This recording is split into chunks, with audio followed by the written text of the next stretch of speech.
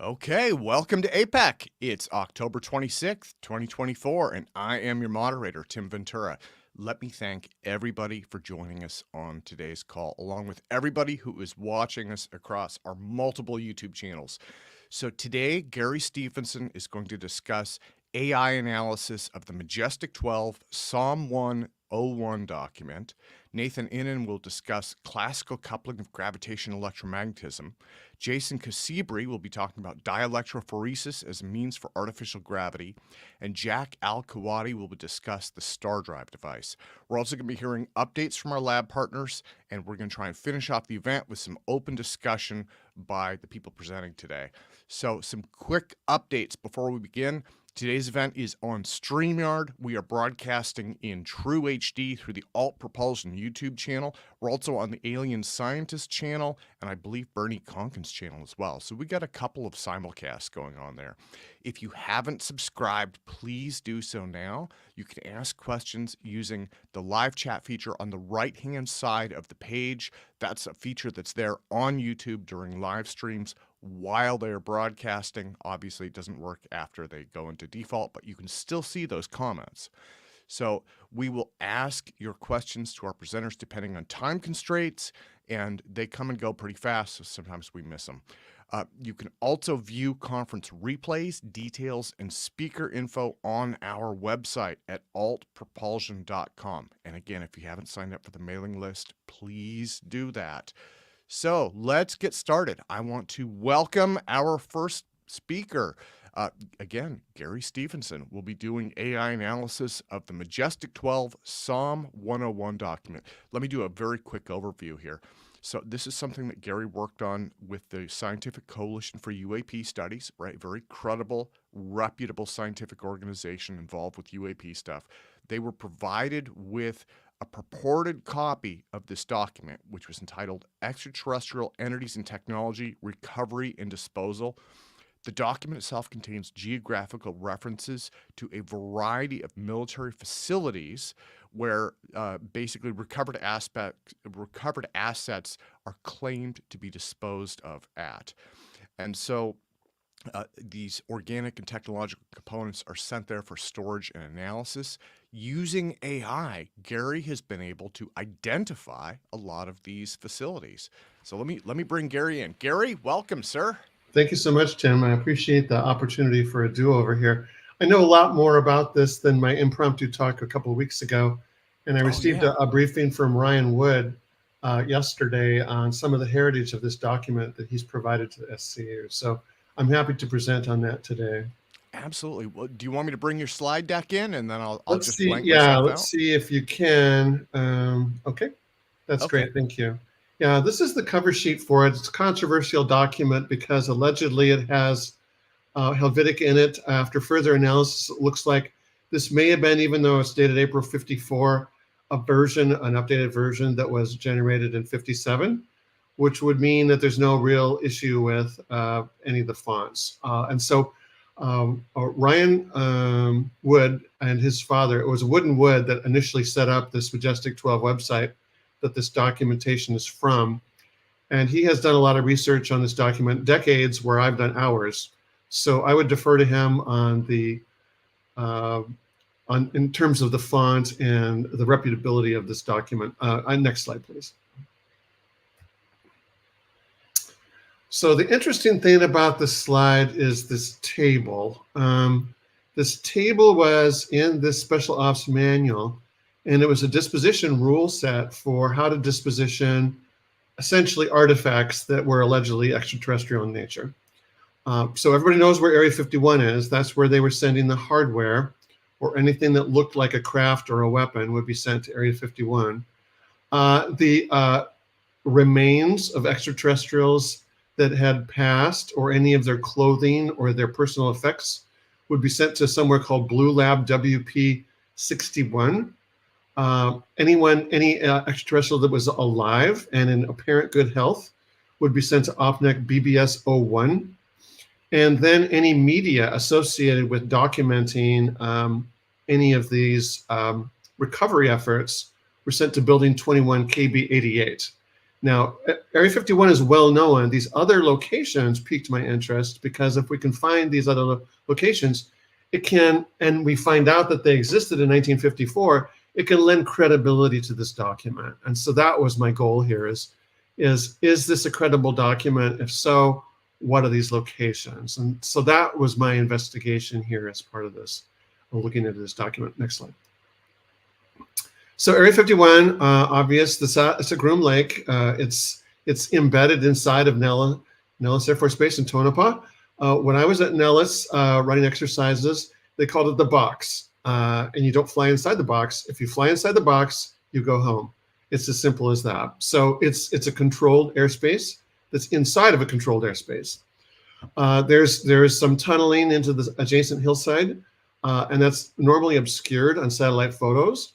So you can't see the entrance to the tunnel anymore, but most of these effects are probably stored underground. Next slide. As far as where's the media stored? Well, it's probably where these photographs of the media were taken, which was Unit 88, Building 21 at Kirtland Air Force Base, New Mexico. I had a chat with Ryan Wood, the principal investigator of this document, and he said NMX was actually the way they used to abbreviate New Mexico back in the early 50s. So Kirtland Air Force Base, NMX, would have been an authentic way to abbreviate New Mexico. Furthermore, he told me yesterday that he actually visited Kirtland, talked to a former facilities engineer, and found out that, yes, even though all the buildings are named numbered 20,000 blah blah now, that back in the day there was a building 21. It was just a cinder block building, and it was located in the middle of Kirtland. And so this was a real existing building. So that does lend credibility to, at least in my mind, that the media was stored there at Kirtland Air Force Base. Why Kirtland? Well, we'll go there in a second. Next slide. So I ask, so I had my phone with me when I was looking through all this material, and I just went to my phone, and on Messenger, you can bring up Meta AI. The large language model that Meta AI uses is Llama 2.3. But the difference is, yes, it's a large language model, but it's under control. It's a version that's under control by Facebook, and it's allowed to scrape Facebook pages, and it's allowed. So in terms of like theoretical physics, it's probably better to use Perplexity AI. But in terms of location and people and places, Meta AI is much more skilled at that because of its ability to use meta resources to find out answers. And so I really like Meta AI for people, places, and things. And so I said, Unit KB88, Building 21, is it really a Kirtland? They said, yes, it is. Kirtland is also the home of the National Nuclear Weapons Center, Material Command, Threat Reduction Agency, and there's also a lot of nuclear weapons storage, logistics, and special operations and classified activities. For instance, possibly housing media associated with craft that allegedly used nuclear energy to power them, which I believe is how the DOE got their hooks into these crash retrieval programs. Next slide. So there's three things happening at Kirtland Air Force Base, and it's hard to see, but if you download this file, and I'm assuming, Tim, you're going to post this to your website, there's three things happening at Kirtland Air Force Base.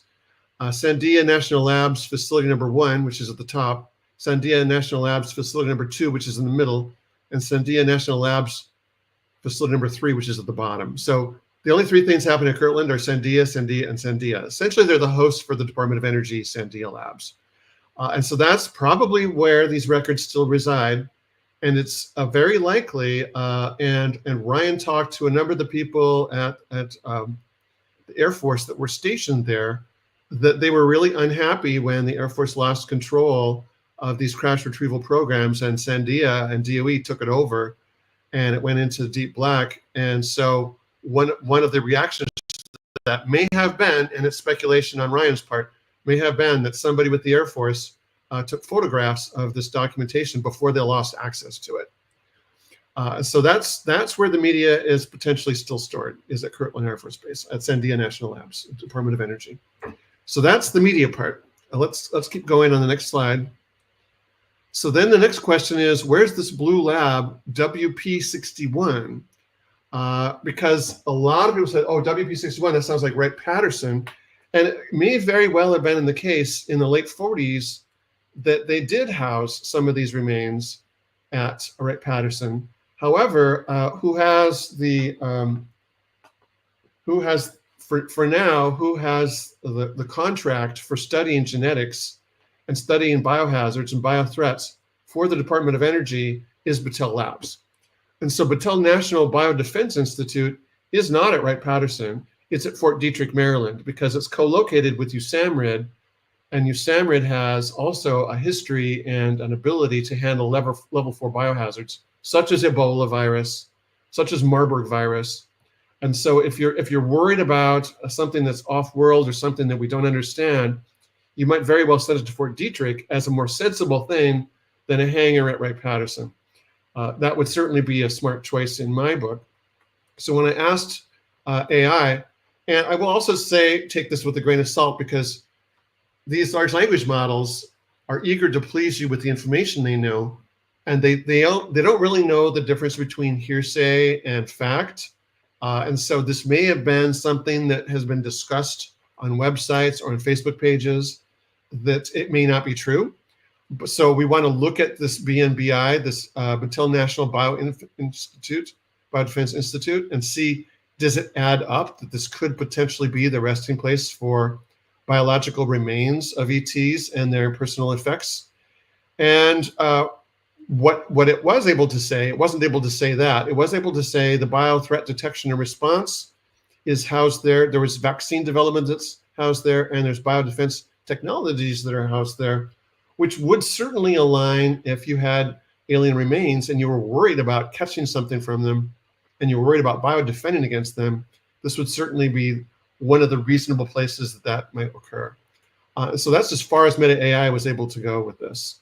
So let's go to the next slide and have a closer look at BNBI at Fort Detrick. Fort Detrick, Maryland is world famous for the housing USAMRIID. They also house, the campus houses the National Institutes of Health research facilities that deal with biohazards. That's in the lower left. The red dot in the middle here is where USAMRIID parking lot is. And if it's upper right, there's a little blue dot there in the upper right on the very fringe of Fort Detrick. It has its own entrance, its own fence line. And that's the Battelle people for Department of Energy. So let's zoom in a little closer on that. And it's reasonable to ask on the next slide, why is Department of Energy even interested in biohazards and genetics? That's a fair question. It's a beautiful building, so they're obviously well-funded. That's the office building in the picture below. And when you see the overhead view, there's an office building in the lower part of the frame. In the upper left part of the frame, there is apparently a separate lab. You also notice on the right, there's a separate entrance to this facility that's not associated with anything else at Fort Detrick. And if you see the outline, there's a separate fence line for this entire facility. And nobody's even allowed to park inside that facility. They have to go through a man trap to get in there. So if you're speaking from an intelligence analyst point of view, this is obviously a very important facility. What they're doing there exactly, is it just regular biodefense, or is it, alien autopsies? We don't know, but it's obviously a very important biodefense facility. Let's go to the next slide. Let's zoom in a little closer on that building in the back. It has a massive HVAC system that's obviously being well filtered. It has its own drone landing pad in the upper left that would probably be deployed if there was a threat. And it has these unfriendly looking objects that pointed right at the road in sort of the upper right. That I don't know if they're sonic cannons or machine guns or just what they are. I just know I wouldn't want to be an uninvited guest when I'm moving something into this or out of this building. So that very well could be the resting place for alien remains and their personal effects. Let's go to the next slide. So the last remaining mystery, which was sort of the biggest mystery of all, and that was one that Ryan Wood was not able to crack. And I just asked Meta AI on my phone, hey, where's this OPNEC BBS-1? Is it a government facility? Because nobody had any freaking clue where OPNEC BBS-01 was. And Meta AI was like, oh yeah, there's a website about this. There's a Facebook page on this. OPNEC BBS-01 is a US government facility. It's a backup bunker system. So BBS is backup bunker system number 01.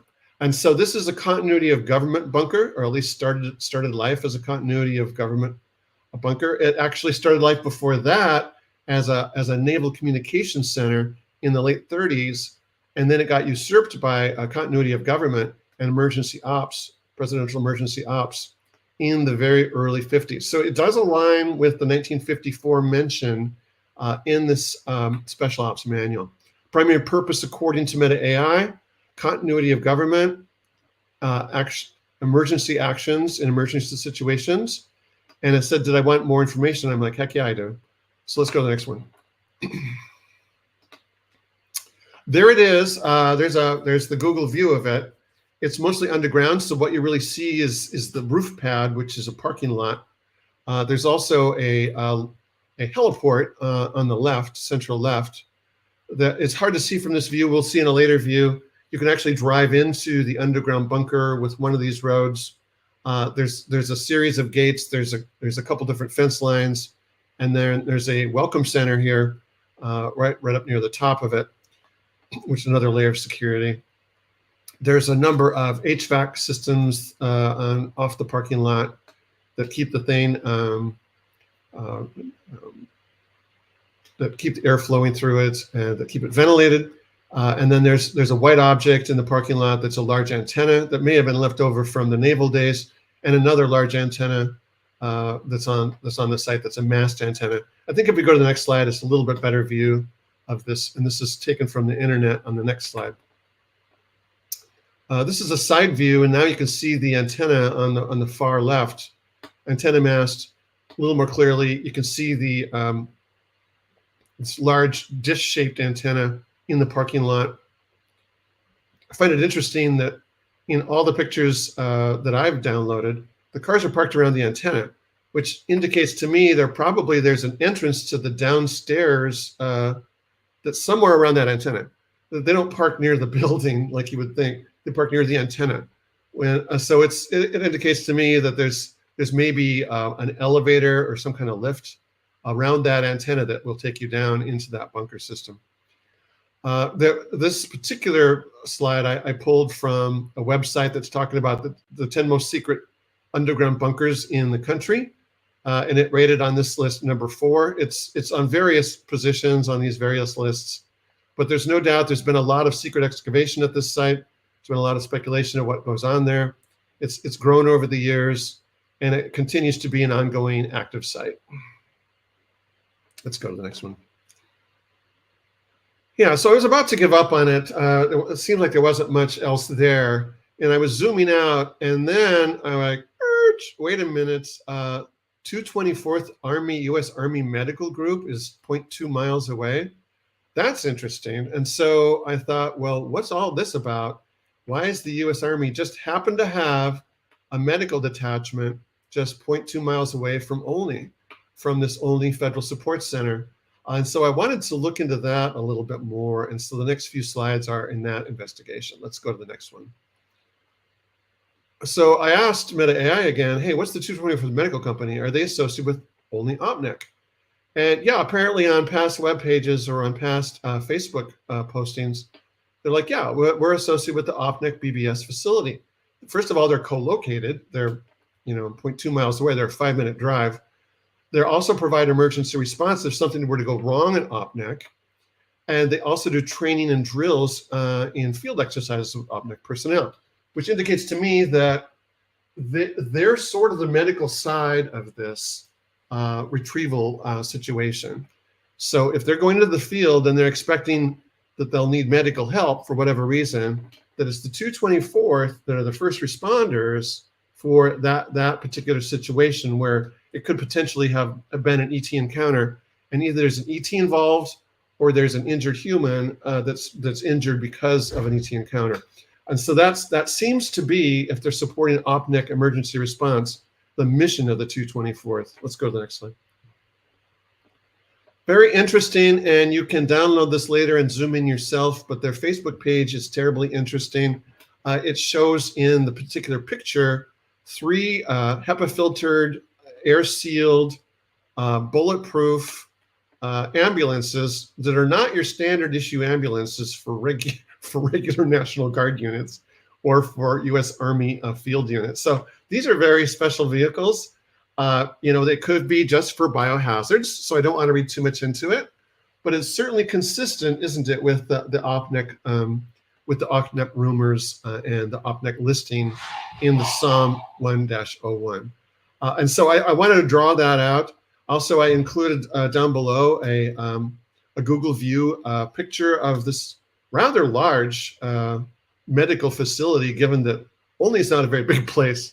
And OPNEC has what, maybe 50 personnel tops. I've never seen more than 20 cars in the parking lot. And they have this enormous field hospital there.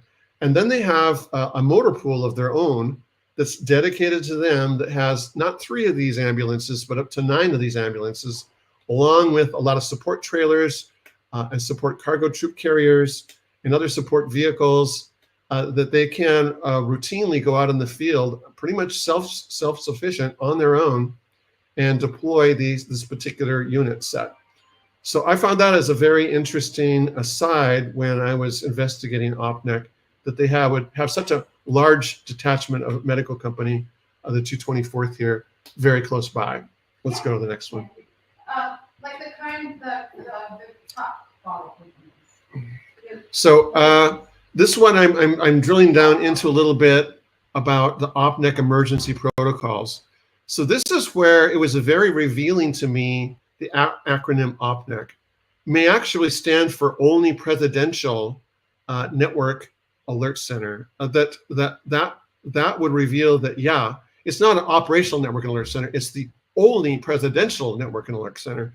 If that's true, and Meta AI seems to be thinking that's the case, then that would really cast this in a very different light, that this really is a dedicated facility just for this particular mission. And the other thing that caught my eye here was that they are actually able to send out and activate emergency action notifications to alert the emergency warning system. They can trigger alerts on your TV. They can trigger alerts to other government agencies. They can trigger classified alerts only to certain classified units. They're now called emergency action messages, but it's the same thing. And so that this facility can send out, the zombie apocalypse alert is quite revealing in and of itself. Let's go to the next slide. And so these asked about the personnel who works there. And again, they use the Only Presidential Network and Alert Center as the source of the acronym. And they're saying, well, there's a lot of federal employees, military personnel, intelligence agency, comm specialists, emergency response coordinators, security personnel. Those would be the kinds of roles you would need for a facility like this. Next slide. So let's go to the one more slide. Oh, Gary, sorry. It looks like it's at the last slide. You have more documents that. Oh, I do. Let's go and upload the entrance pictures. Oh, yeah. I can add those. Here, let me. Yeah, why don't you do that for me, Tim? That will save some time. Yeah, absolutely. So I was very intrigued by this because it's one thing to read about it on the internet and hear about it from AI. It's another one to just drive by and see, is this really true or not? Is it still there? And yes, indeed, it's only like a 20-minute drive from my house. It's literally 15 miles away. And so I took a Saturday a couple weekends ago, drove out there and found this facility. The little blue sign there, if you zoom in, will say Only Federal Support Center. And it has a double fence line just to start with. And you will see the outer fence line, these green poles, mean that the fence line is electrified. So they're very serious about not really wanting any drop-in company here. Two guard shacks, one on the outer fence line with the electrified fence, one on the inner fence line, gated. And so then you go to the visitor center before we can even get in. So there's really 3 layers of security, which if you're an Intel guy would indicate the very highest possible level of protection here. So that's the Only Support Center welcoming gate right there. We also drove by, if you go to one more on the next page, Tim, we drove by the motor pool of the Only 224th Medical Company parking lot. And we noticed there's only 3 ambulances there. The other 6 are apparently doing field maneuvers, but it's still there as well.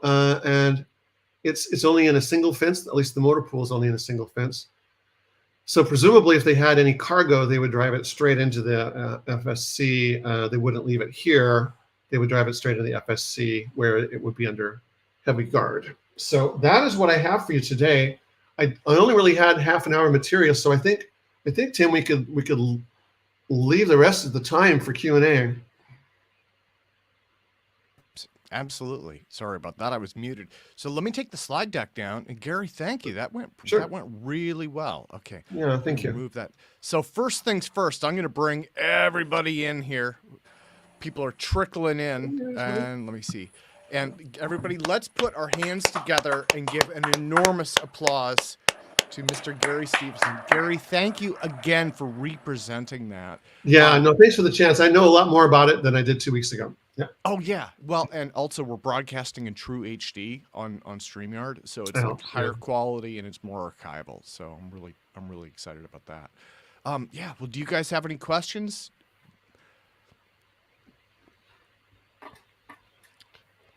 Okay. And for some reason here, let me take Jason out and bring him back in. Okay.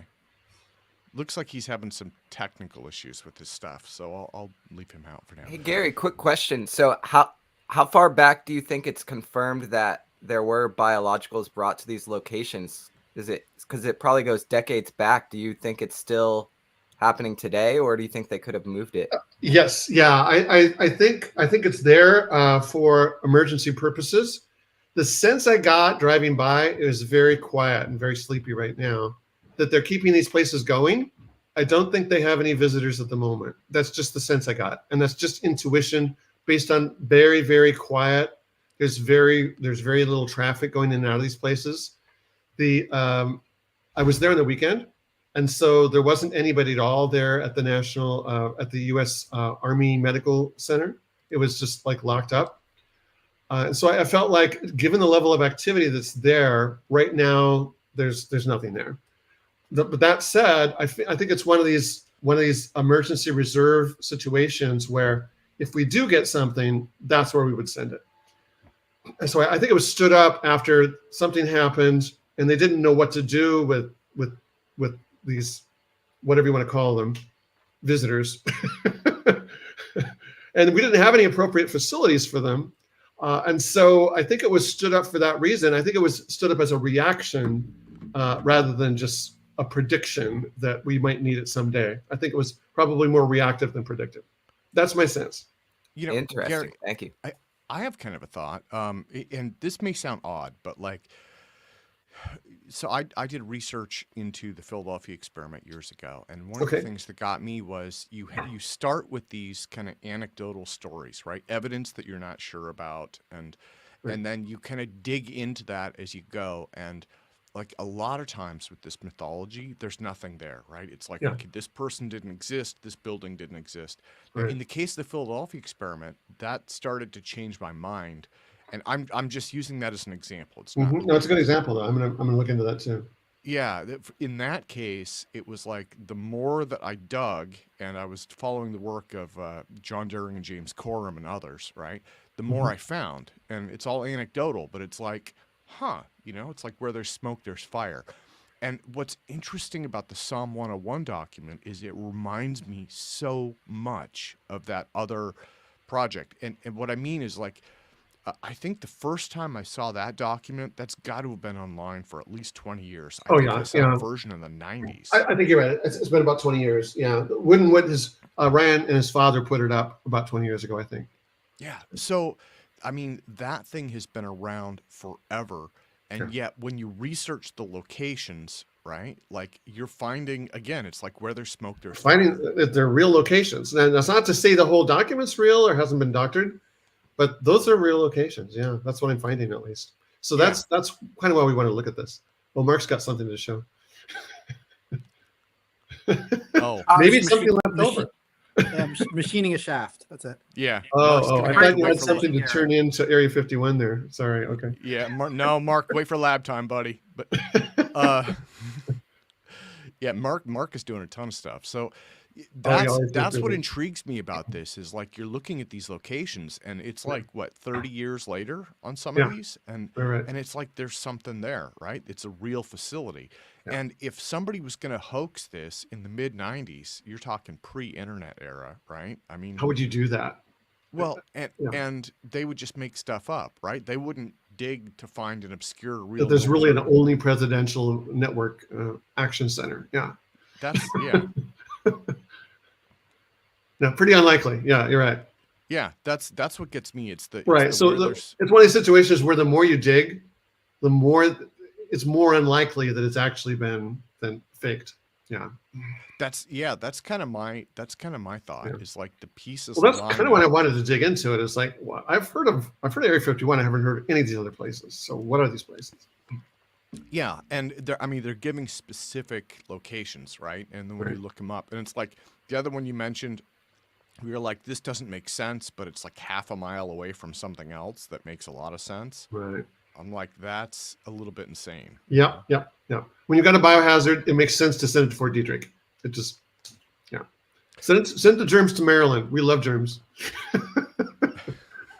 Well, so does We have the does that- doctors I for mean, them. how does this change your thought process on this? Well, for one thing, there were some other leaked documents that were gotten a FOIA request in Black Vault, and I'll try to find the particulars. But there was one that the Brits had that said that some of the retroviruses found in these creatures were so virulent that it could kill every man, woman, and child on Earth that were to get out. So obviously, if that's true, you really would want to keep it in a level 4 biohazard facility because that's worse than Marburg or Ebola or anything. Yeah, in Wuhan, China. So that would tend to support the notion that we really want to keep these remains under wraps and control them very carefully and not let anything that they're carrying get out. So this, I mean, are you falling down on the side of, hey, these beings are real, the Greys are real, this is a real thing, or? Yeah, I mean, if you look later on in that same document, they talk about types of them. They talk about kind of taller Asian-looking ones and that have longer digits, still only the 4 digits, not 5 on each hand. And then the shorter ones don't look at all human. They're very humanoid type. And so if you believe the Psalm 101, that's in that same book, right? They also talk about the 4 different typical kinds of UAPs. They were calling UFOs at the time. Okay. Yeah, and so it's kind of hard to say, oh, part of the thing's valid, part of it's invalid. So if you validate that document's real, then you're validating that even in the early 50s, they discovered at least 2 different kinds of extraterrestrials. Well, and so the reason I ask about that, I'm kind of a stick in the mud on this, I guess, you know. It's hard for me to swallow too. I get you. Yeah, I like to use the word curmudgeon. I'm a curmudgeon on this, but so I like just like everyone, right? Because this is a part of our culture. So like Independence Day in the mid '90s laid out the whole story for everybody. Yeah. I came into this knowing the story and the people in the community. I know, I've heard all sorts of stories. My thought was, none of this is proven. It's all speculative, yada, yada, yada. Right. And I came back into UAP like after the Nimitz encounters. And I'm like thinking, okay, robot probes, flying propane tanks, and so this idea of ET and confirmation. Right. I mean, I come at it from the hardware point of view as well. I do. And so the psychic aspect of it or the biological aspect of it, I feel very far away from those things. I'm not like some people in the SCU are really good at that kind of stuff. Julia Mossbridge, she's really good at that. Jacques Vallée, he's really good at that kind of stuff. I don't know anything about that kind of stuff. So I really can't comment on it. For me, as a more of a techie kind of person, it's not unlikely that some distant AI in a different dimension just 3D prints these little creatures when it needs to interact with us because we relate better to like bipedal things. So who knows if they're even real living things? I mean, something that's born without a mouth doesn't feel to me like a real biological entity. if they have no mouth? How do they Yeah, adjust that? Right? it reminds me of that moment in. Do they remember just teleport stuff in their tummies? Who knows? Remember in Star Wars, in the new Star Wars, right, where Han Solo, the older guy, when he's older, he's like, he's like the Force, the Jedi, it's all true. And for me, it's like, wait, is that where this is going? Yeah, But it seems yeah. like that's where this is going. So It seems like it's where it's not, where our view of physical reality isn't complete. It's not complete.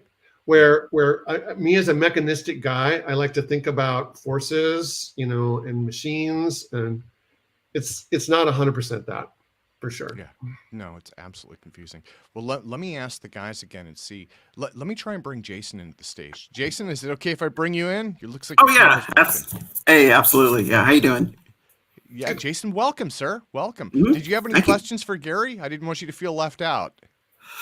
No, I thought it was an excellent talk. It's interesting, and if I'm completely honest, it's that concept is what sort of drove me into aerospace in the first place. It's just that Really, kind of wondering, are we out there? Are we alone?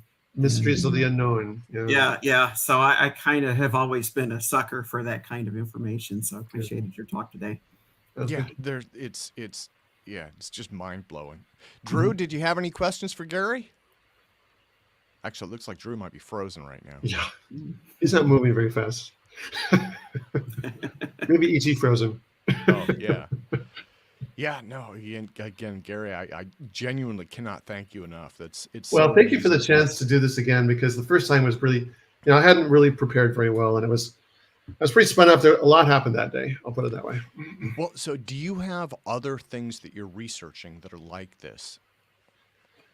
Let's see. Other work the SCU is doing is going to be more along the lines of, we're cataloging right now of various potential forms of propulsion, especially gravitationally manipulation based propulsion. So we're cataloging various means to do that. And so some of the people in the propulsion working group that I'm working with are working on papers to do that.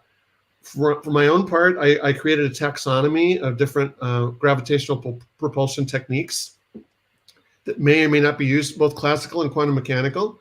And I presented that to the SCU in June, late May or early June, at Huntsville, at their Huntsville annual. And then I took it one step further, and because I really wanted some peer oversight, so I took it to a group called Marcel Grossman. Marcel Grossman is a collection of general relativists that meet every 2 years. And so I was invited to present it there, and I presented it there. I got a lot of open mouth looks. They were very surprised that someone would take and present all of these ideas at essentially an academic conference. But I didn't get any dismissals, right? So I think they were maybe more open-minded than I would have suspected, especially given that I kind of snuck up on them, and I had couched it. I couched it a little bit differently as, here's how you can possibly do something in the lab. And when it came right down to it, it was like, no, here's how UAPs might be working. So it kind of took them a little bit by surprise, but I think they were good sports about it, and they sat and listened to my talk. Yeah. Well, and So that was in July. It seems like there's increasing acceptance. There's increasing consideration for this. I have to agree with you. And on the physics front, there's more and more work on warp drives. There's more and more work on wormholes. There's even like a warp drive tool set now that you can like download to look for new solutions in general relativity that are beyond what Huckleberry and Navarito and the other famous warp drives. You can like create your own warp drive. So it's like they're playing around a lot with it in areas where it used to be not accepted at all that was a valid piece of research. Now people are designing new wormholes and new warp drives. So it's like it has a lot more acceptance than it did, say, 20 years ago. Yeah. Well, and it'll be interesting to see. I mean, again, like this was empowered by AI, right? This AI was what drove the location finding. Right. So yeah, how will AI help us when it's comes time to optimize a warp drive?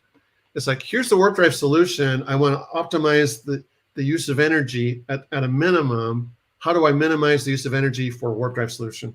And ask AI that. And AI might have a really good answer. Yeah, no, it's absolutely amazing. Yeah, And it's an again, exciting time to be working. Absolutely. from my side seat as you know, in my official curmudgeon position, like my mind has basically been perpetually blown, right? It's kind of like a flat tire where I can just kind of hear it flapping in the distance. But you know, I think that the troubling thing is like there's so much and it's still so disconnected, you know, that it's just, and I think the general public is struggling with that too.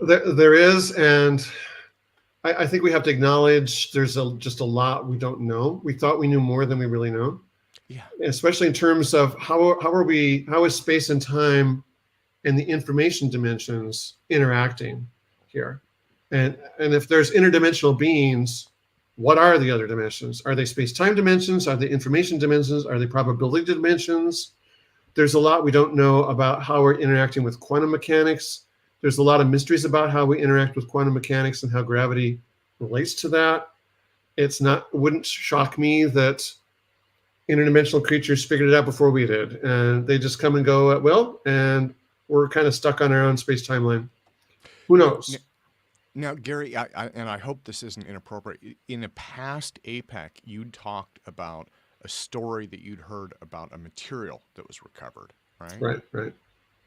So you want me to mention that right now? Yeah. If you could, because it's actually hearsay. It was from a former coworker that worked at Hughes Aircraft Company, and he worked on other programs related to this area.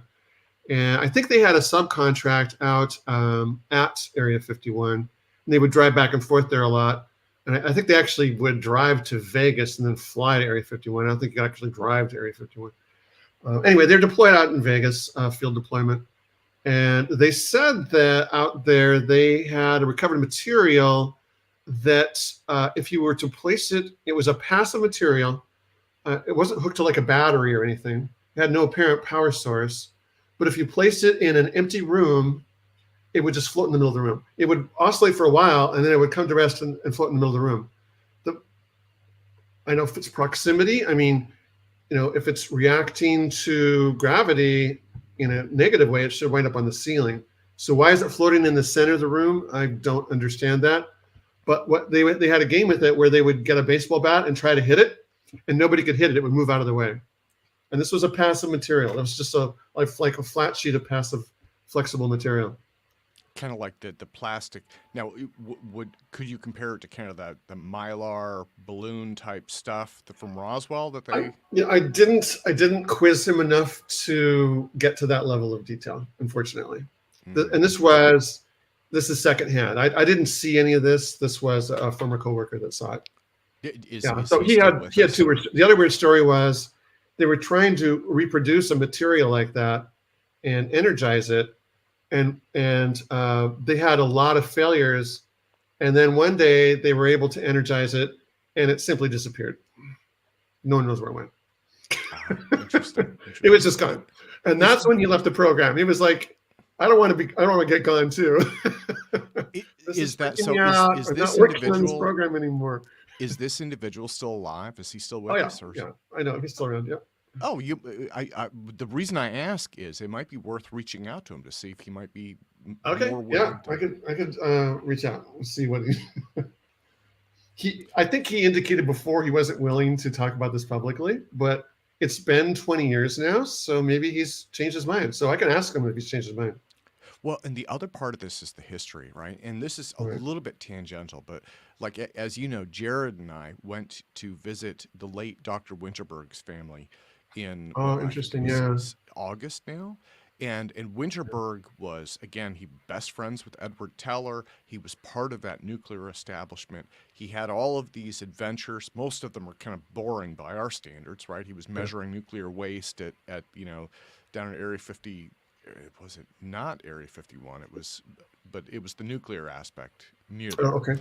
And the thing that gets me, I've heard this before, is that because of the classified and sensitive nature of what those scientists worked on, when they pass, it disappears, right? It's either it's written down and buried so deep that no one can view it, or it's not written down at all. It's never. Yeah, none of this stuff's written down anymore. It's all on computers. No, there's no more written record of any of this. Yeah, that's what That's what I understand. That's what I hear from people that have inside knowledge of legacy, like Lou Elizondo and the other guys that know these legacy program people.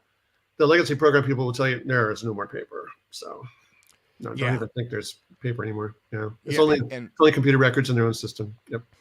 yeah, I mean, there's this tremendous amount of history there, and it's just, one of my fears is just losing it, right? And I again, know. Especially if they're under legal pressure, they just hit the delete button, and then we're all done.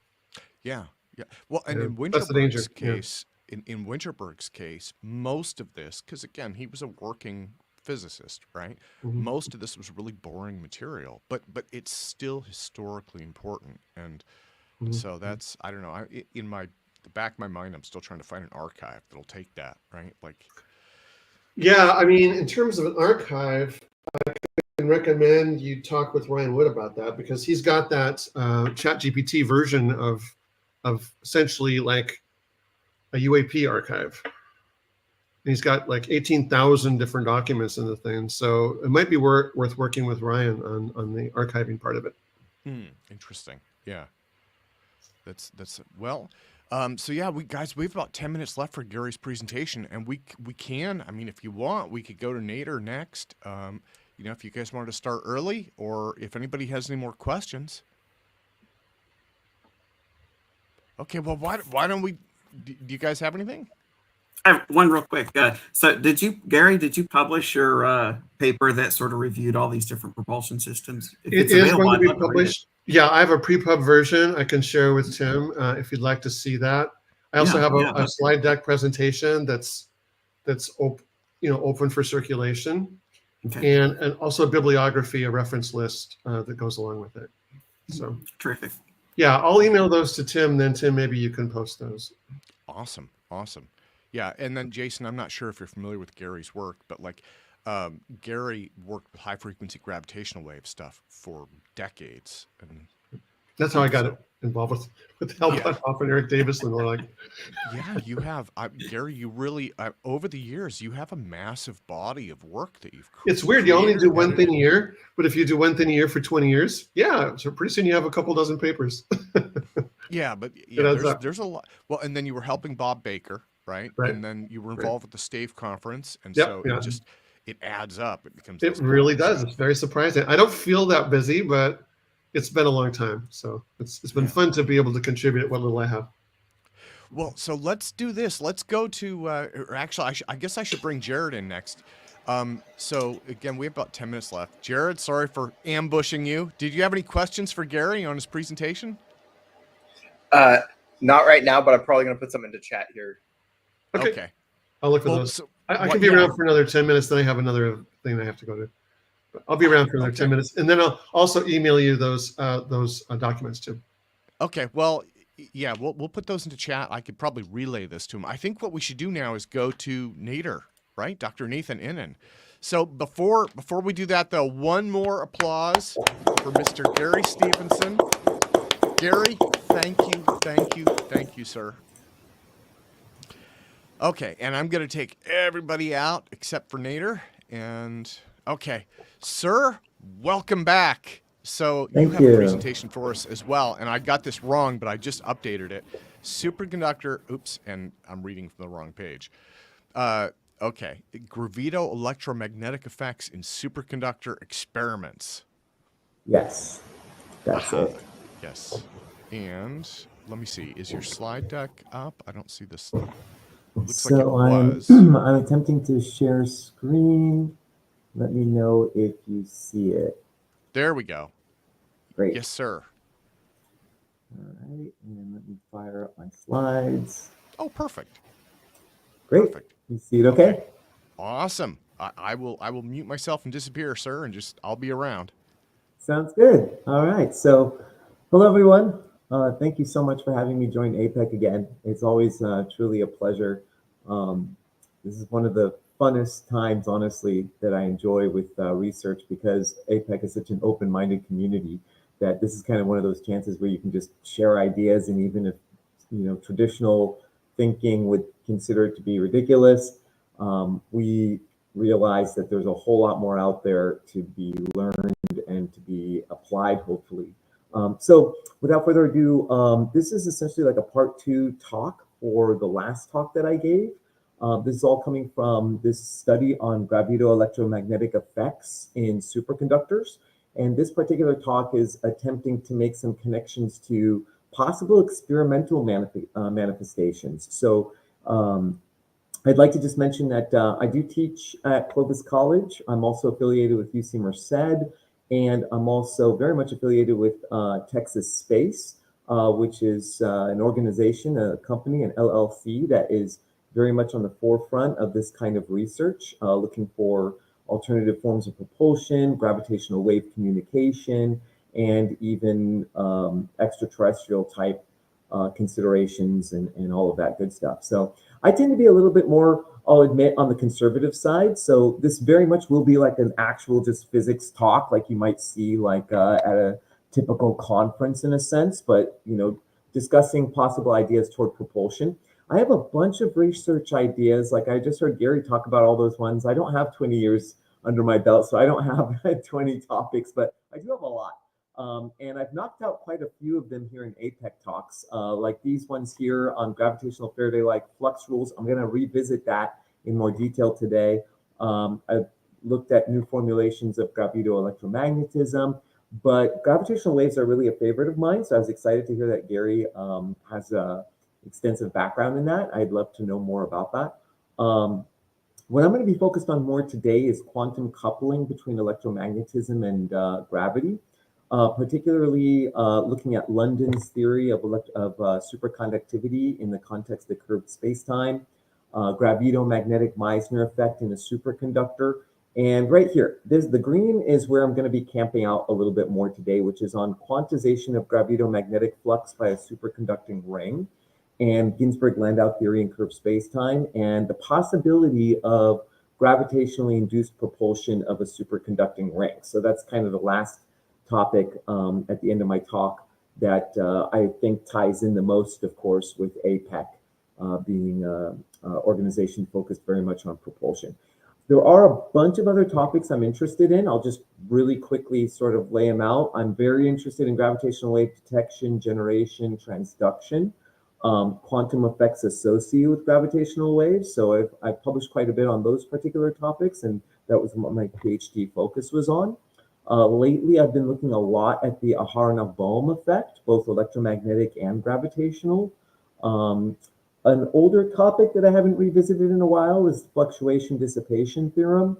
More recently, I've been focused a lot also on the coupling of the, well, actually, this topic is an older one as well, coupling of gravitational field to the expansion of the universe. That was a study I did with Dr. Lance Williams, and we were also having a lot of great conversations with Jim Woodward. Dr. Woodward is a great friend, and he is very much obviously interested in that topic. This here is where I've been focused a lot lately. It's not going to be in this talk, but dark energy, dark matter, a little bit on quantum gravity and the cosmological constant problem. So I mentioned all this because basically if I'm invited back to APEC, there's a lot of stuff I'd love to talk about, but I am trying to focus a little bit more on propulsion because I know that's what APEC is mainly about. So that's going to be kind of my focus here. So my talk is coming mainly from this paper that I published some years ago. I think it was in 2021 or 22, on superconductor Meissner effects for gravito-electromagnetic fields in harmonic coordinates due to non-relativistic gravitational sources. And as I've said before, there's kind of a mouthful of a title, but the reason I chose that title is because there's a lot of particular choices that were made here, particularly harmonic coordinates and non-relativistic gravitational sources. And I would like to expand that research later into extensions that don't involve harmonic coordinates and allow for relativistic gravitational sources. So I just wanted to like pinpoint the topics that are found in this particular paper. It was published under this general heading of interaction between macroscopic quantum systems and gravity. So the editors included Modenese, who I know has spoken here before in APEC. Dr. Papini is also a huge figure in this field, and Dr. Tajmar, as I know many APEC are familiar with him as well, especially his excellent experimental work, which, as you'll see in my talk, A lot of the theory that I lay out is sort of left open-ended with the question put out there to experimentalists pertaining to what parameters can we feasibly achieve in the lab, like the size of quantum systems and things like that, because that will ultimately determine the numeric predictions that the theory that I'm going to share with you would predict. So going on from there, the abstract for this particular talk, I wanted to emphasize what it was. I did notice, like in the YouTube description, there was a previous talk abstract appearing there. So I just want to make sure we know what I'm talking about right here in this particular talk. So in the last one I gave, I showed that a superconductor can expel the gravito-electromagnetic field just like it expels electromagnetic fields in the Meissner effect. And so in this talk, the formulation is going to be extended a little bit further to talk about what's called the gravitational flux quantum, or fluxoid, in the body of a superconductor. I'll talk a little bit about the possibility of using low Earth orbit satellites to perhaps measure these effects. In fact, I just put out a paper with some colleagues and friends who looked at the Aharonov-Bohm effect, and that experiment also required the usage of satellites like the International Space Station and such. So the whole idea of doing experiments on satellites can be very helpful in the context of gravity. But I also like to look at what we can do down here in a lab. So the main system that I'll suggest that we look at is a rotating massive cylinder, which could potentially produce what I'm referring to here as a motional gravitational EMF and a transformer gravitational EMF, and possibly even lead to propulsion with like an experiment that will kind of mimic the jumping ring effect. Like for anyone who's like a physics teacher like me, one of the things you do in your classroom is you show like the jumping ring, where you have a ring around a core, usually like an iron core, and you hit the switch on a mechanism that produces a current there, and you have a ring that shoots up in the air. And it's using the magnetic field of that coil around the iron core to propel the ring. The question is, can we use the gravito-magnetic field to produce such a propulsion as that? Because that would most definitely be a new, if you wish, alternative form of propulsion that we, to my knowledge, have not seen before. Okay, so much of this work that I've done is based on a paper by Bryce DeWitt that he published back in 1966, referred to as Superconductors and Gravitational Drag. So that's DeWitt there with his arms folded. He looks like a pretty serious guy. Did a lot of phenomenal physics, wrote volumes on quantum gravity. Not sure if you recognize the guy next to him. That's Kip Thorne, many moons ago. And I'm sure other great physicists there in the room. Now that paper is kind of like a foundational paper on this topic. And so it's sparked a lot of interest for decades, really. I mean, there's papers published on these topics all the way up till now, since 1966, so many decades. Interestingly, it's a pretty short paper. It's a physical review letter. There's only 11 equations, but I have personally seen it referenced many, many hundreds of times and seen it hailed as essentially a founding paper on this topic. So quick rundown, I talked about this in my last talk, but I'm going to lay down a few of the items from that paper because we're going to use them again here in this talk. This is the Lagrangian that DeWitt starts off with, which is pretty much a standard Lagrangian for a relativistic charged massive particle in the presence of an electromagnetic field or electromagnetic forward potential. So the Hamiltonian is quite nasty. It's quite a bit of a challenge. At least I found it to be a bit of a challenge to derive it. I took quite a bit of time from the beginning of my PhD just trying to rederive what DeWitt did.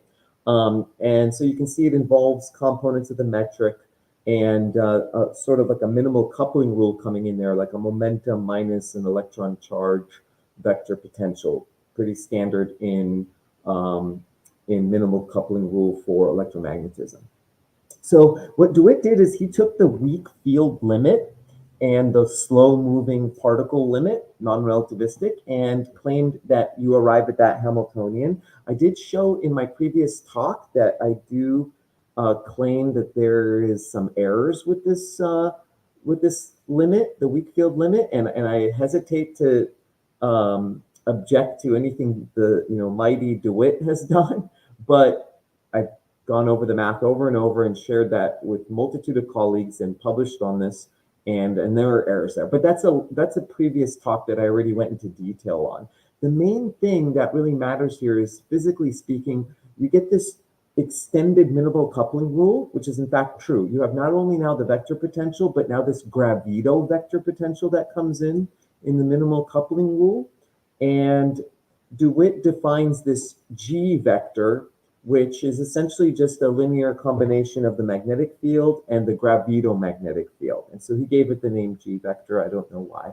But what DeWitt claims then is that it's not just the magnetic field, but it's this G field that's expelled from a superconductor. And as you can see, that means that the gravito-magnetic field, B sub G, that we have there would also be expelled, not just the magnetic field.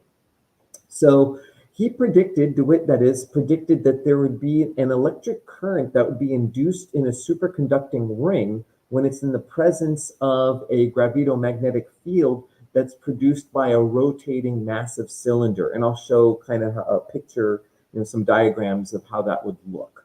And so this is the current, the electric current that he predicted. And again, to be totally honest, as you'll see in this talk, I do object to that expression there, and I'll explain in detail why I think it's actually not correct. All right, so but continuing on with the key insight that DeWitt had for us, which is that, as we know, when a superconductor drops below critical temperature, the magnetic field is expelled from the superconductor. And so what DeWitt predicted is that the gravito-magnetic field would also be expelled from the superconductor. And that actually opened up a lot of controversy. There's a lot of papers that both dispute and support that claim. And I spent a lot of time in the last talk explaining why there are issues there and what the bottom line is. So I'm just going to remind us of what the bottom line was.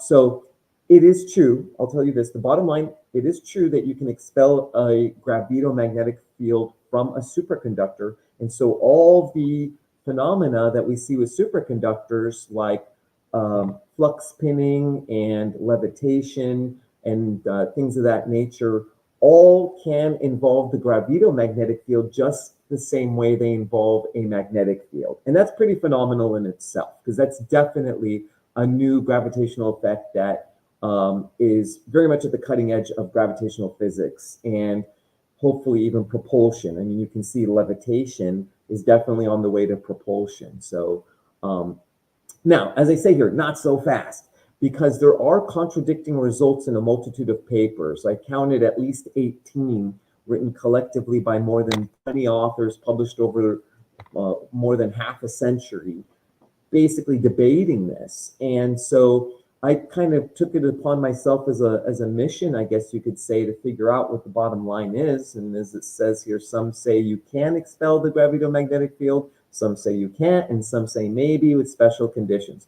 I landed on it's maybe with special conditions. So let me lay out a little bit of the math. Here's a metric just in flat space-time, so your Minkowski metric. As many of us know, in general relativity, we can introduce what's called a perturbation to the metric, and it basically can be thought of as the gravitational field or potential, whatever you want to call it. And it basically describes how flat space-time can be expanded or contracted or warped in a variety of ways. So this is my general relativity in a nutshell slide. I already kind of chatted a little bit about it in the last talk, so I won't spend much time here. Just reminding us of standard general relativity. You got to construct the Riemann tensor from the metric and contract indices to get the Ricci tensor and the Ricci scalar. And from there, you construct the Einstein tensor. And then Einstein's genius was to basically mesh that with the stress energy momentum tensor and come up with the Einstein field equation. Here it appears with the cosmological constant, which I won't be worried about in this talk because it's very small and it's not relevant generally to lab scale physics. Okay, so the particular formulation of general relativity that I'll be looking at is in harmonic coordinates, where you can basically get things to look a lot like electromagnetism. You can define a gravitational 4 potential that's a lot like the electromagnetic 4 potential. You've got this scalar potential and vector potential that are again similar to electromagnetism. You've got a wave equation, though, as I spent quite a bit of time talking about this 2 talks ago for APEC, that we don't want to think that that means that you get gravitational waves out of that equation. And there's a lot of papers that have incorrectly sort of gone full-fledged, working out all the physics of gravitational waves from that wave equation, and it can be shown that, unfortunately, it's a mathematical mirage. In fact, a colleague of mine, Dr. Lance Williams, who I mentioned, and myself, wrote a paper called Maxwellian Mirages in General Relativity. But nonetheless, this formulation is really handy because we have a lot of intuition about electromagnetism, perhaps compared to gravitational fields. So you've got this gravito-electric field and this gravito-magnetic field defined very much the same way as we do in electromagnetism. I'll be working with the ideal fluid stress tensor, which is common in this context. In the non-relativistic limit, you basically just have your rest energy density, your momentum density, if you'd like to, or mass current density, if you'd like to think of it that way. And you pretty much just ignore the rest of the stress tensor, the spatial piece. So this is just kind of pointing out the notation I'll be using. J will be your usual current density, but it's a mass current density. And in the context of what DeWitt did, DeWitt looked at what was called a stationary mass current, or if you wish, a time-independent metric. So basically, technically, that last term in the gravito-electric field would be 0 in DeWitt's formulation, and there therefore not be any Gravito-Faraday law in the context of what DeWitt did. So here's sort of like the sort of the framework that we're working in to look at what DeWitt did. And again, I remind you that there was no Faraday law, and that also means that one of those terms in the gravitational Lorentz force is 0. And for a stationary mass current, you don't even have a gravitational displacement current there. So it's a very, very restricted context that DeWitt worked in. So with that in mind, starting out with that same Lagrangian, but now working out the canonical momentum in detail. First, I'm expressing the usual Lorentz gamma factor in terms of the metric in curved spacetime. But basically, working out the canonical momentum in the usual way of taking the derivative of the Lagrangian with respect to the velocity, you find that you get this expression. So this is not as simple as the one I showed you DeWitt had, but it does reduce to what DeWitt had in the appropriate limit. But I'm not going to reduce it yet. I'm going to keep it in its full glory. Mind you, I'm still in linearized GR, so first order in the perturbation, and it's still slow. It's actually not necessarily slow-moving particle because you see the gamma is still there, so it can be a relativistic particle, but it's still the weak field limit, and I've kept all the electromagnetic stuff in there. So that's basically what I'm going to suggest is like the general minimal coupling rule that we can use for everything that's to follow. So it's boxed for that reason because that's what we're going to work off of. So now looking at a superconductor. So the supercurrent comes from the canonical momentum. Even if you don't have gravity in the mix and you're just looking at standard superconductivity, you start generally with the canonical momentum if you're looking at like a London theory of superconductivity. And so when you apply the momentum operator on this Ginzburg-Landau complex order parameter, that's what that capital psi is. It basically characterizes the Cooper pairs that you would have in a superconductor, which are the electrons that are acting quantum mechanically, sort of like waves. So that's what that psi is. It represents the electrons in your superconductor. And deep in the superconductor, you find that the Cooper pairs are in a 0 momentum eigenstate. So what that means basically is that when you work out your supercurrent velocity from the canonical momentum that I had in the previous slide, you get this supercurrent velocity, and it leads to a current density. If you just define current density in the usual way, which is in this case, like the first current density there is just your charge current density. So it's got your number density ns multiplied by your charge, which would be like the electron charge. That's why the minus is there, so that when the Q is turned into an electron charge, it becomes a positive current, which is the conventional current. But then you also have that mass current over there as well, okay? And that would involve the mass of the Cooper pairs. So with that in mind, it turns out then that the supercurrents end up being represented by these two expressions where this capital lambda is actually a constant that the London brothers defined when they were working out London theory of superconductivity. The alpha and the beta, I define them just to clean up the expressions so they look kind of nice. See how they're nice and symmetrical? They both have like an alpha, A vector minus beta, H vector. So they look nice now. Theoretical physicists are all about making the math look nice if you can help it. All right, so here's the idea basically is that if you start with Ampere's law, good old Ampere's law, and you just plug in your typical supercurrent there from the London constitutive equation that comes out of this formulation, then you get the standard Yukawa-like equation that predicts the Meissner effect. And that minus sign in particular is what ends up giving you an exponential decay solution and hence a penetration depth. Well, the interesting thing is if you play that same game for gravity and you start with the gravitational Ampere law and you use the mass supercurrent and you plug it in, you get a plus, which means you don't get an exponential decay solution. You're going to get a sinusoid. So there's no exponential decay of the gravito-magnetic field. That's why a lot of papers say it doesn't happen because of that red box right there. But it turns out, interestingly, if you keep magnetism and gravito-magnetism both in the system together, don't look at them independently, but have a system that involves them both, you're going to get these coupled differential equations. And I spent some time talking about this in my last talk, so I won't go into it so deeply right now. But basically, when you decouple them, you end up finding that, granted, if you set the magnetic field equal to 0, you don't get expulsion of the gravito-magnetic field. But if you keep the magnetic field around, then you do get expulsion of the gravito-magnetic field. And in fact, the penetration depth of the gravito-magnetic field ends up being approximately the same as the penetration depth of the magnetic field. So it's basically an effect that's right on par with the Meissner effect. It's just a gravito-Meissner effect. Okay, so that was pretty cool to find. So the summary here was basically, if you have a superconductor, of course, it's going to demonstrate the Meissner effect. Magnetic field's out, expelled. If you have only a gravito-magnetic field, it's not going to be expelled. But if you have them both, then they will both be expelled. So that was the bottom line there.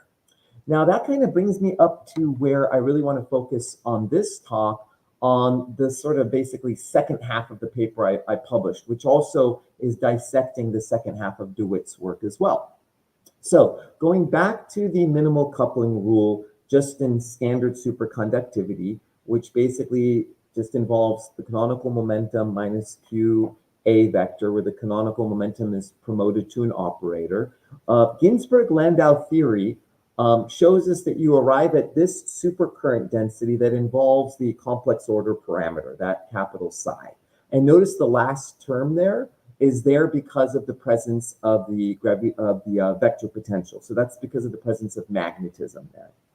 Now, if you use the minimal coupling rule that I showed earlier, the boxed equation I had earlier, you can arrive at a similar supercurrent density, but now that last term has this C vector, where the C vector involves not just the magnetic vector potential, but the gravito-magnetic vector potential H, and it even has the scalar potential in there, the phi sub g. So there's a whole bunch more coupling that comes in, not just electromagnetism, but now gravity is coupled in to the superconductor. That's the takeaway from what you're seeing here.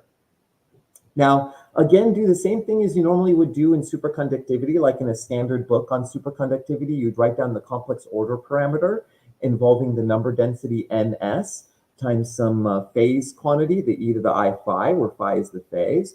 And you'll find that the supercurrent then reduces to that expression that I showed there. But notice that now you've got that C vector at the end there. So deep inside the superconductor, where the supercurrent and the supercurrent velocity are 0, you can set J and V to 0, and then you find that you arrive at this expression here involving the gradient of the phase being related to all the fields that we're talking about. Now, on that left side, because the wave function is single valued, or putting it another way, if you apply the so-called Byers-Yang theorem, we know that if you were to do a loop integral around a closed loop of the gradient of phi, you've got to get an integer of 2 pi when you make your way around. Otherwise, the wave function is not single valued, which is kind of like one of those premises of quantum mechanics that is always assumed generally to be true. So on the right side, if you apply the line integral there, and then you got to use Stokes' theorem, you're going to arrive at the magnetic flux in the first term, the gravito-magnetic flux in the second term, and then this weird third term that involves the cross product of the gravito-electric field, like what we would call like Newton's field that holds our feet to Earth, crossed with the vector potential. It's kind of an interesting term, and it doesn't appear in the literature anywhere, but when you walk through the math, it's there. Now, mind you, by the way, you might notice it's on the order of 1/c². So if you're going to go non-relativistic, you would throw it out. So now here's the idea, is that if we're going to try to talk about a system where we could see this happen, we'll bring in like a solid massive cylinder. This is exactly what DeWitt looked at, and it's spinning. So in a sense, you've got this mass current density. It's like a mass current because of the rotation, and it's going to generate a gravito-magnetic field, just like you would learn in magnetism. The only difference you might notice is there's a minus sign in the gravito-ampere law.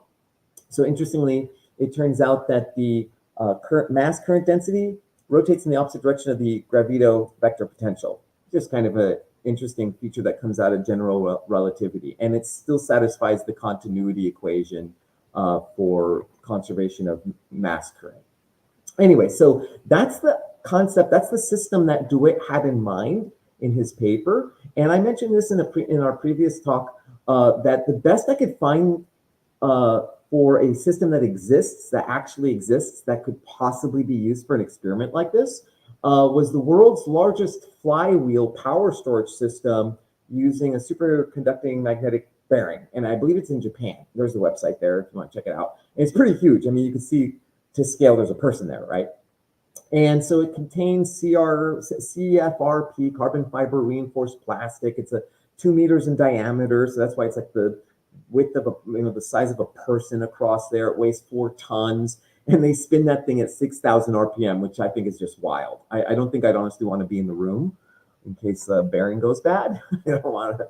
Anyway, so that's the closest I could find to something really massive and spinning really fast, so that you could generate a very large gravito-magnetic field. And if you work out the math, you start with Ampere's law, and you use Stokes' theorem, and use the mass current and mass current density and so forth. You can evaluate the gravito-magnetic field that you would get out of this thing, and you could plug in the radius of it and whatever the mass density is of it, and omega in this case was like 6,000 RPM, etc. And mu sub g, as I showed on a previous slide, is just shorthand for Newton's constant g divided by or 4 pi Newton's constant g divided by c squared.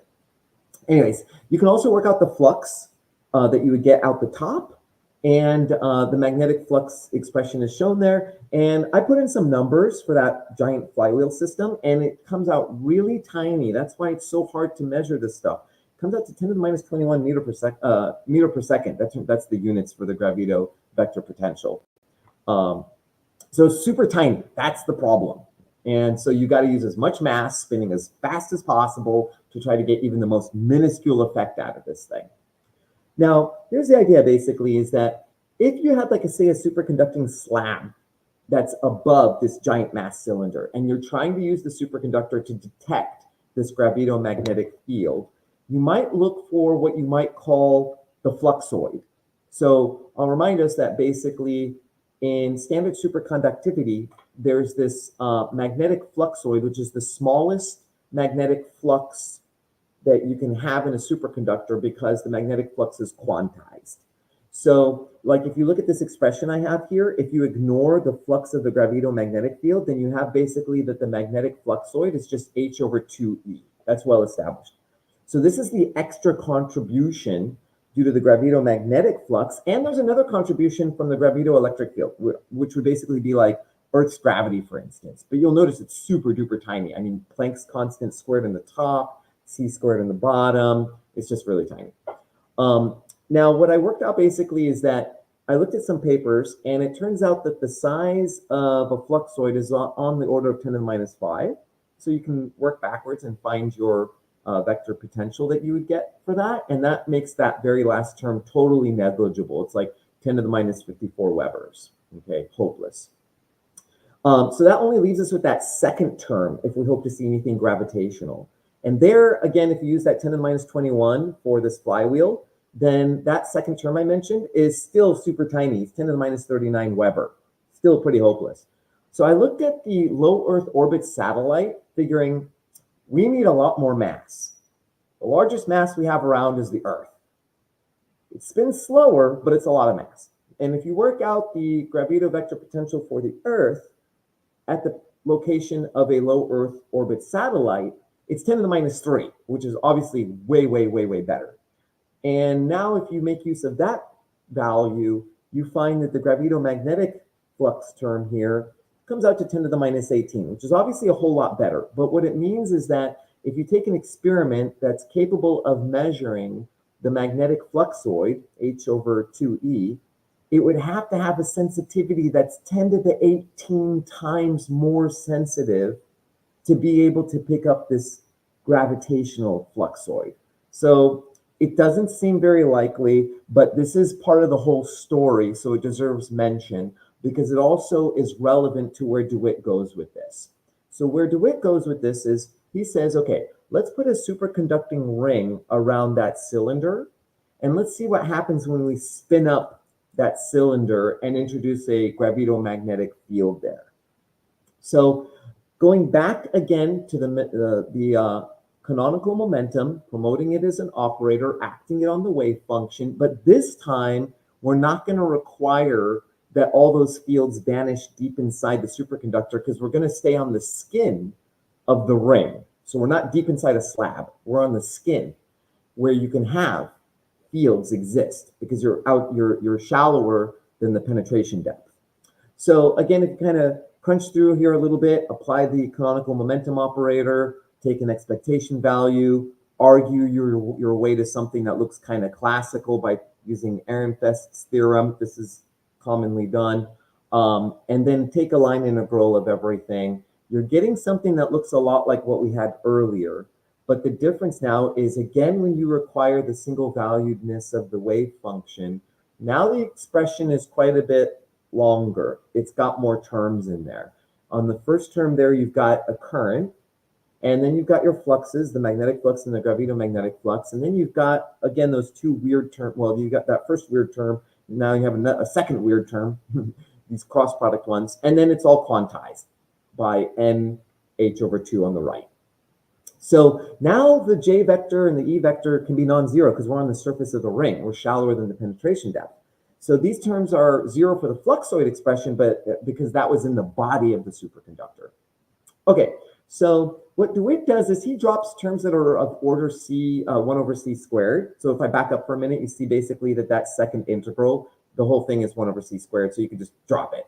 Okay, so he drops that. He also uses a little bit different notation. I mentioned this earlier. He defines this capital G vector, and it's the linear sum of your magnetic field, which he calls capital H. I've been calling it capital V, which is, I think, probably typically used in modern days more. And that second term in his G vector is his gravito-magnetic field. Okay, he just doesn't give it that name. He just calls it del cross H. So here's the crux of DeWitt's claim. He says that if H, the magnetic field, is initially 0, and by the way, your gravito-magnetic field is also 0, so like nothing's going on. Then he says, because the flux quantization condition, which by the way, that means, as he says, the flux of G through the superconducting ring, he says, must remain 0. That's the part that I'd like to debate. I don't see why the right side of that equation has to remain 0. And if anybody can suggest why, I would love to hear it, but you'll see where I go with this argument. So anyways, DeWitt goes on to say, but since the gravito-magnetic field, del cross H, is non-vanishing in the final state, a magnetic field must be induced. So what he's saying basically is like, start with your cylinder spinning, and you've got a gravito-magnetic field going through the ring, and no magnetic field. And then he says, stop spinning the cylinder, and now you've turned off the gravito-magnetic field. That's going to force the magnetic field flux to turn on out of the blue. So the point is, experimentally, what he's saying is that if this cylinder is spinning and you stop spinning it, all of a sudden you're going to get a magnetic field out of nowhere in the ring.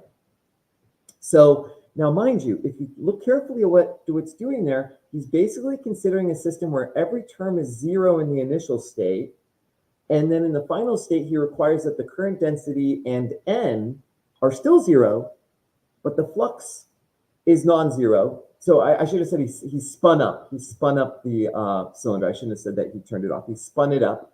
And so the point, though, is that he requires the current density and the n, the two far sides of our equation, to stay 0 at all times. So putting it another way, if you require those terms to be 0, you get that equation that you see there. You have only the two fluxes. And now he's saying basically that they're linked. Those two fluxes are linked. And so if basically one turns on, then the other has to turn on also. So that's what happens. He's saying if you spin up the cylinder, you turn on the flux of gravito-magnetic field, suddenly you'll have a flux of magnetic field that has to turn on. And he goes a step further and he says, okay, let's calculate a current that's induced in the ring as a result of this sudden magnetic field. And so if you take a time derivative of, well, basically if you apply Faraday's law and definition of inductance, so the usual di dt is equal to -1/L d phi dt. So we're taking a time derivative of the flux, and then he's using that relationship between magnetic flux and gravito-magnetic flux to get this thing in terms of a time derivative of the magnetic flux. Because remember, that's what's going to change with time when you spin up the cylinder. And if you integrate and use the expression that I derived earlier for a massive cylinder, you arrive at this expression. And I worked out the numbers for the flywheel, and it's 10 to the minus 23 amps. Probably not going to be measured anytime soon. All right. So unfortunately, but he left it there. He didn't put numbers in. The boxed equation is where he left it. In fact, he even left several of those quantities that appear in there out of the formulation. So he has a result that's not actually technically in units of current, but he just has a proportionality there. I think he basically just has only the mass, the radius squared, and the omega, and the capital L. So he left out the prefactor and the script L. The script L is the length of that massive cylinder that's spinning, which is important. Okay, so what I'm claiming here is that I don't think it's physical to set the current density to 0 and keep it that way. And the reason is this: if you start spinning that massive cylinder and you introduce a gravito-magnetic field, by doing that, that gravito-magnetic field is going to drive current in the superconducting ring. And keep in mind, we derived this whole thing using the canonical momentum, and the canonical momentum predicts that you get a supercurrent whenever there's a field. So it's unphysical to say I'm going to turn on a field but keep the current 0. I would also suggest that it's not physical to force the system to remain in the n equals 0 state on the right side, while on the left side you are introducing fields. Because if the whole entire left side is quantized in units of h/2, which means that if the entire left side exceeds h/2, then the system is going to go to the next quantum state, n equals 1 or 2 or 3 or however much. Like generally in our classical world, n is very large. And so we don't even notice the jumps because they're so tiny. As we know, that's how quantum mechanics is, right? The quantum jumps are so tiny that in our classical world, we don't notice that happen. So I would argue it's not physical to force the right side to be 0. So what does that tell us then? So what I'm suggesting is this, is that we can take that whole equation and rewrite it in, I believe, a little bit more of a helpful way, which is I'm keeping my current density term, all the fluxes and such I'm putting into this quantity F for flux, and the right side's still the same. And so as you can see, I defined F as all the fluxes, your magnetic flux, your gravito-magnetic flux, and all the weird term flux there, okay? All of that's quantized in units of h/2. And now, if you want to talk about what's happening for the ring, your current density will exist in the skin of the ring. So that's why the current density is written here as the current divided by pi lambda L squared, because lambda L is the London penetration depth. And so you're only going to have current in that skin. And so if you plug that in, then you arrive at this boxed expression here, where d is the diameter of the ring, I naught is what I'm calling an electric current quantum. It's the smallest chunk of electric current that you can bump up by. It's analogous to the magnetic flux quantum, the phi equals h/2e. So what I claim is this is really a constraint equation. You're not going to be able to generate one field from another as DeWitt claimed that if I introduce a gravito-magnetic field by spinning up my cylinder, suddenly I'll be able to generate a magnetic field from that. It's not a field equation that links the two fields this way. Rather, it's a constraint equation that basically just says all the fields that you've introduced all together have to satisfy this quantization condition. So unfortunately, I don't think this induces a current in the ring. Now, there is a way to induce a current in the superconducting ring, and so that's what I look at next. So there's two ways to induce a current, or if you wish, an EMF. And this goes back to kind of just standard undergraduate physics. There's what you can call motional EMF because of having a loop in motion, for instance, or a time-varying boundary, essentially. And there's what's often called transformer EMF, where you have the field is varying with time. So it's not the boundary that describes the flux, but rather it's the field itself that's changing with time. And you can see this explicitly in Faraday's law, or what better is described as the magnetic flux rule, if you will.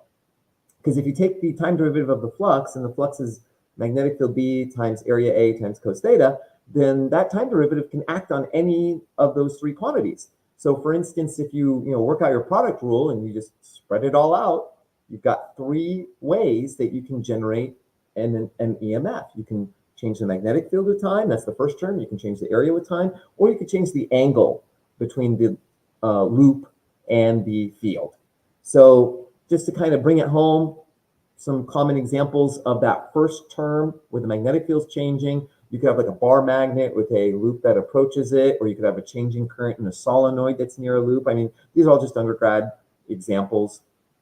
For the second term involving the changing area, you could change the area of the loop, or you could things of that nature. So that's what we often call motional EMF. And then the last one is I'm not going to be looking at, but it's commonly what we use for generators or alternators, like in your car, which is basically the loop is rotating, for instance, and so you get an induced EMF that way. So if the pictures help, this is the idea basically, is that the dB dt is if you have your field changing, the dA dt is if you have your area changing, and then the d cos theta dt is if you just change the orientation there. I'm only going to focus on the first two, and the reason I'm talking about all this, even though a lot of this is kind of just fundamental physics, basic undergrad physics, is because I'm going to apply all this to the context of gravity, linearized general relativity, and gravitational version of EMF induced. So still a little bit more background. So as many of us know, the EMF is basically an energy. If you just take EMF times charge, it's the amount of energy associated with the charge going around, say, a closed loop, for instance. So you can take a line integral of the Lorentz force around a closed loop, and that could be defined as your EMF. And now we also know from the Faraday flux rule that it's the time derivative of the magnetic flux. Now, as I just showed, you can break that up into two separate quantities by the product rule, time derivative of the magnetic field or time derivative of the area. So then if you apply Faraday's law in that first integral, Faraday's law says the time derivative of a magnetic field gives you an electric field. And that second integral, if you play around with it, Griffith's textbook on electromagnetism shows a really cute way of showing that you can actually get that term to turn into a V cross B term, which is really beautiful, because then what you're finding is that the Faraday flux rule that we're dissecting here is actually directly connected to the Lorentz force, because we kind of like recovered the Lorentz force in a sense inside that integrand. So there's a connection. The main point I'm trying to make here is that there's a connection between the Lorentz force and EMF, and that you can break up the two pieces into what I was calling transformer EMF, where the magnetic field's changing, and motional EMF, where the area of the boundary is changing. Okay, so keep that in mind, because we're going to apply all of that now to gravity as well. So in the context of gravity, if we want a force, like a Lorentz force, you got to start with the geodesic equation of motion, and using the same exact metric that I used earlier to derive the Maxwell-like equations for gravity, you arrive at that bottom equation, which is a Lorentz-like force. You got basically an electric-like term, a magnetic-like term, but then you've got this third term that just comes out naturally. It's also linear. It's also first order in the perturbation, and it's also first order in velocity. So it belongs there. You can't just throw it away and say, like, I don't like it because it doesn't look like Lorentz force anymore. Sorry, it's on the same order. And you also pick up a factor of 4 there if you're going to keep all your field equations looking the way that they do. Okay, so with that in mind, now we're going to play the same game we did in electromagnetism, but we're going to apply it to linearized general relativity. So in other words, we're going to take a line integral of that force and call it a gravitational EMF. And we're going to play that same game where you can break things up, like you can take basically your gravito-magnetic flux and you can take a time derivative, apply the product rule, and arrive at 2 terms that now look like a Lorentz force inside the integrand. So it's just like we did in electromagnetism. And so we have this like gravito-Faraday flux rule, if you wish, that shows up. And I remind you that, again, you've got a transformer EMF that comes from the electric piece, and you've got a motional EMF that comes from the V cross B piece. But we do have that third piece, which I would suggest is also a motional EMF there. Not emotional like I'm happy or sad, but a motional EMF, which is basically because there's a velocity there. So again, it has to do with motion generating an EMF. Okay, so with that in mind, then what we can do is look at the whole shebang in one shot. Write down the force equation that involves both gravity and electromagnetism. So on the left side, you've got your mass times acceleration. So that's your force. On the right side, your first term is your gravitational force involving the Christoffel symbol. That's just your geodesic equation of motion. And then the last term is your Lorentz force written in covariant form. Expand it all out. Take the lowest order approximation for gravity. Take the non-relativistic limit for your particle, so you only stay to order of v, not v squared, and you arrive here. So the beauty of this is we recovered in blue the Lorentz force, in red this like gravitational version of the Lorentz force, and in green a coupling between gravity and electromagnetism that appears there. Okay. And if you want, you can even go so far as to describe this like overarching EMF that you get from everything.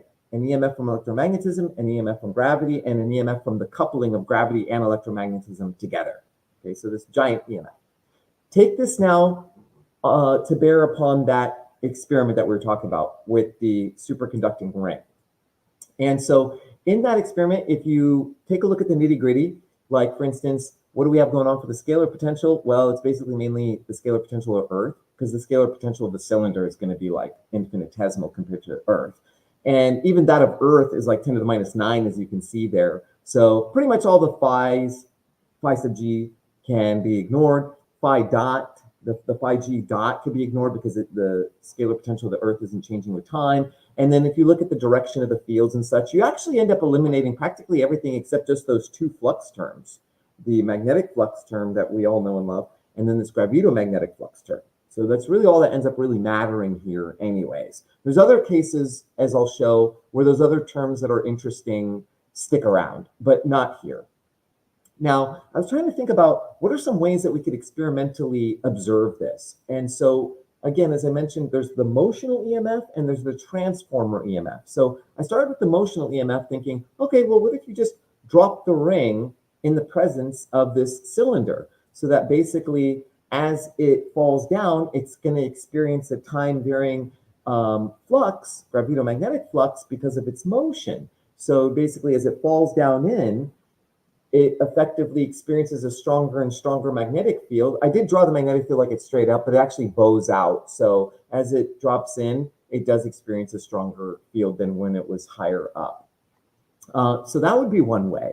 Another way I was thinking is if you oscillate the ring, and I wasn't savvy enough with PowerPoint to make it oscillate. So just pretend it's oscillating, and that's an option, you know. And so this is where I had some questions for experimentalists. Like, for example, is it practical to suspend a superconducting ring above a rotating massive cylinder? Can it be oscillated? And I even thought, what about if this system of an oscillating superconducting ring could be connected to a capacitor circuit? Because after all, what's going to happen here is you're going to generate a very weak induced current in the ring because the gravito-magnetic field is so weak, right? We saw that DeWitt's prediction, for instance, is very small, and that's very true. Even when you do things correctly, it's still very small. So I thought, what if, you know, if something's being put out in tiny, tiny little drops, if you will, if you collect enough drops, you eventually have a reservoir of water, if you will, right? So I just thought, what if we could somehow siphon the induced supercurrent, the induced current in that ring, siphon it off to charge a capacitor so that at every cycle, like every time the ring comes down and it generates a current, we could siphon that off to a capacitor, and there could be like a switch that oscillates so that it disconnects when the ring goes up, reconnects when the ring comes down so that it again charges the capacitor some more, and it would just pump. It'd be like a pump that pumps the capacitor with charge. That, I imagine, would be a way to demonstrate the presence of the gravitomagnetic field. Because at this point, by the way, I know we all want propulsion, and if it were to be produced gravitationally, that'd be amazing. But at this stage, we can't even really demonstrate that the gravitomagnetic field exists in a lab setting, let alone try to utilize it to propel things. So this, I was thinking, would be a way to do that. And this is where I'd love to hear from experimentalists, like what size ring would be practical? Of course, the larger the better, because you get more flux. What frequency of oscillation is possible? And again, the higher the frequency, the sooner you're going to charge up your capacitor. So those would be ideas that I didn't flesh out the mathematical details here, because those parameters are going to play an important role in the approximations that we apply. Now, that's the motional EMF. Another way, by the way, is if the ring could expand. I figure that's less realistic because superconducting material, they tend to be metals and such, so it's probably not very likely, but I threw it in for good measure because that technically is another way you could change the flux in there. Now, that's all motional EMF.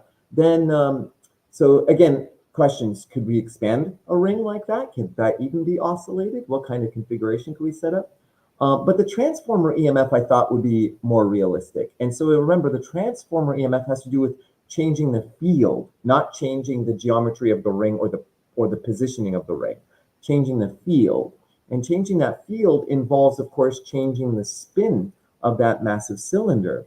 So in other words, if we had a time-varying rotation of that cylinder, we could produce a time-varying gravitomagnetic field in the ring. And that would be a transformer EMF. So again, I wondered, like, is it practical to have a massive cylinder sped up repeatedly? Can it even oscillate in its rotation? What frequencies would be possible? What mass and what charge could we put onto that cylinder? Those would all be experimental questions I'd love to hear about if anybody has ideas. But I have a couple more topics to hit in the last 10 minutes or so that I've got. So you can also look at what you might refer to as a gravitationally induced Hall effect. So for those familiar with the Hall effect, basically, if you have an electric current that exists in a wire and it's in the presence of a magnetic field, the magnetic field will tend to cause positive charge to accumulate on one side of the wire, negative charge to accumulate on the other side of the wire. That's the green and the red, respectively. And so you'll get a polarization electric field across there. And then what will happen is basically the positive charge wants to move to one end, the electric charge wants to move to the other, but the polarization field will counterbalance. And so the bottom line is you get this like steady state situation, but you get a Hall potential across the two sides of the wire. That's in a nutshell the Hall effect. So we'd like to see if there's a gravitational version of this. So I'm denoting the width of the wire, or the diameter, if you wish, of the wire with W. And E sub P is the polarization electric field that you would have there. And so the Hall potential could be approximated to be W times EP, treating it like a uniform field for simplicity's sake. So here's the idea. Go back to that full force that involves the Lorentz force with E plus V cross B, the gravitational Lorentz force, and the coupling between the two of them in the green there. Again, take a look at this particular configuration, and if you work out all the details, you'll find that you actually only end up getting the polarization electric field appearing in there, the magnetic field, the gravitomagnetic field, and then this last term that came from the coupling from the green box, which is the gravito-vector potential and magnetic field. So that's like a coupling between electromagnetism and gravity that would be there. Now, as I said, in the Hall effect, that force becomes basically becomes zero because you get a steady state situation where the polarization across the two sides reaches a maximum value and stays that way. And so you have no more net radial force acting on either positive or negative charges that are inside the wire.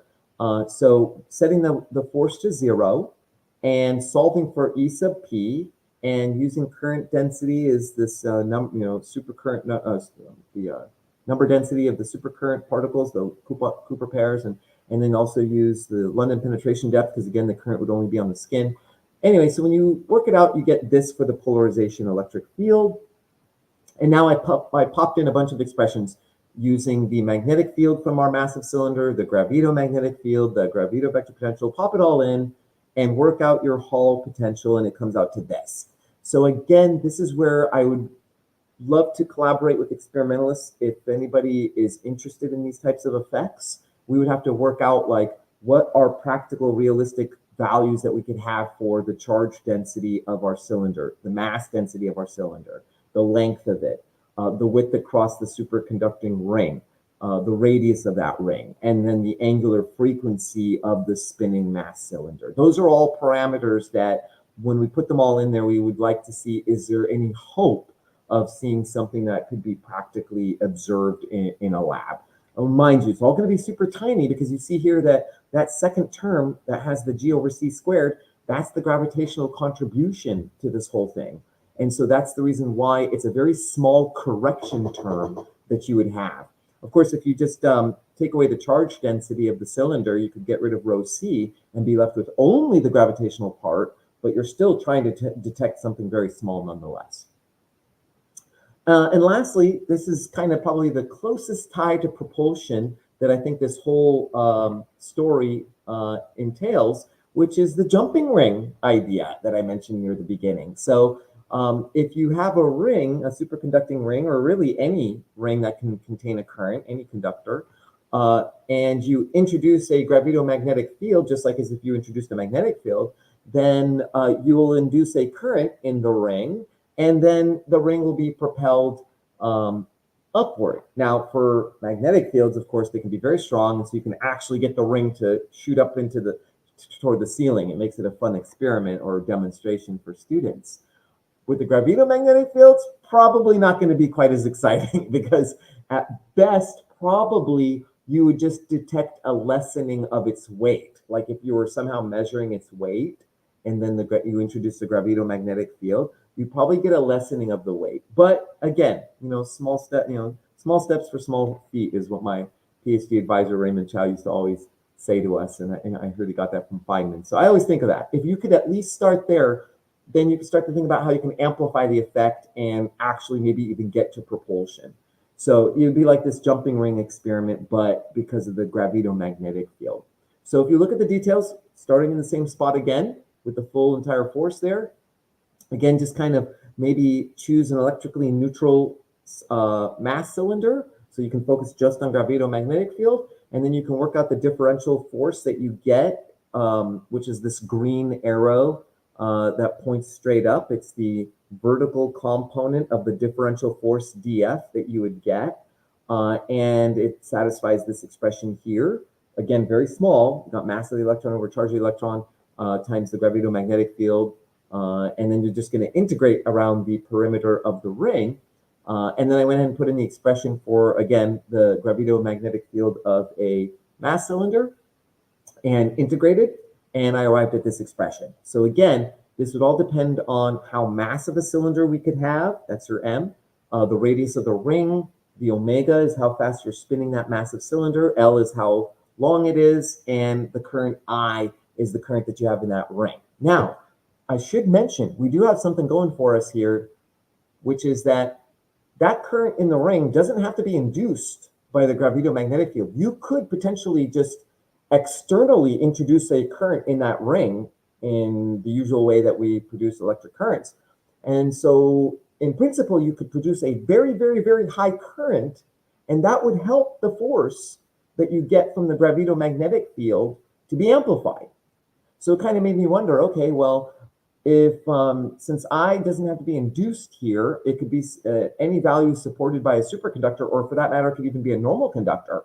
In fact, you might want to have the least massive ring possible so that you could get maybe the most propulsion out of it, of course, but obviously we just want to get the force to be as large as possible. But if you just want to at least measure something, having the lightest ring with the largest current in it possible would be ideal. So I did look up what are the highest electric currents that have been achieved in superconductors, and I found this Oak Ridge National Lab achieved evidently in 1996 the world record for the largest electric current density of 2 mega amps per centimeter squared in a superconducting wire.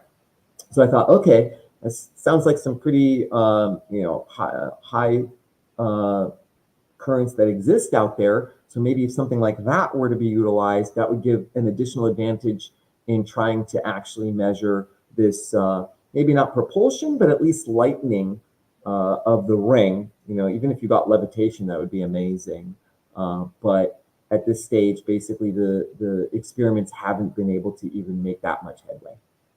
So that concludes pretty much all the topics that I wanted to talk about that I mentioned is in the paper that I had published. So in fact, I can maybe mention from that slide again that if you want to read more about the details, you can find the paper here. It's open access on Frontiers, and I work out a whole bunch more details there than I talked about here in this talk. And so you can check that out if you would like. And you can, of course, just correspond with me directly if you'd like to talk about this. So I'd just like to conclude by thanking Professor Raymond Chow, my PhD advisor, for some great discussions. Professor Douglas Singleton and Gerardo Munoz from Fresno State, amazing physicists. Dr. Ahmed Farag Ali, a close friend of mine and an excellent researcher. Dr. Lance Williams as well, excellent researcher and a great friend. The support from Texas Space, an incredible organization. Juan Faria is our CEO, doing an awesome job trying to push this kind of research forward and get funding for us. And then, of course, Tim Ventura and the APEC community for inviting me to share this research with you. Thank you. Well, Nader, thank you. That's amazing. Absolutely amazing. Here, let me take the screen share out. Let me bring everybody in.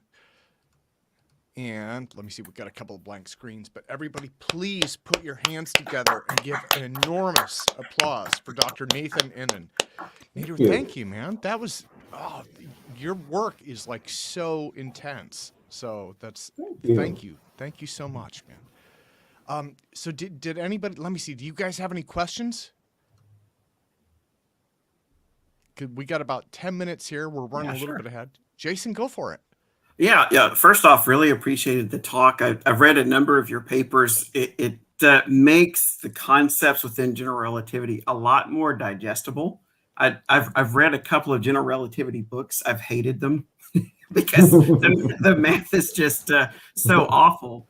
But I think this the linear regime and the similarities with Maxwell's equations, even though the math is still difficult, it's so much easier to digest. So I'm really glad that you're working on this. So with that said, have you tinkered with maybe using these equations to kind of interpret physically what might be going on to describe, say, for example, the alcubierary warp drive? And that's probably in the nonlinear regime, but even like a sublight version of something like that, what the mass currents might look like, or how you might build something like that within this gravito-magnetic framework. That's a really great question, Jason. To tell you the truth, actually, Jose Raudal, a great friend of mine and an amazing researcher that I correspond with quite a bit, and I think maybe the APEC community is familiar with as well. He's worked on that topic, and really we haven't attempted to merge our studies as much as perhaps we ought to, where then I would probably have a better answer for you than I would right now. If I understand right, and again, I'm definitely not versed in that topic, but if I understand right, I mean, it has much to do with like a bubble, a space-time bubble, where you have sort of like, in a sense, almost like a positive pressure on one side and a negative pressure on the other side because of the warped space-time that propels you forward, right? So like you said, in order to achieve that, it takes such large amounts of energy, mass, energy, momentum, stress, whatever you want to call it, to achieve that. And so it definitely takes us out of the linear regime. But interestingly, there is another way of constructing so-called gravito-electromagnetism where you don't need to make the linear approximation.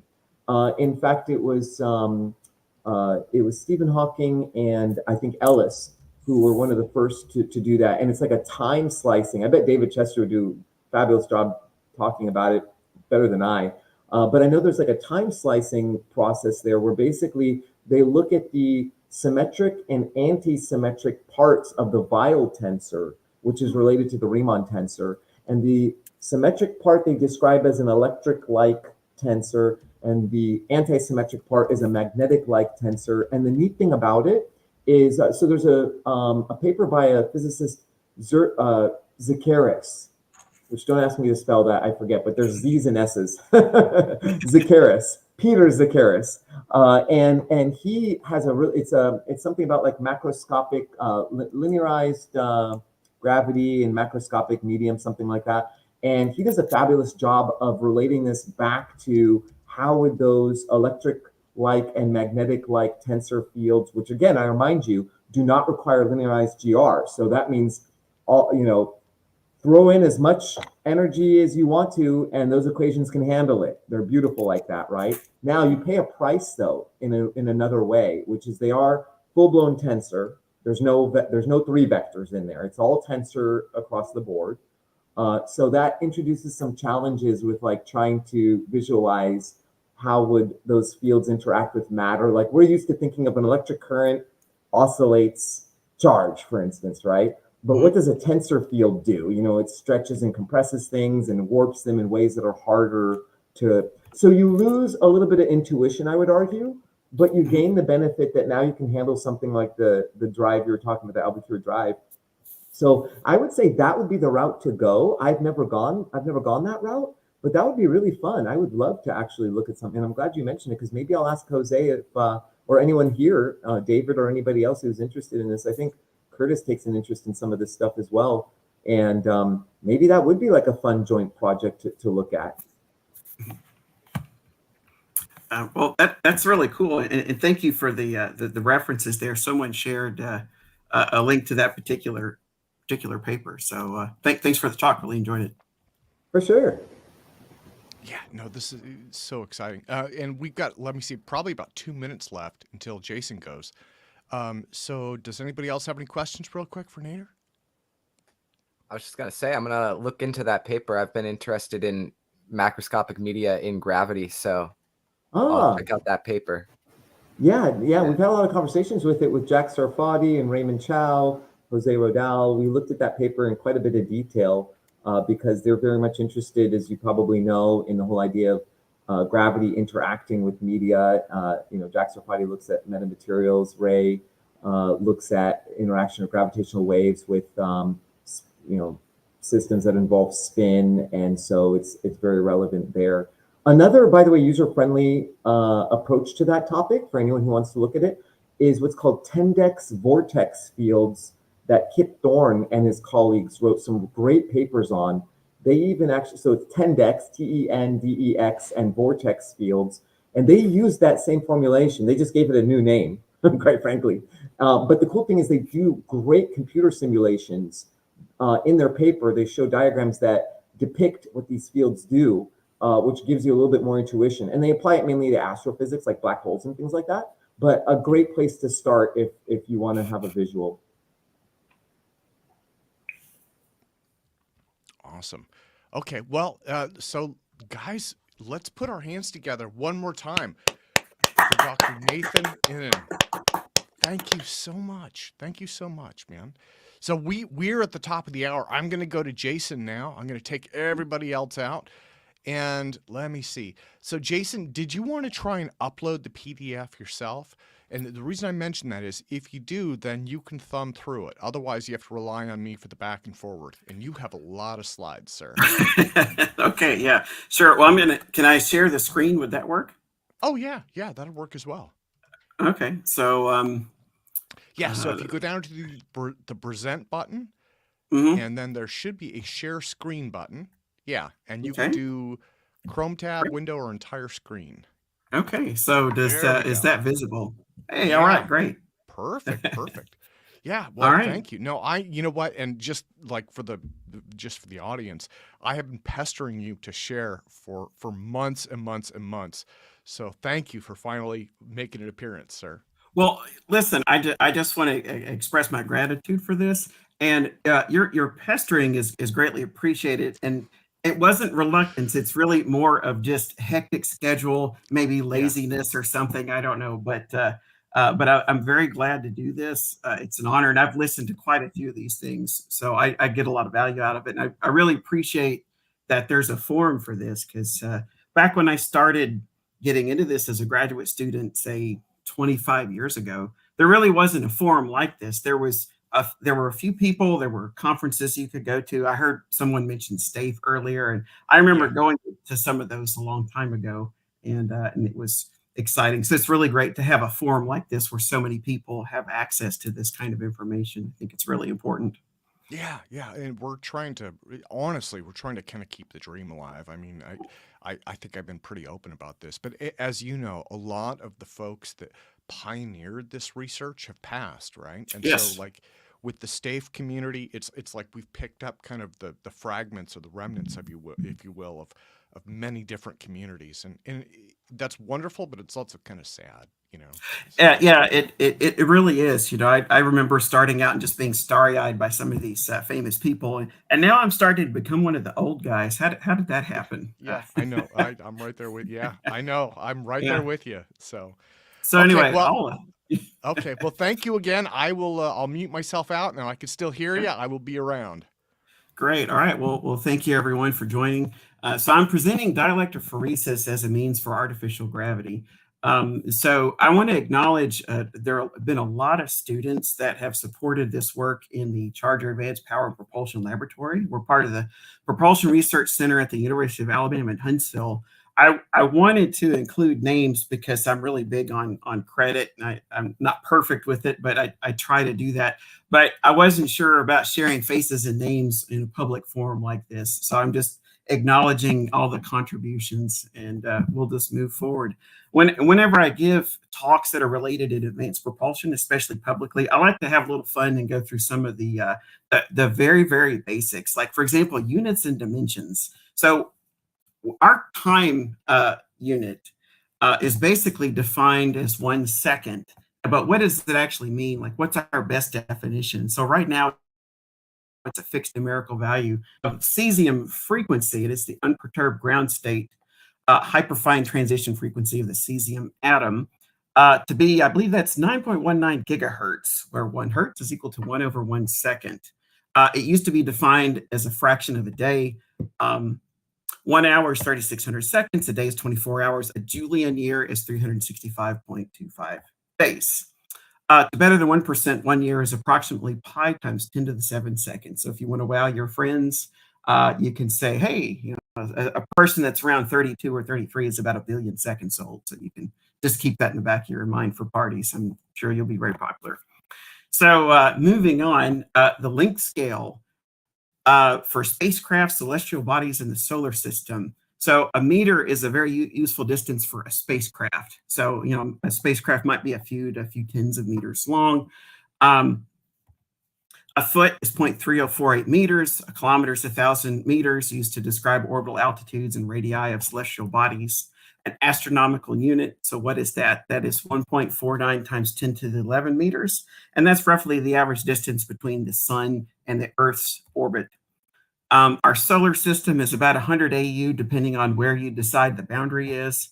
The approximate distance from Earth to Sun is 1 AU, as I just mentioned. But really, there's this long, wordy definition that I'm not going to get into, but you can pause and screenshot it if you want to. So this is just definition of length scales. For interstellar distances, there's a couple of length scales that are very useful. The light year, of course, which is I should have put that in scientific notation. Whatever that is in meters. A light year is the distance that light travels in a vacuum in 1 Julian year.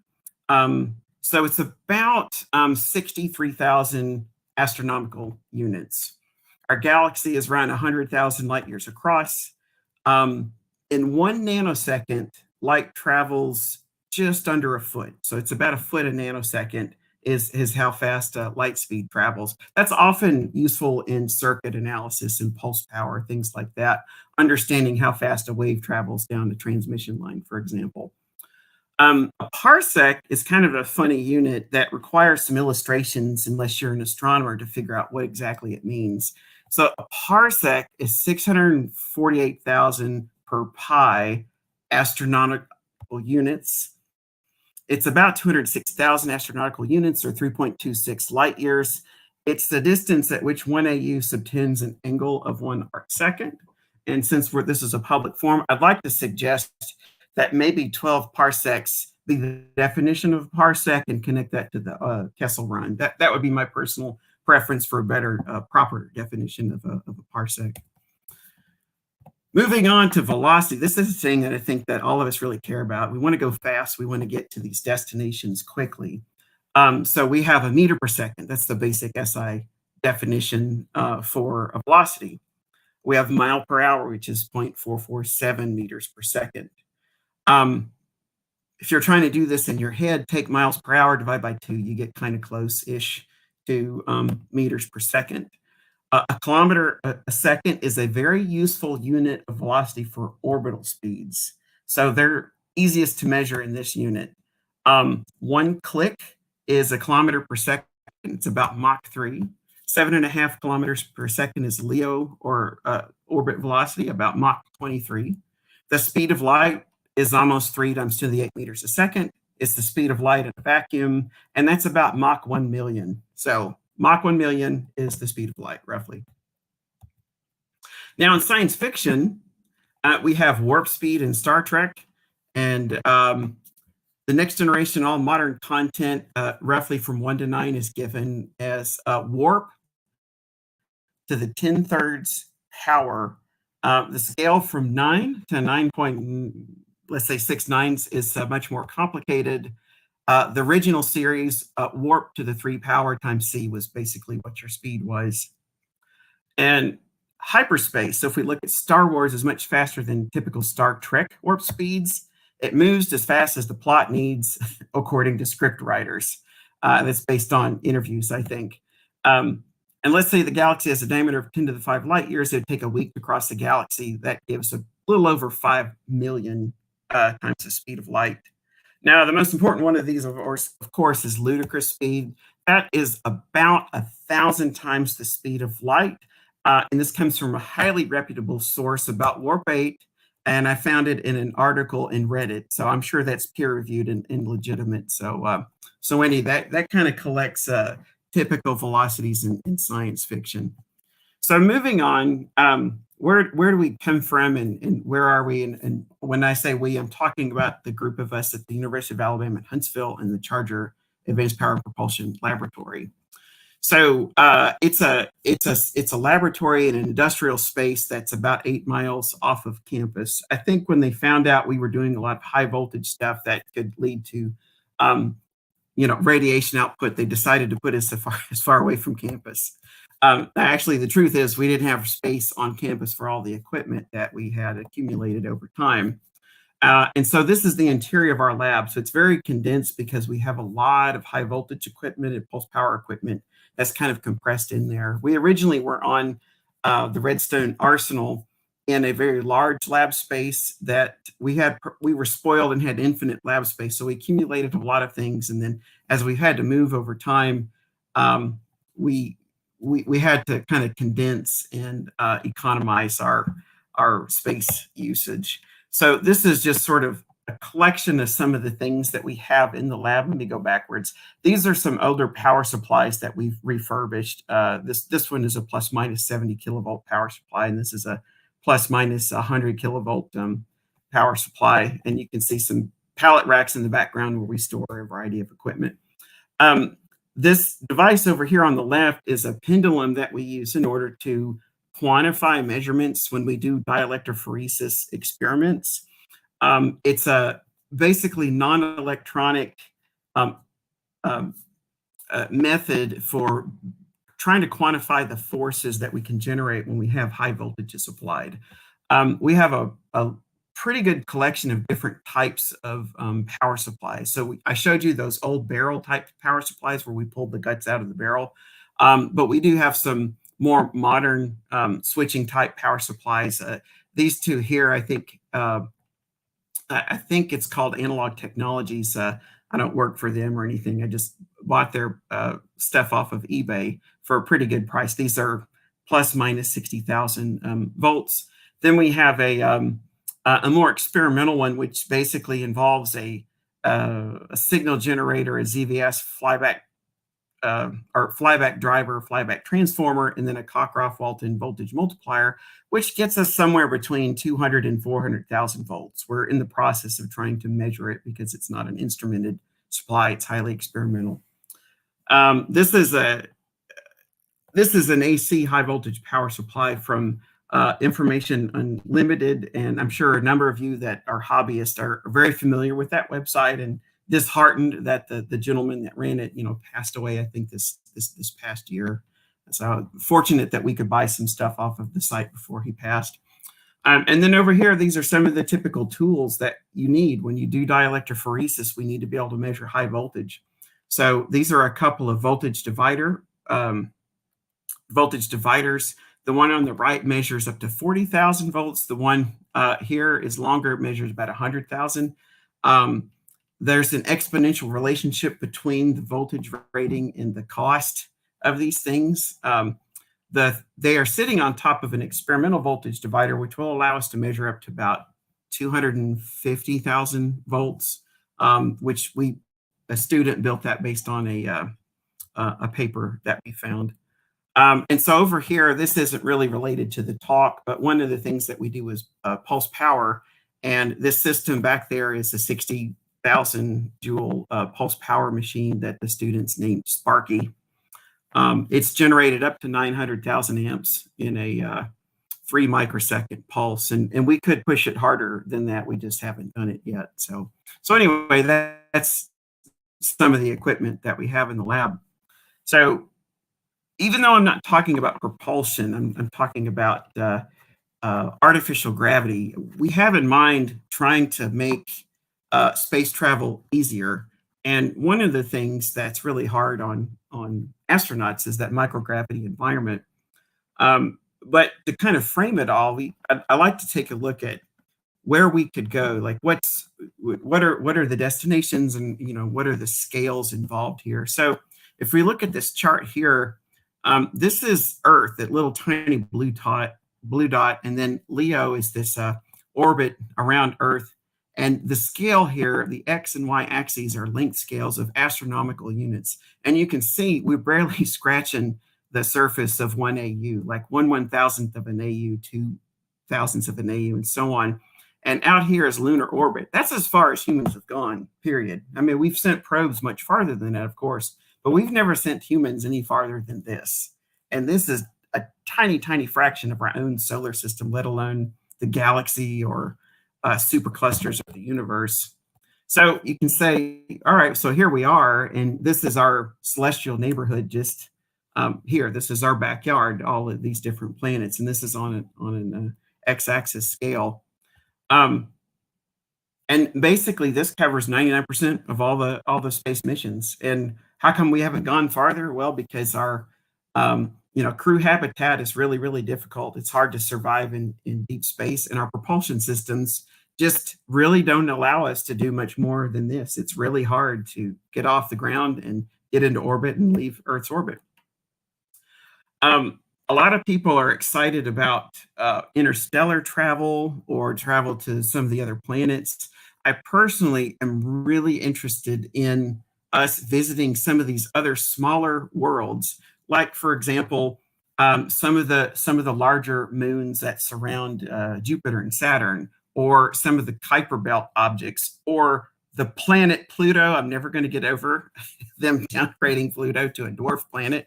I like Pluto as a planet, but that's okay. I don't want to get on the soapbox too much there. But anyway, the point being is that there are a lot of really small bodies that have of the order of a few percent gravity of Earth. They're mostly cold and rocky, but there's so many of them that I think it just means there's a lot of different opportunities for habitats, sort of like terrestrial habitats in low gravity environments. There's probably all kinds of different mineral deposits of sorts to really kind of live off the land, if you will. So I hope that we kind of keep a lookout for visiting more and more of these things, because I think expanding in the solar system kind of gives us a really good, healthy foundation for then expanding beyond that and going to the nearest star systems. Another thing I like to do is talk about why we should send humans, say, for example, to Mars, which is kind of like the typical go-to beyond the Earth-Moon system, is why would we bother to do this? And there's always the inspirational things, but it's kind of like singing to the choir, because a lot of us that watch these types of presentations are all sort of like-minded to begin with. But if you're trying to sell it to a broader audience like taxpayers, there's actual real reasons to do this. So based on numbers of neurons and firing rate, human brains are capable of something of the order of 10 to the 15 to 10 to the 18 flops, floating point operations. And they only require about 20 watts to run. So we don't have computers that can really do that. And that gives us faster speed and higher efficiency. We also have hands, so that we have agility and dexterity to go places that are kind of difficult for robotic access. But I'm not saying that we get rid of robots or we get rid of computers at all. I think that humans bring vision, creativity, intuition, and problem-solving capabilities, while computers and AI tools really can handle the execution, optimization, and data crunching, so that the collaboration really brings about revolutionary capabilities that's just not available without both present in the location that you'd like to explore. Another reason to send people is because the on-site teams overcome the communication lags, because Mars, which is our nearest neighbor, the communication time lag is between 6 and 20 minutes. And so every time you want to interact back and forth, it takes quite a while to, send and receive those communications. So this chart basically summarizes where we can go in the solar system and kind of nearby interesting interstellar destinations. So if you see this little animated GIF, this is something I calculated sometime, I think last week or 2 weeks ago. And this is kind of a fly out of our solar system, where you start from the interstellar system and you sweep out. And those planetary positions, I think, are correct as of a couple of weeks ago, where you start to see Sedna's orbit, and then the Oort cloud, which is entirely made up. That's not necessarily accurate, but just kind of representative of the scale of where the Oort cloud is hypothesized to exist. And then you see a collection of stars, and the ones with the little border around them are the habitable planets that we know of just in our neighborhood. And this is, again, goes out to a radius of 11 and a half parsecs, again, to acknowledge the old Kessel Run. But on this chart over here, this kind of shows from rocket propulsion context what we can do. The x-axis is the energy density in the fuel that we can carry. So it's joules per kilogram, chemical. So this gasoline, rocket fuel, all that kind of stuff gives you maybe 10 to the 7 joules per kilogram. And this line corresponds to roughly how fast you can push the gases out the nozzle. And it's the technology that we have at the moment. And so just kind of looking at that, it kind of tells you what's possible. So you look at this intersection with these different horizontal lines to kind of connect what's possible with the technology for the given mission with difficulty going vertically like this. And you can see with chemical, you can do lunar round trips in a week. You start to push the limits in doing Mars round trip in a couple of years. It really helps if you can do refueling so that you don't have to carry all that fuel to the destination and back. But then if you want to do it in 6 months, it gets almost impossible with chemical. I suppose it could be done, maybe, but it gets a lot harder to do this. And then as you start pushing out to, say, a Titan sample return, or a heliopause flyby, or an Oort cloud flyby, gravitational lensing, and so on and so forth, it really starts to get impossible until you start adopting nuclear technologies, or maybe antimatter way out here. And then you can see there's this big gap where, honestly, I don't know what's interesting in between a delta V requirement of 10 to the 3 kilometers per second out to the next star. But then you can kind of get into interstellar journeys. And even then, it's pushing the limits of nuclear technologies, and you kind of need antimatter, or you need breakthrough propulsion, which is why we're all here. So now I want to get into some health risks for humans. Some of these arguments came from someone I researched and actually got to speak with Dr. Torin Clark, who has researched artificial gravity means using centrifugal methods, and so they've collected a lot of really good arguments about stuff like this.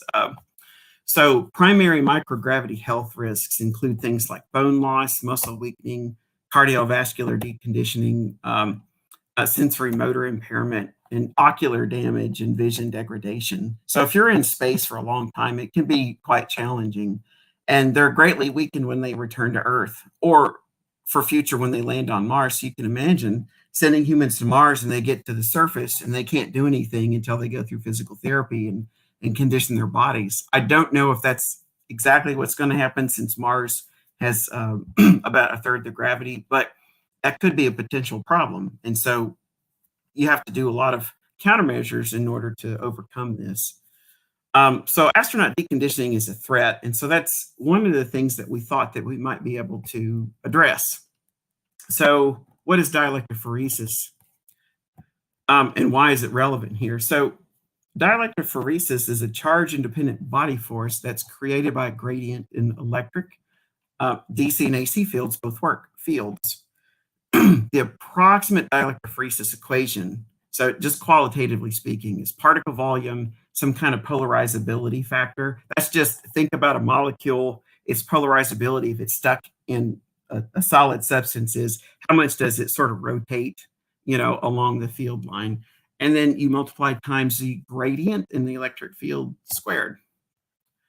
So there's various ways of calculating and approximating this polarizability factor. And the force is usually, not always, but it's usually in the direction of the gradient. So let's take these pictures here. So you have, let's say, for example, an electrode. This is the red plate. And then you have another plate that's oriented a different way here, so that you've got almost like a sharp point on one side and then a flat side on the other, where you're deliberately creating a gradient in the electric field. So the lines kind of bunch up down here towards this side. And generally speaking, you have an attraction of objects immersed in this field towards this sharp side. Now, you can get a repulsion, but in order to do that, what you have to do is have this in a medium in which the permittivity of the medium is less than the particle itself. No, it's more than the particle itself. I got that backwards. I'm sorry. So dielectrophoresis is a 100-year-old concept. It's used quite a bit in, say, for example, biomedical sciences, particle extraction. We're actually looking at using it for nuclear thermal propulsion, not as the propulsion system itself, but basically to kind of help control. Well, it's been considered for control of propellant sloshing. That's actually one of the original aerospace applications I'm aware of, from someone named Jim Blackman in his dissertation that came out in 1958, I believe. So these are just some kind of typical things that have been done in the area. So Blackman's work, which was published in '65 in an AIAA paper, looked at it to collect liquid propellant. So an idea is to keep the liquid hydrogen propellant for a nuclear propulsion system away from the wall so that it doesn't boil off and leak out. And but you have to basically suck it down to the pump so that you can pump it when you restart your propulsion system. And so he was looking at how you could control that hydrogen and basically draw it to different electrodes and then draw it down to the pump. And there were a number of challenges that he encountered, including arcing and high voltage breakdown. And then there was additional system complexity. And then I think, again, they picked this up again in the 70s to reconsider it, but it didn't really progress beyond those concepts. And then some early experiments that Dr. Blackman did. But let's kind of summarize what we've talked about so far. So the effect of dielectrophoresis is highly dependent on geometry of the electrode setup, applied voltage, dielectric property of objects and particles in the medium. The force direction depends on the geometry setup and the electrodes to create the field gradient. And it varies strongly with particle size, applied voltage, and dielectric properties of material, tissue, and medium. Now the picture over here is a picture of Alessandro Volta. We had the pleasure of traveling to a conference, and whenever I'm out in public with my wife, I have a tendency to embarrass her at least once because I sort of forget I'm out in public. And we were in Italy for this conference, and we were up in what's the town, Como.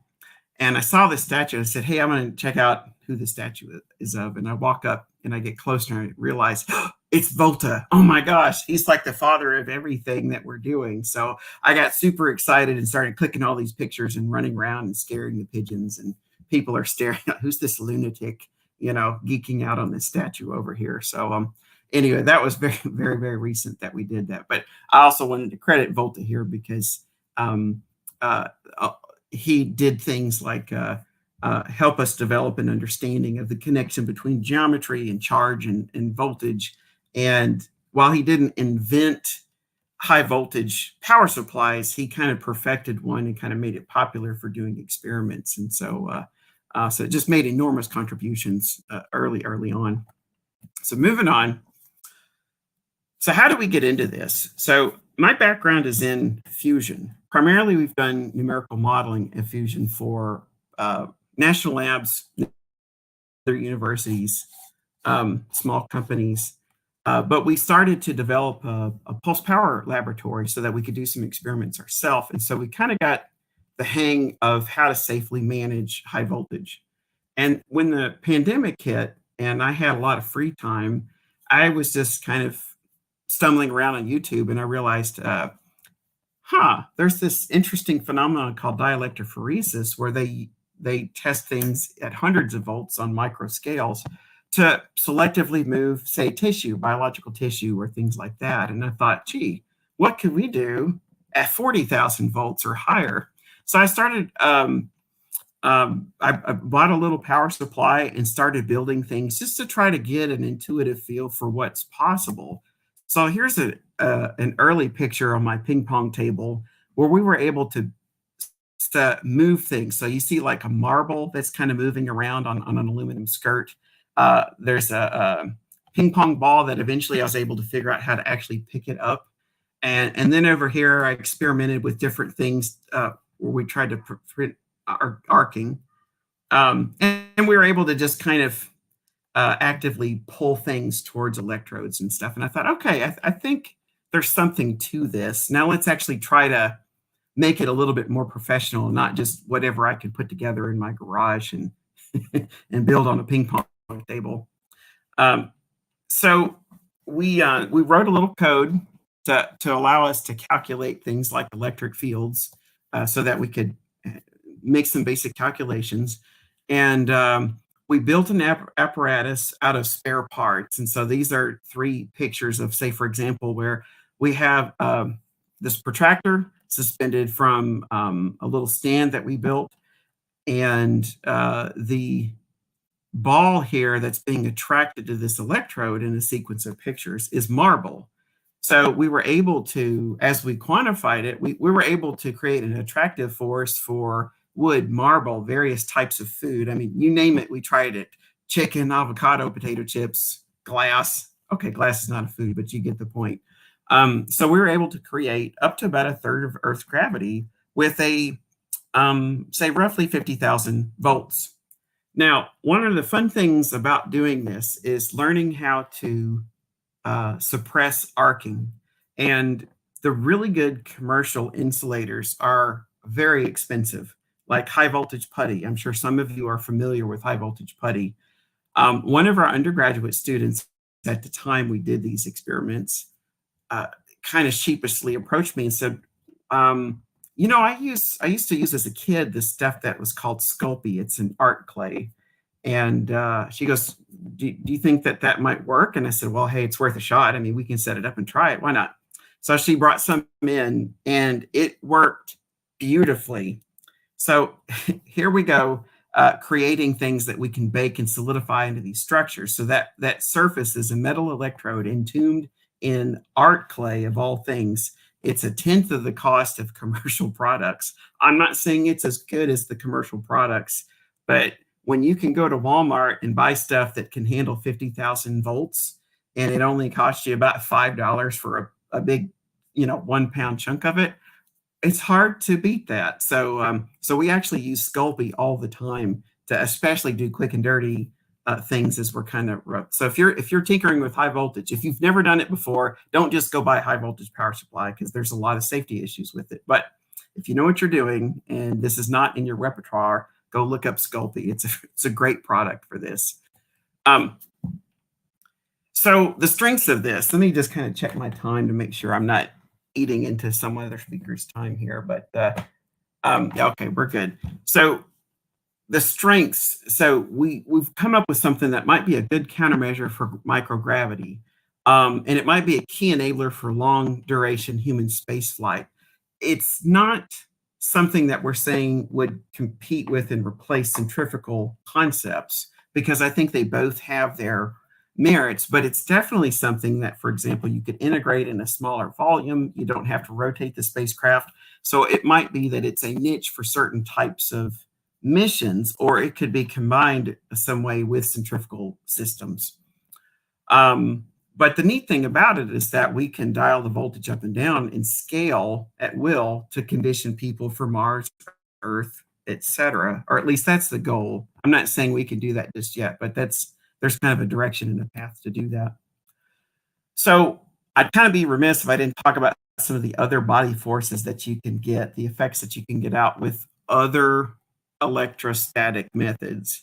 So there's a concept called electroosmosis, and this one is kind of hard to understand, but basically there is a surface effect when you have a layer in contact with the material. Think of it in an analogous fashion to how a droplet of a liquid on a surface might spread out, or it might wet and create like a little bead on the surface. So there's similar types of effects that can create what's called an electrical double layer. And so if you apply an electric field along that layer, you can pull ions across that layer, but it's a really small volume. So it's not practical for large scale volumetric forces. There's another one called electrophoresis, which is a volume force, but it requires, okay, so there's a statement in here about uranium. So we actually at a conference, we're talking about how we could pull uranium vapor out of a hydrogen stream for a special NTP system. And I forgot to get rid of that. I apologize for the confusion there. But whatever you're trying to pull, so generalize that statement to requires whatever is in the air or the gas that's in that environment to be partially ionized. So we don't really want to actively ionize humans in order just to create a force on them. I'm not sure that would be very healthy. So it also might be power prohibitive to do that. So finally, dielectrophoresis is a volume force that does not require ionization. It's frequency dependent, and so you might be able to selectively amplify the force for one species. I mean species in terms of atomic species or materials, not humans versus cats or dogs or something. So species in the context of what materials you're trying to work on. And it seems to be, of all of these things, the best candidate if you are using electrostatic or electrodynamic means. Now, there's some challenges and concerns with this. Number one is the health risk to humans, because if you're dealing with high voltage, obviously you have to worry about arcing, ionization, and stuff like that. There are exposure limits for electromagnetic fields that arise from established biological effects that are known. The International Commission on Non-Ionizing Radiation Protection draws up those guidelines, and most of it comes from high voltage line workers and power company workers. Long-term effects, which are implied for levels much lower than limit values, have not been adopted due to lack of scientific evidence. So there are concerns, but one of the main points out of this I'll kind of just get to, rather than kind of grinding through all of these different things, are that it's frequency dependent, and where it really starts to become a problem is when you get into microwave frequencies. Because obviously, if you had an AC field and it was at microwave frequencies, you excite the water molecules and you start cooking whatever's in that environment. So we don't want to do that. So anything that we do With AC fields, there's going to be at much, much lower frequencies, say between 0, which is DC, up to about maybe 100,000 hertz. And all that appears to be safe. But again, a lot of testing has to be done. Kids, don't go out and try this at home. And here's just another chart on frequency absorption. But again, the problems really start in the megahertz range, and we're going to be way below that by orders of magnitude when we do our tests. One quick thing about theory, I don't mean to dump a bunch of equations on this audience, but I kind of connected this in a nice way so it kind of flows. So the basic force really is given by an expression like this, 2 pi times object radius. So it doesn't have to be a sphere, but this is an approximation, kind of like saying spherical horses for those engineers out there that understand a reference like that. And then you have a permittivity value here for a material, and then times the real part of what's called the Clausius-Mozatti factor. And then times the square of the electric field. The Clausius-Mozatti factor is a factor that connects the relationship between the particle or people immersed in the field and then the medium, that's the M part. And so in this case, it would be air. And so this gives you that relationship so that you can understand whether or not it's an attractive or a repulsion force. Medium doesn't have to be air, but obviously if you're dealing with humans on a spacecraft, it would be. The complex permittivity in this equation is applicable to both the particles and the medium, is given by an expression like this, where I is the imaginary number. Epsilon naught is the vacuum permittivity, and epsilon r is the relative permittivity. And that epsilon r, that's the real secret sauce that can make this interesting for a lot of different applications. So what is the relative permittivity? For example, a gas has an expression that's kind of like this. So N is like the number density of the particle. Q is just a constant, that's the charge. Epsilon naught is permittivity of free space. Electron mass is ME.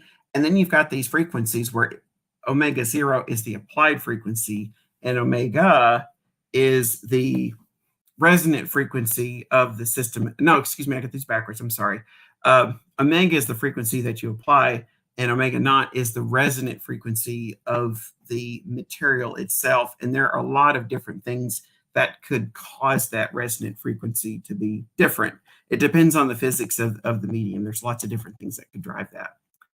Now, one other undocumented effect that's worth mentioning that we've kind of hacked our way into, and I'm just sharing this with all of you, is that metals don't work at all in EP. Anything conductive really doesn't work well, at least that we've found. However, if you have an AC field, for example, and you just half rectify it, just chop off the bottom or the top half. So here's the dashed line. It looks like we can, and we kind of did this through trial and error of trying things, that you can actually create an attractive force for metals as well.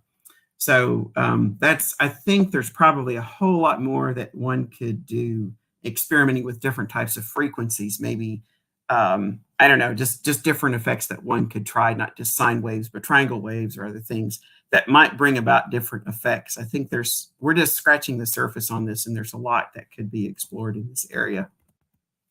And anyway, and that's kind of the end of the talk here. I have a ton of backup slides if people want to talk about fusion at all, but I'm not inviting. I'm just have it there available in case. But basically, the CAP lab has developed expertise in fusion, pulse power, and high voltage. Dielectrophoresis, which is one of the things that we study, has a potential for aerospace applications in voltages of ranges from 10 to 10,000 kilovolts. Like artificial gravity for crewed space flight, debris remediation, material separation, and recycling. And so we're focused primarily on training students while developing fusion sources, high voltage, and advanced propulsion for the next generation. So the main intent of our lab is to train students and have them go out and do exciting things and change the world. So with that, I'll stop sharing and yield the floor back to the audience.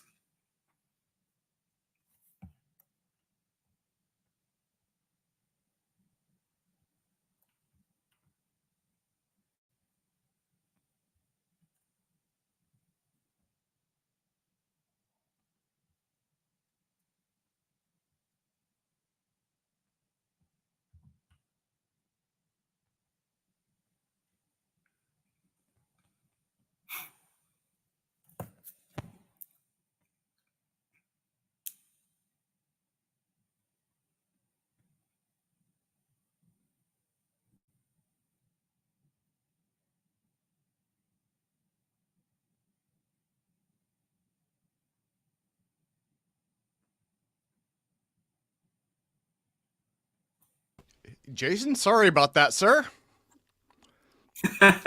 No worries. I was kind of wishing for the intermission song from Monty Python and Holy Grail to start in. Yeah, I didn't mean to leave you fill the hanging. time or something. I saw it go quiet all of a sudden. I'm Not like, at all. oh no. Okay. Yeah, let me bring everybody in. That was a massive presentation, dude, and that was amazing too. Absolutely amazing.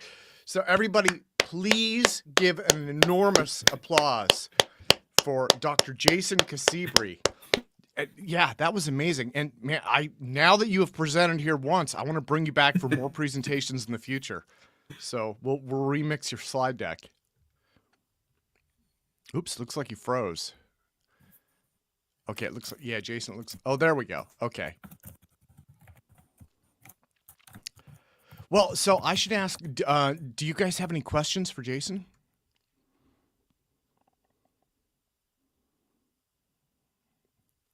Crickets, crickets, crickets. Oh, there goes Drew. Guys, do you have, oop, and there goes Jason's connection. Looks like StreamYard may be having some issues today.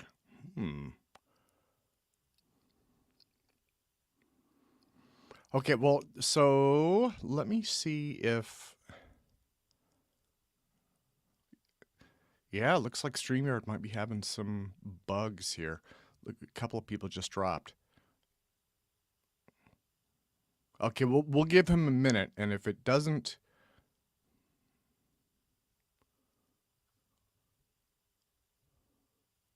If it doesn't work, and in fact, Jack is here, and then Drew is here. Drew just removed himself. Yeah, and it looks okay. It looks like Jason just disappeared. So, okay. Well, I guess we're probably about 15 minutes ahead of schedule. But again, I guess so. What we should do is, yeah. Okay. Looks like his connection dropped. So why don't we do this?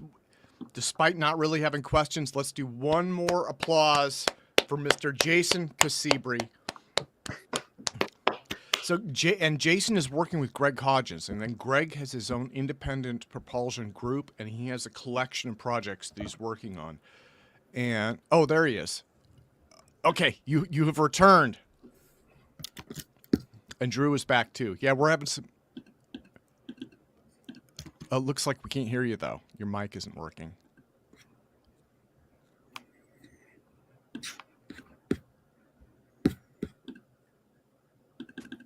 How about now? Is this better? Now it's working. Yeah.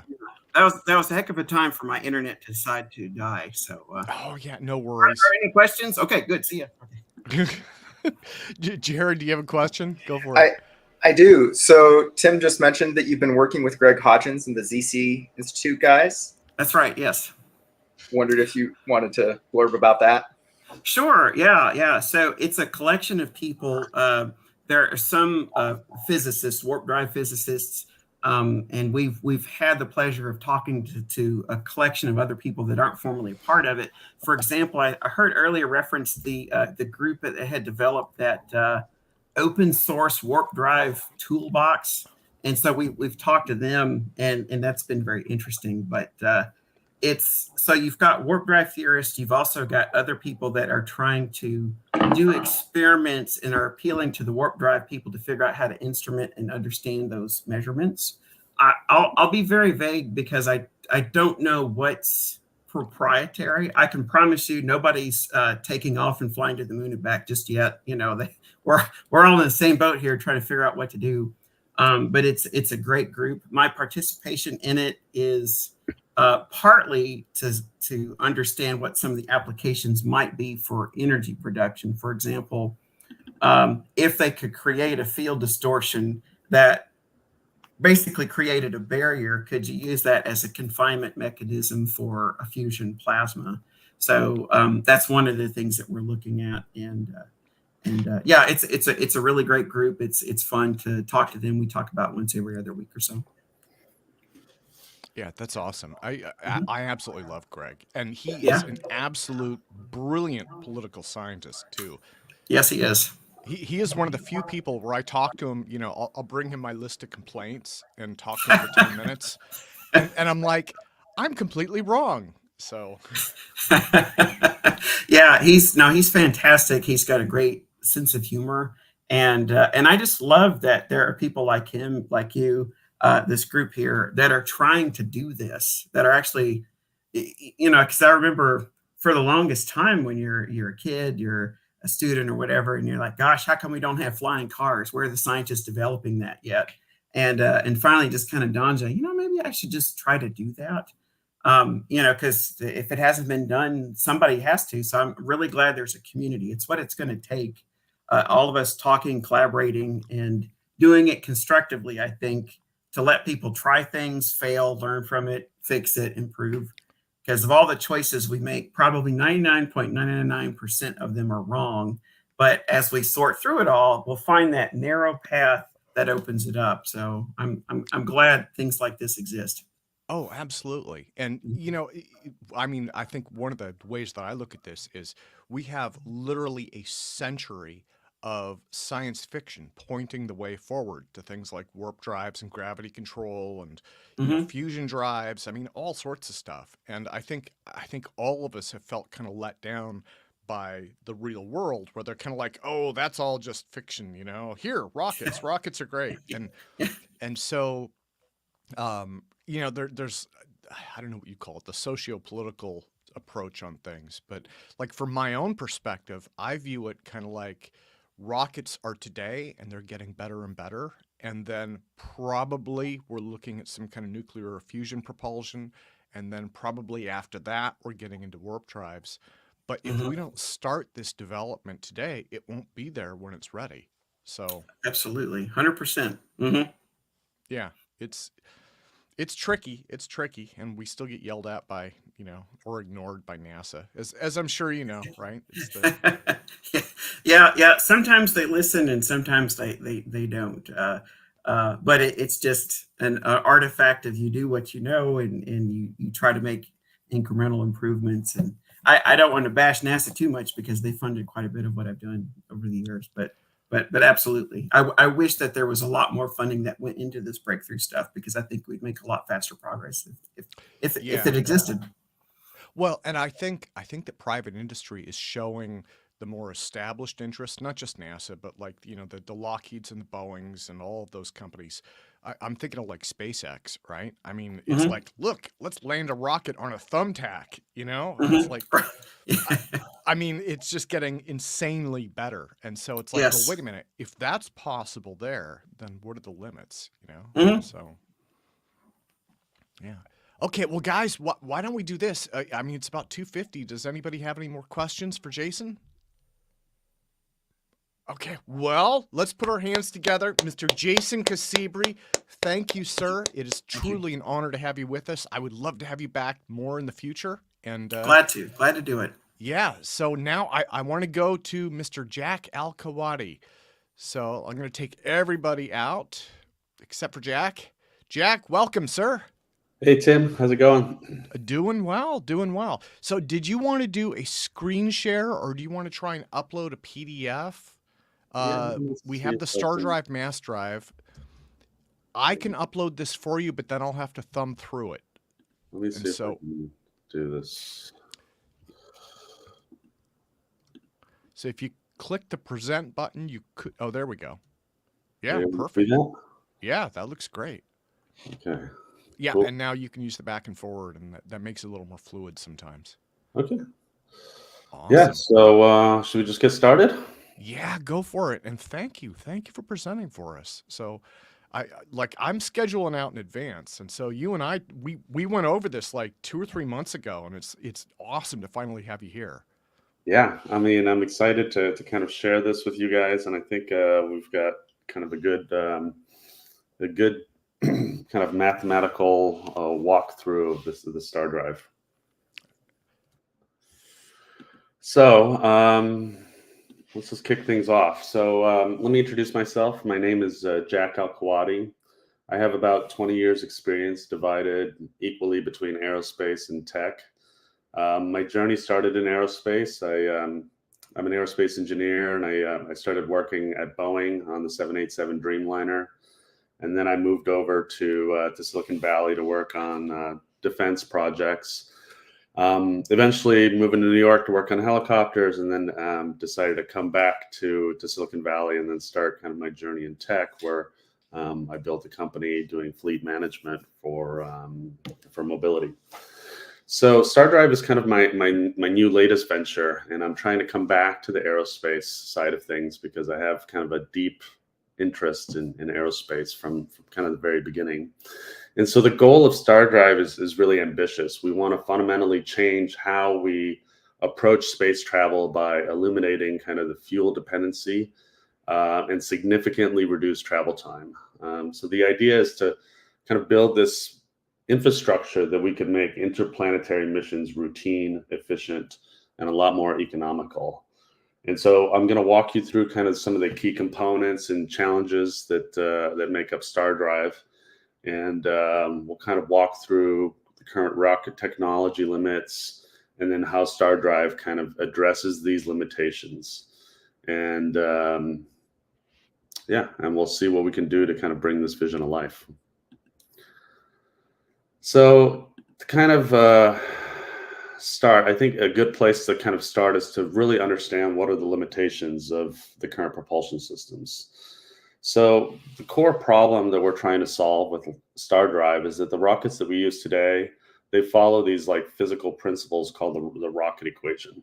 And in simple terms, this equation really dictates that as a rocket speed goes up, so does the amount of fuel it needs. And that creates this exponential growth curve. And so, you know, that's why even trying to reach a planet like Mars just requires a massive amount of fuel. And this fuel dependency brings a lot of big challenges. So it limits the payload that you're able to bring because a significant portion of the rocket mass has to be fuel. And that's not like useful cargo. And then there's a travel time. So like a mission to Mars using today's technology takes you about 8.5 months. You know, that's increased exposure to cosmic radiation. It's unlikely that you would even be able to come back without having some major problems. And then lastly, the cost is just super high. It's not just the fuel, but you have the whole extended mission time, which, you know, adds up with labor and resources and, you know, supplies that you have to bring. So when we're thinking about this, is like we want to think about a new approach that could free us from the constraints of the rocket equation. And StarDrive kind of aims to do that. It looks to replace chemical propulsion with a magnetic fuel-free system, which means that we're not limited to carry fuel. And that's the main goal. And that opens up a whole range of possibilities for faster and more frequent missions. So StarDrive uses propulsion systems based on the Lorentz force. The Lorentz force allows us to create this movement by applying magnetic fields that are magnetic fields to charged particles. So in our case, we're placing a series of these superconducting magnetic rings along the path of a spacecraft. And then each ring will generate this magnetic pulse that interacts with the superconducting coil in the spacecraft. And that creates this like controlled fuel-free boost forward. You could think about it as like a magnetic push that, that pushes the spacecraft through the ring. And because of this propulsion, it doesn't really require expelling any mass. The spacecraft doesn't need to carry any fuel, and that makes it, you know, lighter and scalable.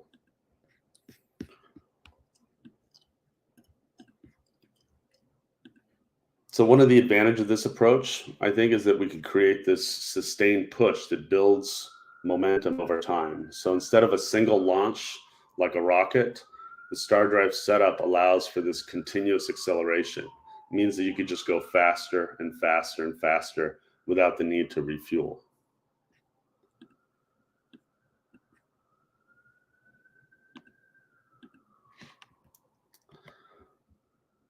Okay. So now let's dig a little bit deeper into the ring. So this is kind of the heart of the system now. And we're going to be using superconducting magnetic rings. So each ring is made out of this high temperature superconductor called REBCO. It's kind of a material that is being used in high-speed trains, and it can handle extremely high currents. So that allows us to generate extremely strong magnetic fields. We could do like up to 30 Teslas with this material. So that's 600,000 times stronger than Earth's magnetic field today. So the challenge, though, is that to maintain this superconductivity, we have to go cryogenic. We have to use liquid nitrogen to cool the rings. And so cooling ensures that the rings remain superconductive, and that way we can use them to build these magnetic fields. So one of the critical aspects of these rings is that, you know, they're modular. We can add or remove rings based on the mission needs. So you could think of StarDrive as being super adaptable. Each ring has a magnetic field that can extend over a long distance. You know, it's about 816 kilometers based on our calculation. So that gives the spacecraft, you know, enough time to gain speed as it moves from one ring to the next.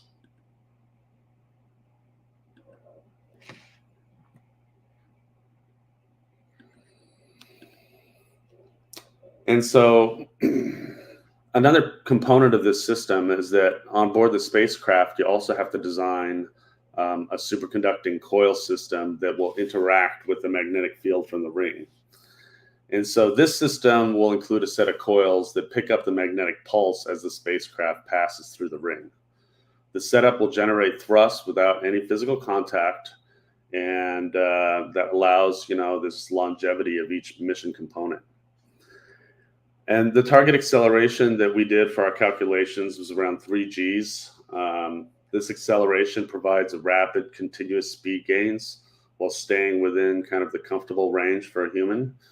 And then the onboard coupling interface, you know, also has to have cooling and vibration control to maintain that stability and prevent kind of any disruptions caused by the magnetic pulse. But the advantage of this system is that, you know, we can configure it for different mission profiles. So we can have crewed missions, or we can have cargo transport. You know, those could be done at higher Gs.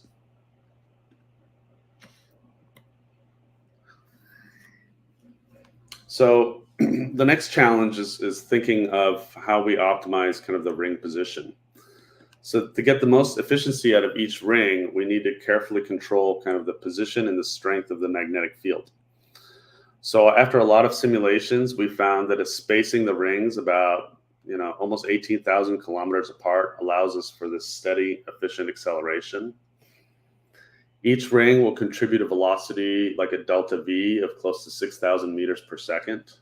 So for a Mars mission, we estimate that we would need about 62 rings, 31 to accelerate the spacecraft on its way out, and another 31 to decelerate it as it approaches Mars.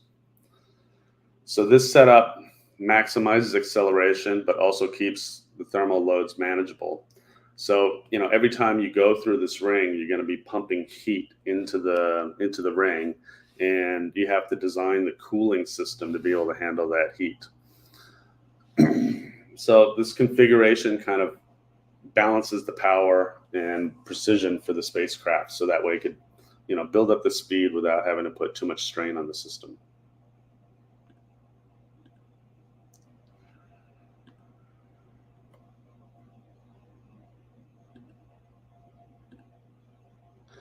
So now looking at the thermal management, which I think is one of the big challenges in high-powered electromagnetic system, is managing the heat.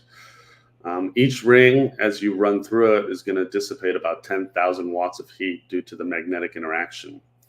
And we have to control that with a combination of, you know, liquid nitrogen, a cryostat, insulation, to be able to manage that system.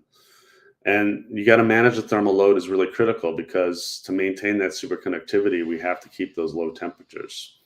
So the thermal management strategy has to make sure that each ring stays in its optimal temperature for its maximum efficiency. And then, you know, there's other materials like graphene that can really help distribute that heat efficiently. So graphene is one of these materials that, you know, would play a very strong role in StarDrive.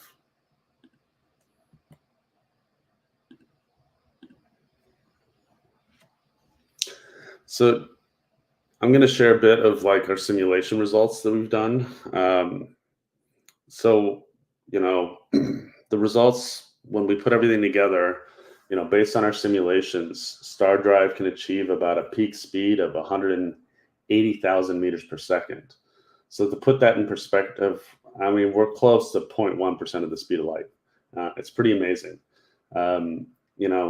So now if you think about this speed, we can significantly reduce travel times. A trip to Mars would take about 14.5 days compared to 8.5 months using chemical rockets. I mean, that's not just faster. It minimizes, the time the crew spends exposed to radiation and other hazards, makes the mission safer and a lot more practical.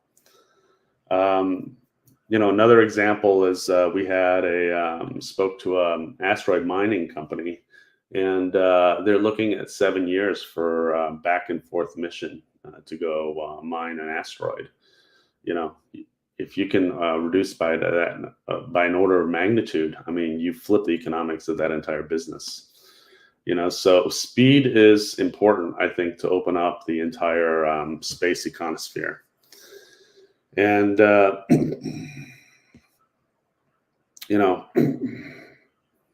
trying to engineer this product is not really physics anymore. It's really just it's just engineering. That's the only thing that we're doing here. There's no speculative physics at all in StarDrive. It's very plain, boring engineering work. But boring is what we like for engineers, because it works. So now looking at kind of the materials. Material selection is really critical to keep StarDrive powerful and efficient. So we mentioned earlier that we're using Rebco for the superconductor. That's a great material. It's kind of the second generation of this HTS material, and it enables extremely high currents, which is one of the key parameters that we're looking for building this kind of device. Graphene, I think is, we've hinted at that before. It's really great for lightweight structures. In fact, it should just be used for everything because it's a lot lighter and a lot stronger. We should be doping all of our carbon fiber CFRP with graphene. I think it's got to be kind of the next generation material. Plus, it's got super high conductivity.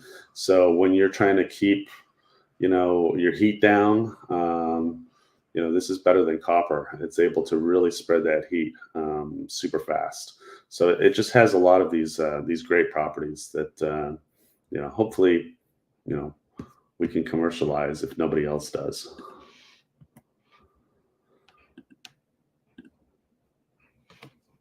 Okay, let's talk about control systems. So one of the big challenges to keep kind of the system running smoothly is you got to be able to weave that needle. You got to be able to fly through that ring. So we're designing an AI-driven control algorithm, so that way it can make real-time adjustments. The magnetic field strength and timing has also got to be synchronized with the spacecraft position to maintain, make sure that each magnetic pulse aligns perfectly to provide that kind of smooth and continuous acceleration.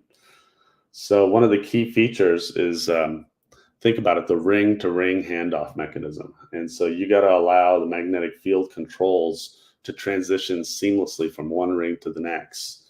And, you got to ensure that smooth propulsion process, without a loss of momentum.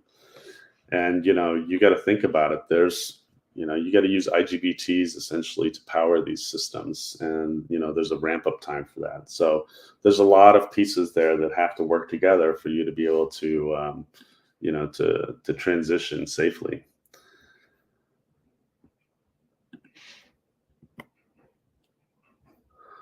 So another interesting engineering problem is thinking about the geometry of each coil. So it turns out that geometry plays a really big role in the stability of the magnetic fields. And so we've done simulations to experiment with different shapes like solenoids and toroidal coils to kind of find the optimal design. And a couple things that we found that solenoids they seem to provide the most concentrated magnetic field, which is really great for linear acceleration. But you have toroidal coils, and those coils are really good for reducing interference and leakage. So it helps prevent kind of unwanted variations in the magnetic fields. So you can optimize a coil geometry by creating kind of a uniform field, and you can enhance the stability during acceleration. And so you can do that by adjusting the coil geometry. Ideally, I think there's some AI tools out there that are that are really interesting that we'd like to experiment with, that are able to do these really complicated, specific coil geometries to get exactly what you want. That's probably going to be the next step to really get these coils to be perfect.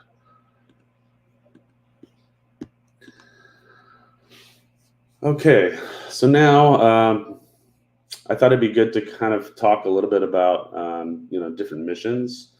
So I think one of the strengths of StarDrive is its scalability. So since we have each ring by itself, you could kind of tailor it to different configurations based on mission requirements.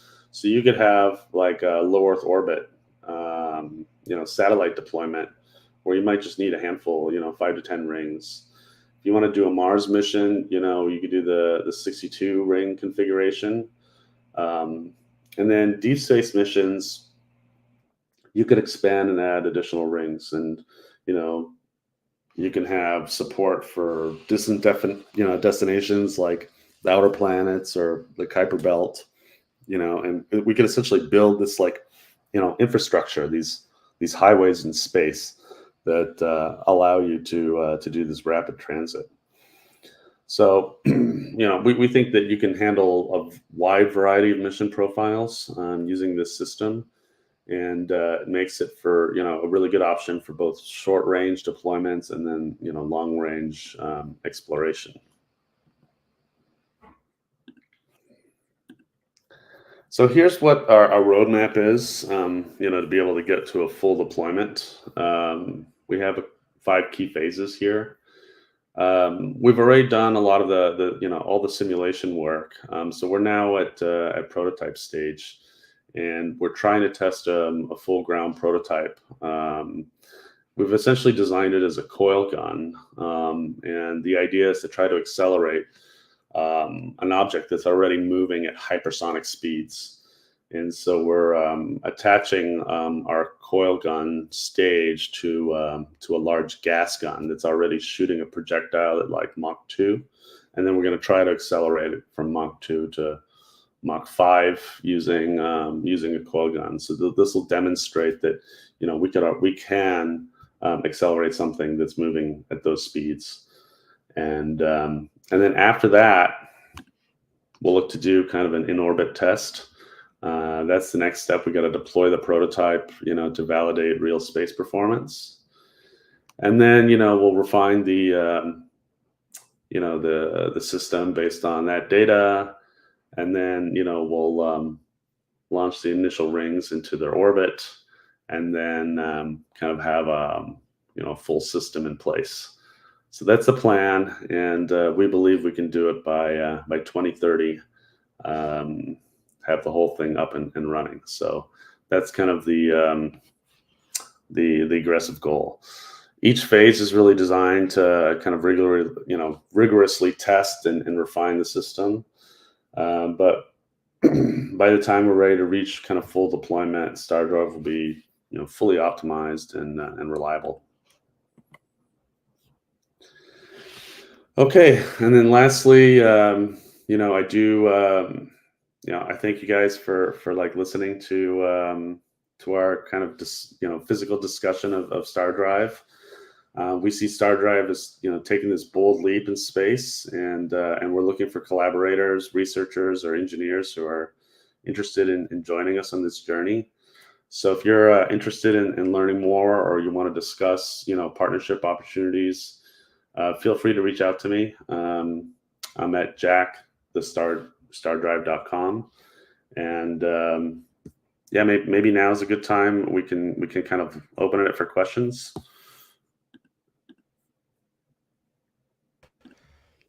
Yeah, Jack, wonderful. Well, first things first, though, sir. Here, let me take that out. So let me bring everybody in. We need to give you an applause. And let me see, we've got people trickling in here. So everybody, giant applause for Mr. Jack Al-Kahwati. Jack, thank you so much. Thank you so much. And so you know what? Let me pop this slideshow back up one more time. So it's Jack at the StarDrive.com. And so that's the call to actions. Reach out, learn more, and see how you could get involved with Jack's work. And Jack, now that you've presented, we'll probably bring you back, like, you know, so because it's a community, right? That's how, that's our thing. And I think, oh, and there's Jason. Look at that. Now we've got our Brady Bunch layout, 3x3. So, do you guys have any questions for Jack?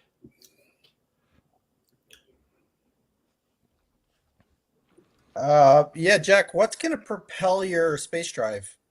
How's that work? So we're going to have, we're looking at two options. I mean, solar panels and batteries, you know, and capacitors probably make sense for low Earth orbit. For deep space, you're probably looking at some sort of nuclear system. But we need like a megawatt of power, and I think there's different. You're answering a different question. What's going to propel it, not what's going to power it? What's going to propel it? It's just the magnetic Lorentz force is propelling it. So there's you know, the rocket doesn't have to have. It's just going to be powered by the magnetic field. So you can think of it as like a big MRI in space. The rocket flies through the ring and is propelled by the ring. Yeah. So in this case, so the ring's gonna go in the other direction. So there is a recoil, and we have some engineering ways to manage the recoil, counterweights, and regen. But yeah, you'll be able to take out the recoil. So are you saying you like bring something to low Earth orbit and then you get it out of Earth's orbit with this coil, sort of? Well, you have the coil in low Earth orbit, and then you can accelerate. You can change orbits, or you can if you have multiple of these rings, you can go faster and faster. Is kind of the idea. So it's for momentum transfer, really. Yeah, like linear accelerator. Gotcha. It's like a coil gun, but just split up into separate coils. That's interesting. Yeah. Well, if you're using prosaic propulsion systems to get the coil into space in the first place, would it just be better to just push it along and get rid of all the magnetic fields and all the complexity that this involves? You can just push it. If you already have a system to get rid of the recoil, which is essentially all you're doing, is you're pushing a device, you know, object, and you're moving something in one direction and move something else in another direction, and now you're just adding in another level of complexity by sticking in a magnetic field in order to couple those two forces. Why not just do away with that and just go with a rocket? Well, I think you still run into the systems where, you know, a rocket can't get you, you know, fast enough. And so the whole idea here is that we can, you know, essentially remove the fuel requirement of the rocket, you know, and just you have kind of a fuelless system by having the rings. Not fuelless because you're putting the fuel somewhere else. You know, I could see this used to accelerate like CubeSats too, smaller things where you don't want to have to deal with the fuel system and all that kind of stuff, right? And so you could drop them in one at a time. I mean, how many CubeSats are in orbit? And so you could use a ring system like this. Again, you're talking about a linear accelerator. So you could use that there. The other place that it might be interesting is I've seen proposals a long time ago for kind of similar ideas on the moon, right? And so if you're doing lunar regolith mining, the idea they had, this was years ago, was you basically have a linear accelerator on the moon and you can shoot what you mine back to Earth that way, you know? So it still takes energy, but it burns up in re-entry and lands. No, you big parachute, dude. Really? No, it wasn't even that. Like that was a. What could possibly go wrong?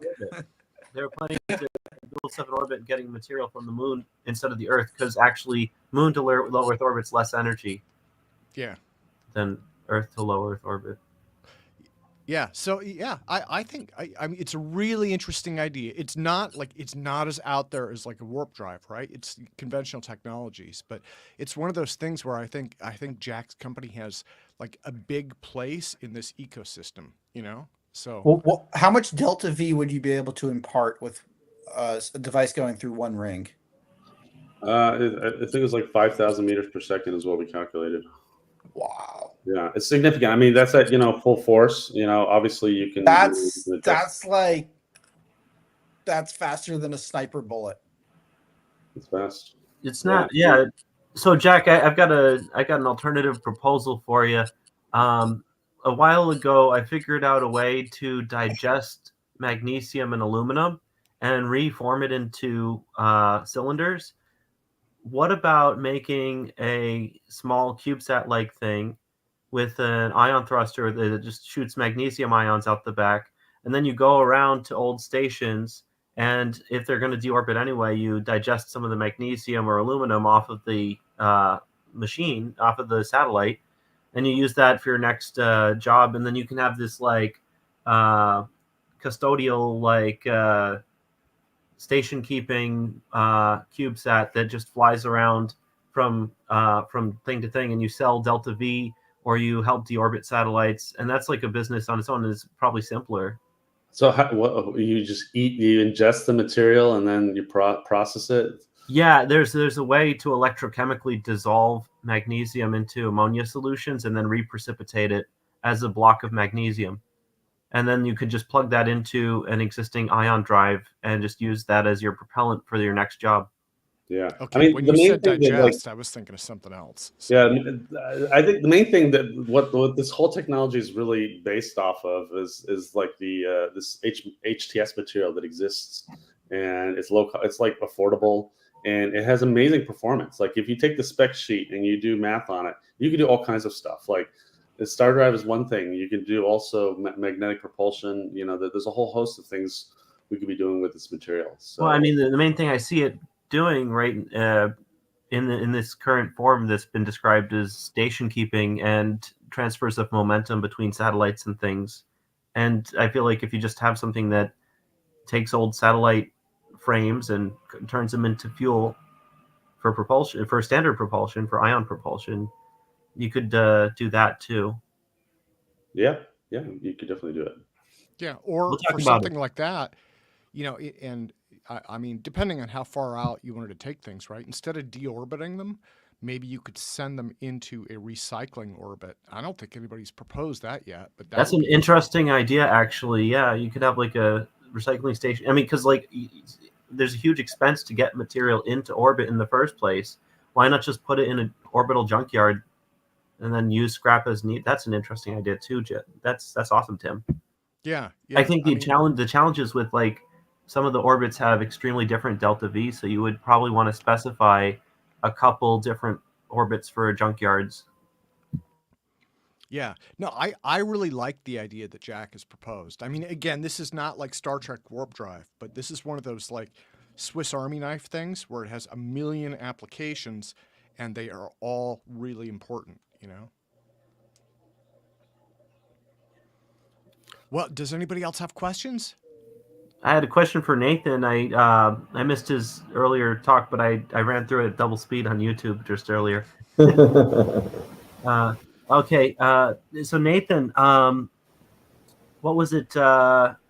You forgot one coupling mechanism. I think Jack even talked about it a while ago, but so you have changes in the area of a boundary condition over time. That's one sort of change, but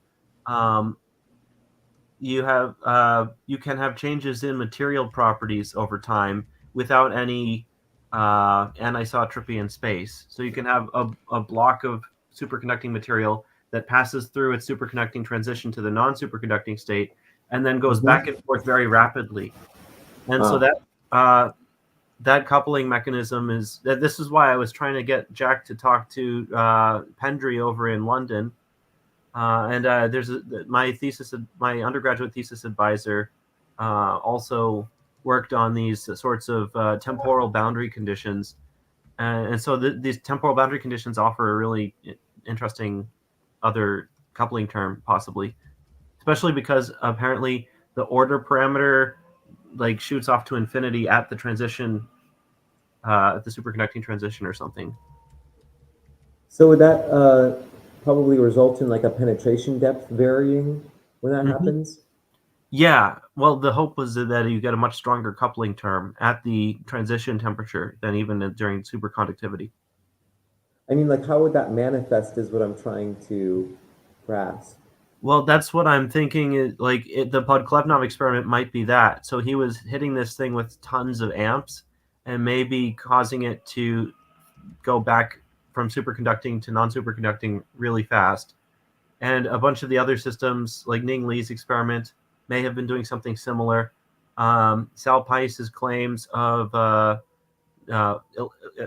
pressure forces next to surfaces that are rapidly transitioning from standard material to superconducting back and forth very quickly. Generally speaking, what you'd expect is as you're rapidly like turning the superconductivity on and off, you'd feel a mechanical pressure away from the object, is what's been reported at least. What would be the reason that oscillating the material property would give you an overall like DC effect? Because that sounds like an oscillatory effect. I don't know. It's just something I wanted to make sure you looked at the math for. And yeah, I can get you in touch with my thesis advisor, if not Pendry. But I mean, Pendry's in London, like walking distance from where Jack is. So they really should talk. Talking about Jack Al-Kahwati? Yeah. Yeah. So yeah, that would be awesome. I think actually, to tell you the truth, that's probably more so up Jack Al-Kahwati's alley because he's very much interested in frequency-dependent material properties in response to gravity. Right. Well, he's looking in the right direction for the most part. But I think there's additional insights, variational calculus insights from Pendry and or my thesis advisor. And yeah, if you have something that you could maybe send our way to kind of give us a sense of what you're talking about and copy maybe me and Jack and anyone else in our group that you would like, that would be awesome. Sure, I'll get to that as soon as I can. Lots on my plate these days. Yeah, and yours as well, I'm sure. Yeah, we'll be talking. Very good. And Jason, good talk too with the dielectrophoresis. So that's just I just wanted to quickly ask: is that just because the dielectric forms a electrostatic dipole? Is that why you get the force? Oh, I think he's muted. No, he doesn't seem muted. Why am I not hearing him? He had some microphone issues earlier. They may have come back. Yeah. Yep. I can hear you now. Okay, great. Cool. Great. Yeah. So in terms of molecules, it's exactly that. So the molecules get polarized in the field.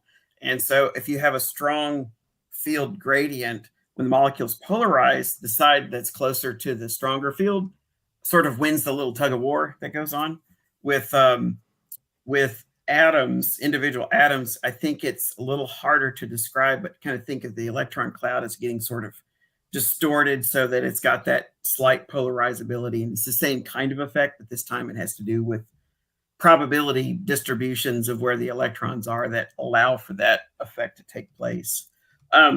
Since you guys were talking about Sarfati, I thought of a lot of the people that have contributed to that. His elevation of material properties changing the speed of light is really interesting. I'm wondering if I could ask you a question or two. Yeah. Well, I'll tell you. So let's do this though. Yeah, it sounds. I mean, we're at the bottom. We're just about at the bottom of the hour. So I think what we should do is probably wrap things up for Jack. And again, Jack has done an enormous presentation, and this is a brilliant idea. And then maybe we can do open discussion, and I would love to do like lab updates too at some point. Usually we do lab updates then open discussion, but it's up to you guys. But let's start things out. Let's wrap things up for Jack. I think that was it for questions for him for now, right? So yeah, I think I just kind of want to put our hands finish together up here with that StarDrive is not just like a momentum exchange. It also we are using electromagnetic acceleration, so it's it's not just like a slingshot kind of effect. So just wanted to make that kind of clear. No, I think it's incredibly valuable. I think that again, this is like what we're seeing is this large emerging ecosystem, right? And and then because you have overlap in all of these different approaches to things, it's like, where are the different pieces going to find their best use? And I think that that's something like that will probably take decades to sort out. But like your approach, I think, is incredibly valuable because you're using something that is advanced, but not like bleeding edge advanced, So. Yeah. All right, guys. Well, thanks. I appreciate it. Yeah, absolutely. And you were more than welcome to stick around. We can do open discussion. We can do lab updates. I didn't mean to interrupt you guys. I'm trying to. Our usual format is we do lab updates and then we do open discussion. So maybe I should just ask, Mark, did you have lab updates you wanted to do for folks? I have a couple lab updates. If you guys want, I could just give you guys the quick tour of the place. Yeah, if you could, then I think Drew has lab updates too. Let me bring Drew back in. Drew Drew's might making have sourdough. I'm making sourdough. Well, yeah, it's actually rising, but this thing's been having communication issues all day. Oh, okay. Well, Drew, is it okay to keep you on? You took yourself out earlier, so I didn't want to cause trouble for you. No, it keeps throwing me out. That looks like sourdough. Okay. It probably is sourdough. Yeah, me and Drew have bake-offs. And we Mine's way better. Yeah.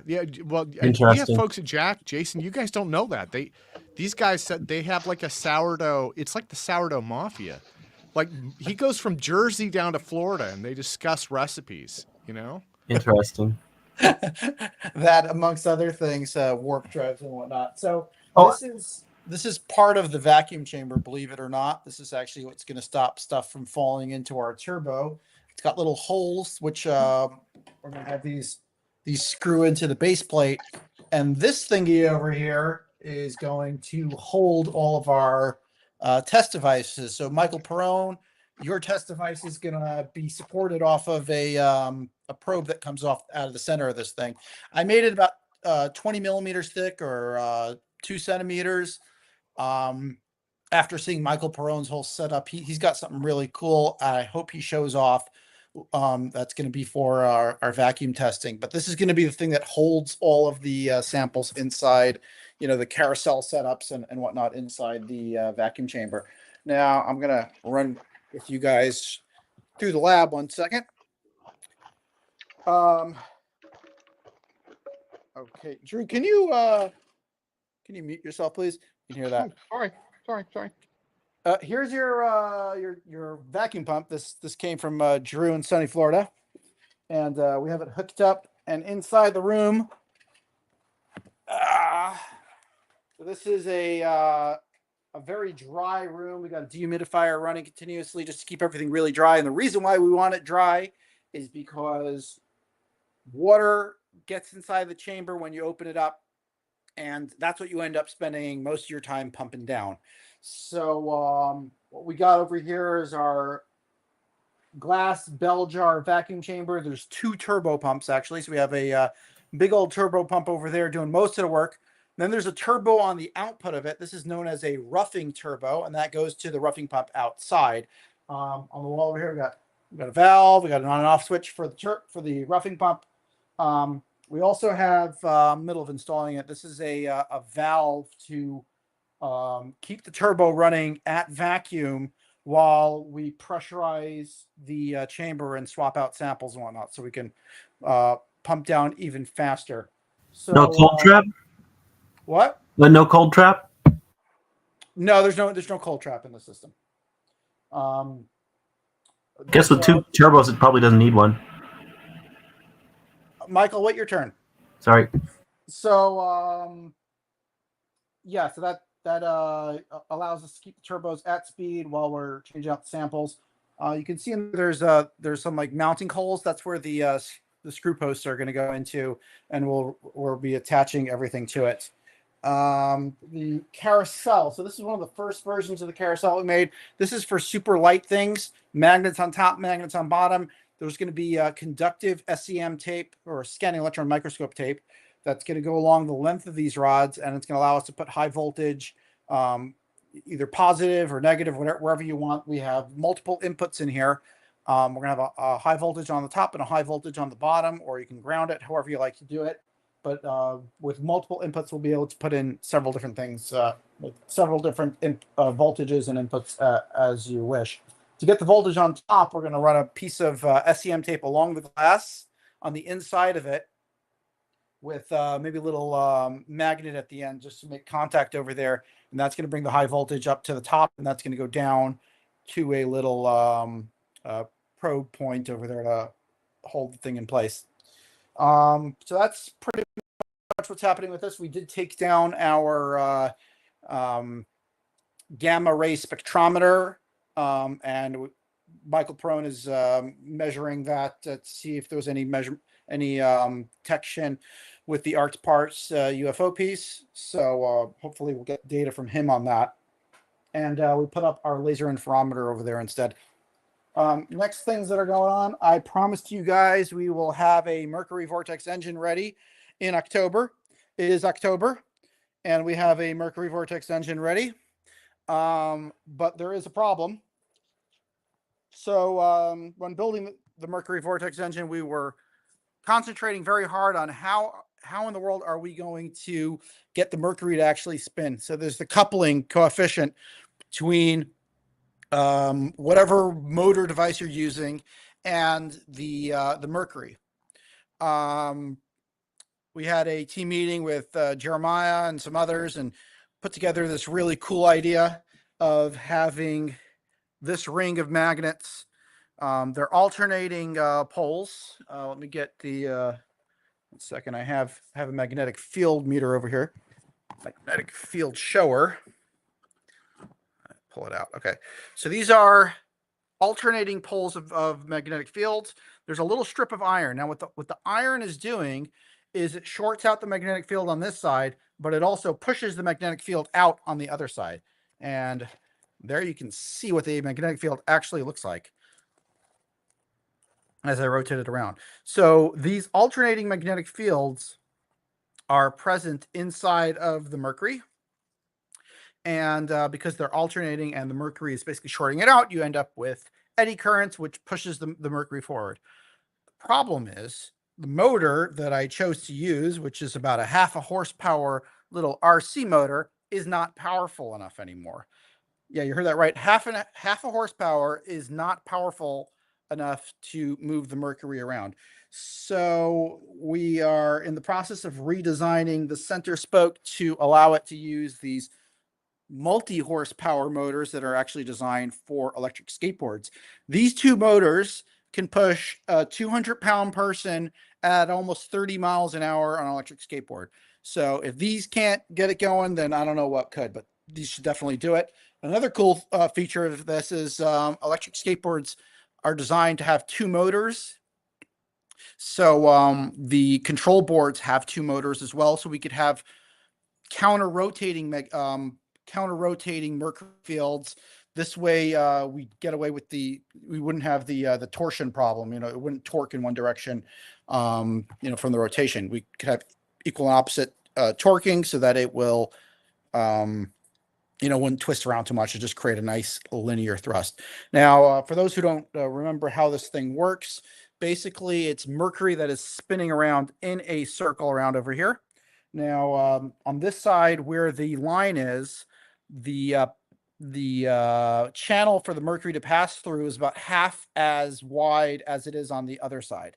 So, and what that does is it makes the Mercury go much faster. So the equation for centrifugal force is mass.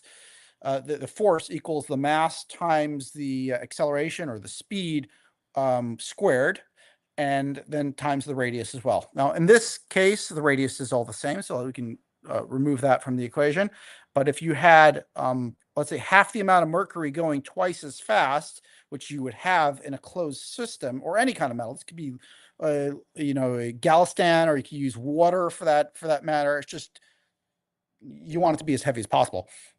And if you had it rotating around on one side, half the amount of the liquid moving twice as fast, you'd actually end up with a net force of half the amount of the acceleration force, half the amount of the centrifugal force would actually be coming on the other side because you have twice the amount of material moving half as fast, and you'd end up with a net force in the direction where that line is actually. So hopefully once this thing is done, it should be done sometime next week. We have a guy coming in to reprogram it for us and machine it.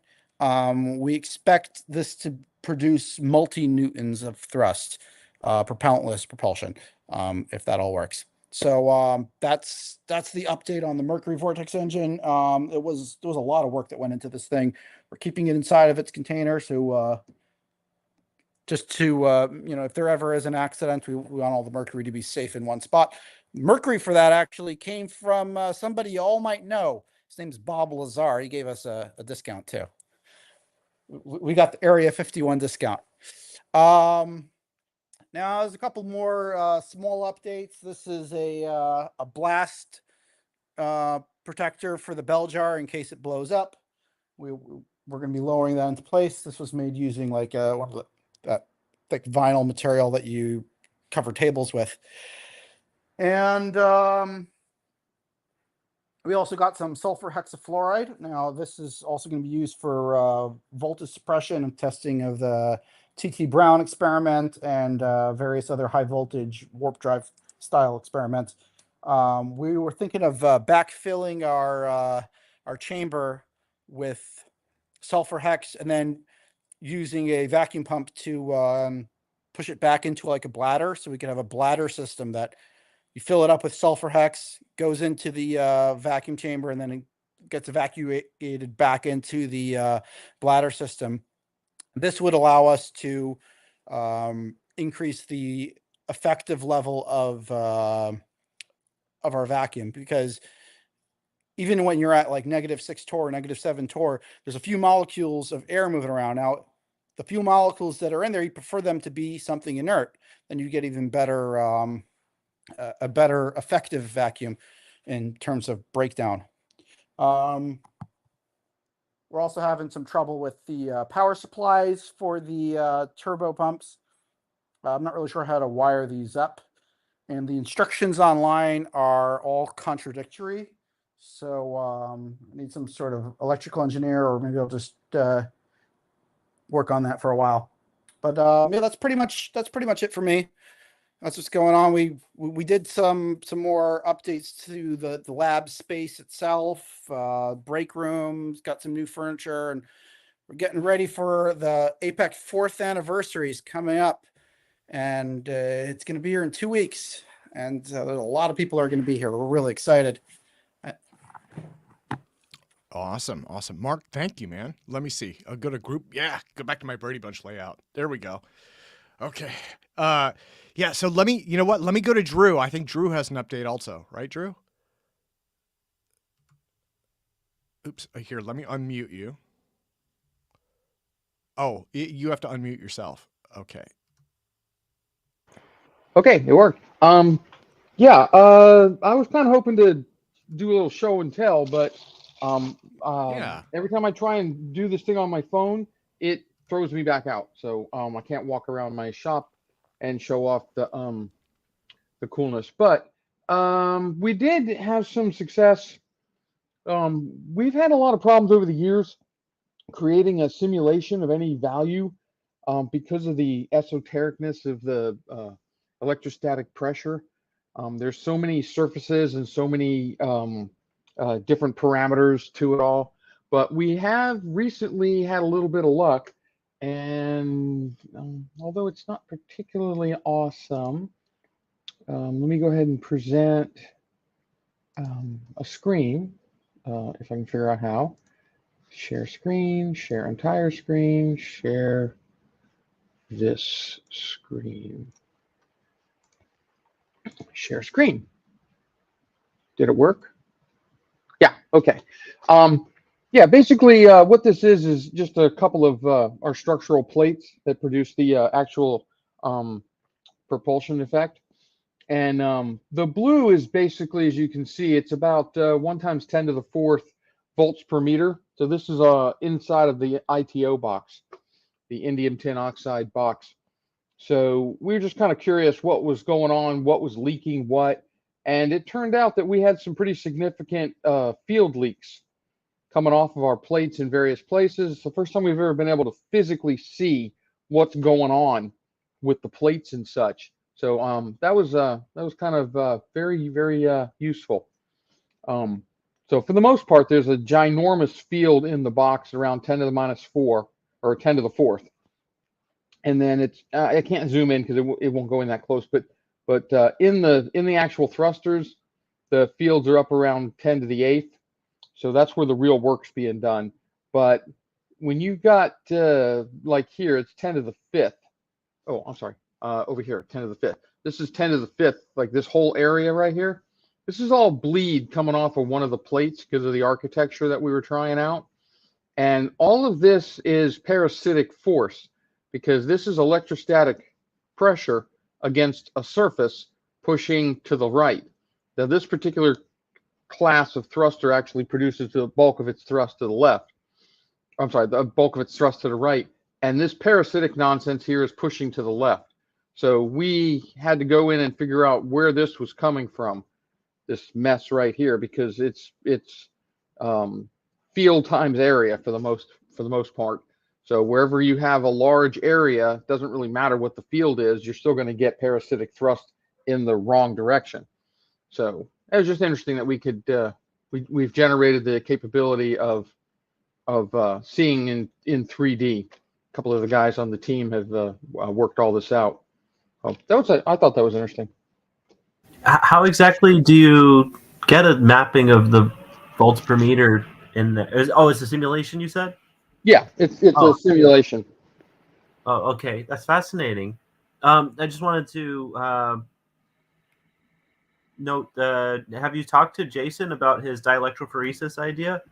I was just reading through Thomas Townsend Brown's notes the other day, and Thomas Townsend Brown tested a device that is very similar in structure to the one you're working on, and Brown had the idea that this was effectively dielectrophoresis on a superfluid or a fluid ether. So a dielectric fluid ether that was, the virtual particles were actually polarizing and then experiencing the same dielectrophoresis force, which normally the dielectric background of space is considered negligible, but evidently it might be pushing on something like that in this configuration. Sure.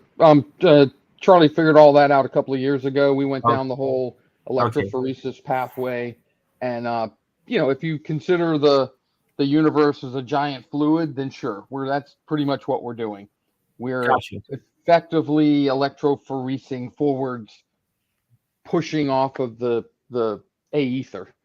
But it's not politically correct or vogue to talk about the A ether anymore. So it doesn't exist, and I don't want the black helicopters to land and take me away. It might end up being the Yang-Mills superfluid interpretation of the Higgs condensate or something. I don't know. There's other more mainstream ways of looking at it that might still be accurate description. But very, very cool. We're calling it the quantum whatever. That's the quantum whatever. It's the quantum whatever. Oh boy, sure. I'm an engineer, man. I don't really care why it works. It just when I get it working, I just scale. That's beautiful. All right, awesome stuff, Drew. And we're about to replicate it in like a day or two, and then in vacuum in like a week or two. So. Oh wait! What are you doing? That's cool. What are you doing? What are you replicating? Oh, so we got we got the YouTube video where you had the like rows of copper tape, and so we instead of using foam, we 3D printed it. We scaled it down a little bit. We found a really good silicone, so we can still get it up to the plate spacing is like a centimeter or half a centimeter roughly, and we can still get the voltage up to like 12 kilovolts without shorting. So that's pretty good. I think we should hopefully see something with that. Yeah, actually, if I could jump in for a second. So one of the things, just to assuage Drew's potential concerns, Drew and Charlie have a lot of material they have developed that is under NDA, and nobody knows, I mean, who hasn't signed the NDA? Nobody, including Michael, is working with anything that's covered by NDA. He's working with more traditional, conventional stuff. And then he is also experimenting with some different materials as well. And so, Yeah, just the YouTube, Wow. yeah, just the YouTube video you posted that was an older design. Yeah, well, Pretty we much. tried the whole printed thing. I made hundreds of them. It turns out that printed material is pretty whatever. It current flows through it, flows along it, flows over it, flows in it. It does crazy, nasty, bad things at a couple of thousand volts. Yeah, Even though- I figured that out too. Yeah. So we're just kind of trying to coat the thing as well as we can with silicone everywhere, pretty much. And Yeah, hopefully Yeah. that'll do well. the other thing that's worth mentioning is, and Drew, this is kind of food for thought for the future, right? But as you know, Michael is like heavy duty into material science, and so one of the things he had just thrown out 4 or 5 ideas the other day. He's like, it'd be interesting to experiment with this, that, the other thing. And I was like, well, so part of it, I think, is he wants to experiment with those, and then hopefully that could come back and help what your company is doing in the future. But you know, That's we'll the see how things intention. shake Yeah, on out. my end, we get this thing proven out on my end. I'd be willing to collaborate and sign the NDA or things. Mike, contact me offline because I got some really exotic chemistries that you're welcome to pursue. We know they'll work. We just don't have the bandwidth to pursue them right now. Sure. And they're way better than silicones. Silicones are you're gonna discover another problem, but as soon as you find it, I'll tell you what the answer is. And then I'm guessing. I won't. I guess maybe I won't say the guess because I'm pretty sure that guess is right. So I won't say it out loud here. But yeah. Well, and I do let's want to talk. throw in, guys, let me throw in my usual disclaimer, right? Because Drew is not the only person who is working on, Drew is not the part of the only company that is working on stuff that is proprietary, confidential, and under NDA. So my disclaimer for the APEC conference is if you have secret sauce, do not share it. And that may piss off people who are like in the audience or whatever, but like I try and be firm about that. Don't share secret sauce. If it's something that's mission critical and you don't want it out there, never feel pressured to share it. So. Oh, one other question, Drew. Have you looked at Thomas Townsend Brown's original notes? They're posted on his family website. I doubt it. I read some of his stuff years ago, but been busy. It might be helpful because he also came to the same conclusion that it's pushing against some sort of vacuum fluid, and then he went way further with the engineering and had a lot of interesting ideas, including like ways of like creating like the approximate equivalent of like a wing. So you've got like this fluid flow, and then you create some structure with the shape to it, and you actually get like a different pressure force over and under the wing if you get the right field shapes. And I don't know. There was some interesting stuff on there that might be helpful to your design. I'll take a look. Thank you. Yeah. Well, guys, and thank you. So I think let's jump into open discussion. And again, thank you to everybody for presenting. Drew, thank you for the lab updates. Thank you to Mark for the lab updates. This has been an amazing session. We are just about at 4:00. I think we're running a little ahead of time, but no complaints there. Everything's going smoothly. So I would say, everybody just jump in. It looks like Curtis might have an update. Wait. Oh, Curtis was hiding. Hey, Curtis, do you have an update for us, sir? Yes, I do. I uploaded the slides. Oh, there we go. Okay. Awesome. Okay, let's do Curtis update, and then we will do open discussion. Go Sure. for it, sir. Yeah, so we have made a little bit of progress in that we did get some new materials. We got 4 stacks built by a company that we paid to build the stacks, so that's good. And that includes new materials, new source of materials, so that we could start testing that material to see if it's equivalent to what we use now, which is not as available any longer. So that's come in. In terms of the experimental design, that's the other big thing here, is we are testing other bearing configurations, and I'll get into that.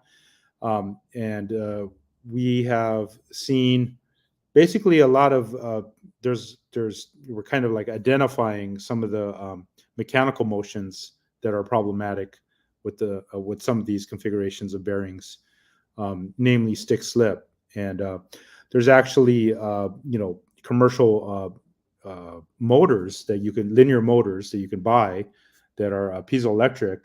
And what they do, the principle they work on is basically have a slow a voltage rise, and during that slow voltage rise or power rise, it expands slowly, and then there's a quick downward kind of sawtooth wave that's quicker, and then it contracts. And so what that does is that kind of like allows it to inchworm along. And so that's actually a linear motor that you can buy that looks very similar to what we have in terms of when we put supports on the aluminum side. And so we are testing that principle, because the way that works is that sawtooth, if you reverse it, you should get reverse motion. And so we were doing those type of tests. And so that's where we're at right now. And one of the other things that we want to keep in mind is that because we are on the torsion balance, there is a concern that when the device moves quite a bit off center, that it's possible that it's basically the torsion balance is, I call it a nonlinear equilibrium. So basically, once you get off of equilibrium, you could have, there's self-centering motions that happen. And so they should go one way, but it's possible that they, because you're no longer balanced, if you go far enough, that it might not be what's expected. So what we're going to do about that is we're going to have actually other experiments. We're working on a linear experiment, and I didn't update this slide to include that, but basically this is a picture of the device that you can see. We did separate bearings further apart to take into account the 2-to-1 rule to see if there was binding issues. And so this setup is going to allow us to test multiple configurations of bearings and see if we can eliminate stick slip issues and also still get the motion. That being said, like when I mentioned the torsion balance, we are working on a linear experiment, and there's a couple variations. One will be in the vacuum, the large vacuum that we have. Another one is going to be we're going to work towards is having a air slide, air bearing with the rod, and hang a vacuum chamber, a small little vacuum chamber where we put the device in there, and to allow us to basically take all the vapors out of there, all the gases, all the molecules as much as we can, and see if that thing will move right in a linear fashion. So it's basically we're trying to get away from a nonlinear equilibrium and show that it will still produce thrust in these other configurations. So that's something that we're working on. Now, there has been like chatter and talk about doing a lot of simulation work and all that stuff. I'm of the opinion that it's too early for that, because we have, there's fundamental experiments that we can do to the torsion balance is not critical for the principle of the device to work. So I don't see a reason why we should necessarily simulate the torsion balance at this point, but we should be able to get the same thrust that we're seeing in other experimental configurations. And if those don't happen, then we know something's wrong. We can go on from there. So this is a recent run from yesterday, and you can see this is kind of all over the place. So the red trace here, the main one that we're looking at, is the red trace, which is the torsion balance motion. And you can see that's kind of all over the place. The next slide is that same run with what we call tracker, which shows us the motion. The green is the actual device, is the device itself moving, and the red is still the torsion balance. The blue is the center of mass, basically an average of the both, kind of like a momentum average of both masses together. So you can see there's a part here at about 14 seconds, and just before 34 seconds, where the device itself and the torsion balance seem to move in the same direction, which is not expected with stick slip. Now, the thing is that could be a centering motion of some type with the torsion balance. So that's something that, like I said, we need to narrow this down in terms of like what motions are happening, because this device is actually, it's moving quite a bit with these stick slip motions and unbalancing the system.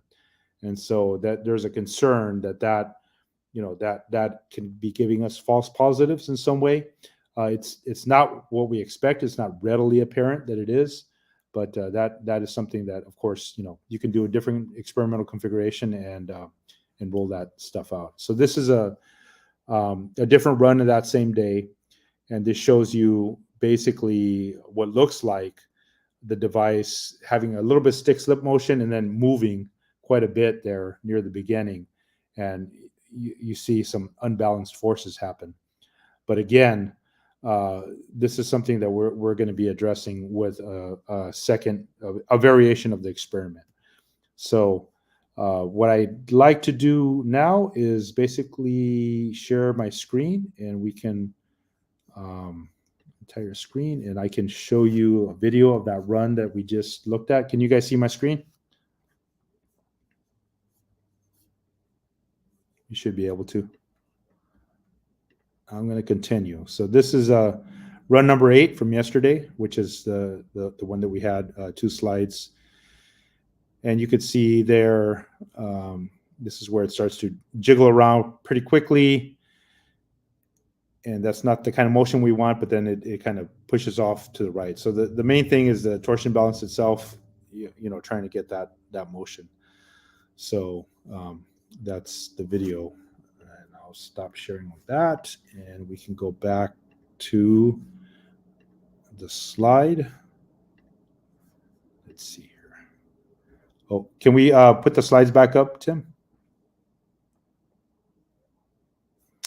And I think that's it. I think unless you guys want to talk about physics, and we can leave that for a further discussion.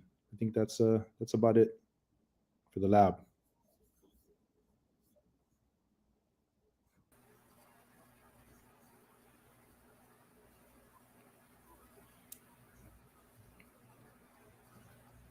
Hey there, Jim. Hi, Looks like you got Curtis. on. Yeah, I just got on about 2 minutes ago. You That's showed great. run 8. Yeah, Run there's 8. run 8. Did you want to further comment on it? Yeah, the bearings are stiff.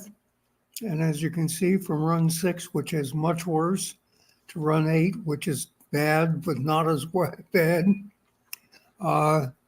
they're softening up. So tomorrow when I go over to the lab, I will run it a bit more and see if I can do better. But as you say, we need to do something more than the torsion balance. We need to do something which produces a linear acceleration, where you can actually see the acceleration.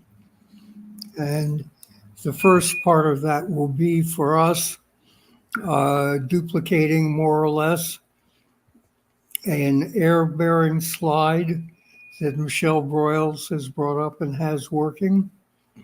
Michelle's seen the sort of accelerations that we're looking for. The thing to keep in mind that is that the forces involved are really quite large. The ones that Michelle sees are on the order of several hundred millinewtons, and the ones that we see are on the order of hundreds of millinewtons to a few newtons.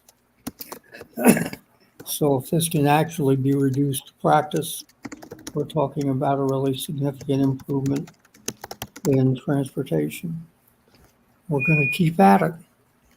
And we'll be back, Tim, to talk about it more later. When we know more, you'll find out more. Thank you for the opportunity to present it, though.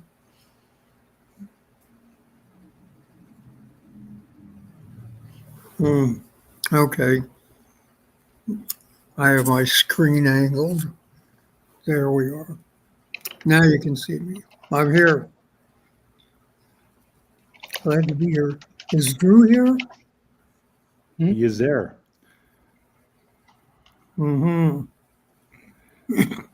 Hello. Yes, yes, Drew. We're trying to get organized and get the pump that you have shipped out to us. Oh, yeah. Yeah, Florida's kind of, yeah, they're functioning again. Okay, we'll get that going. Sure. Let me know. Yeah. So Thank you for the pump. James You're and welcome. Curtis, have you looked at other things besides acceleration that could There we go. potentially alter the mass?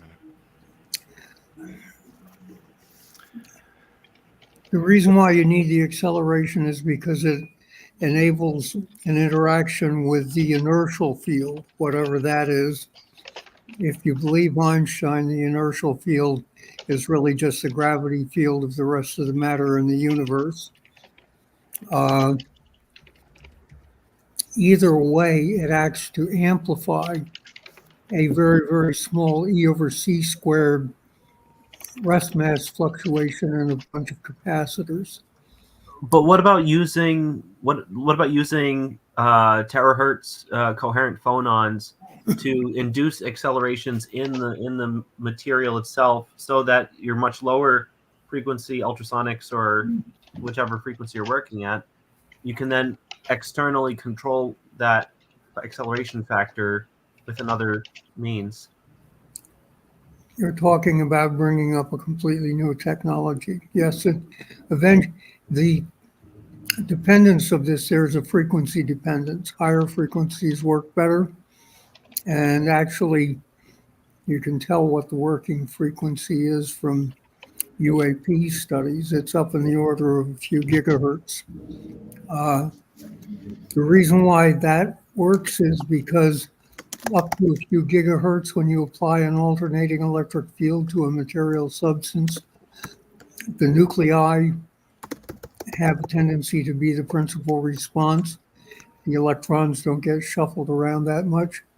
But when you get above a few gigahertz, you get above the ability of the nuclei to respond quickly enough, and you just start shuffling electrons around, so it doesn't work very well.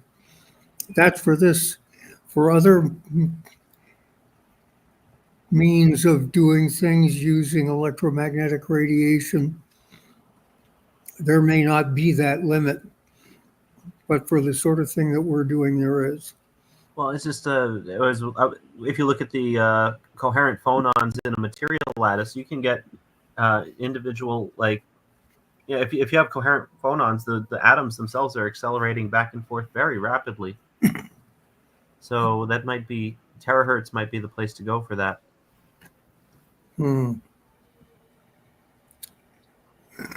Yeah, I'd like.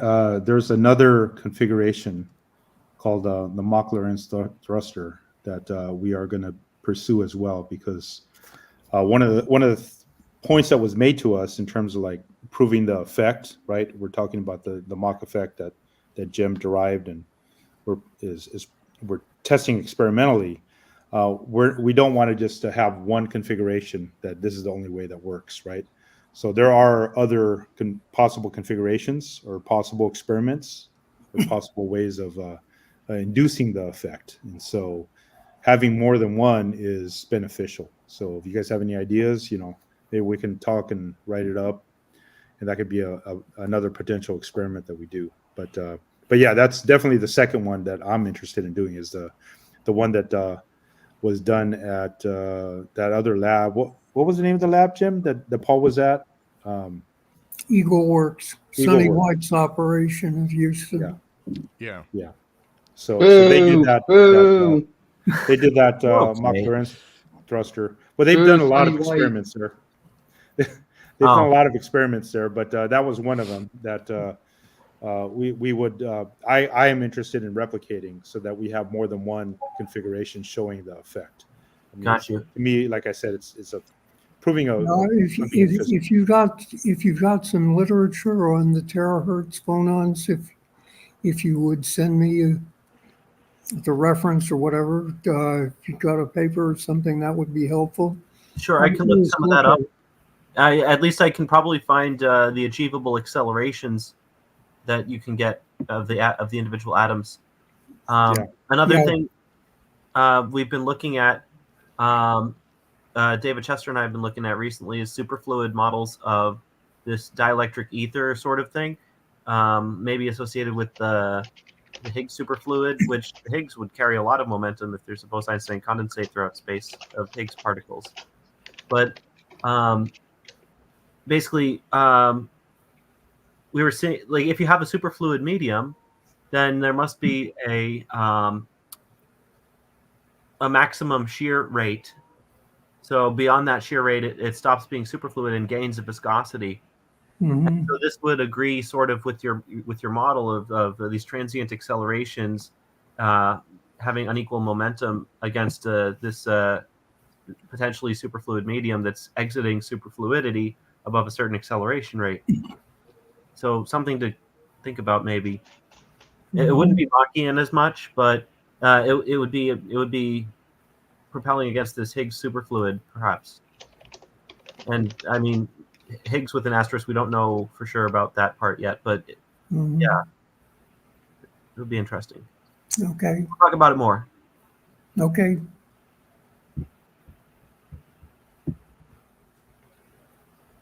Well, yeah, I don't think it's related to the Higgs personally, but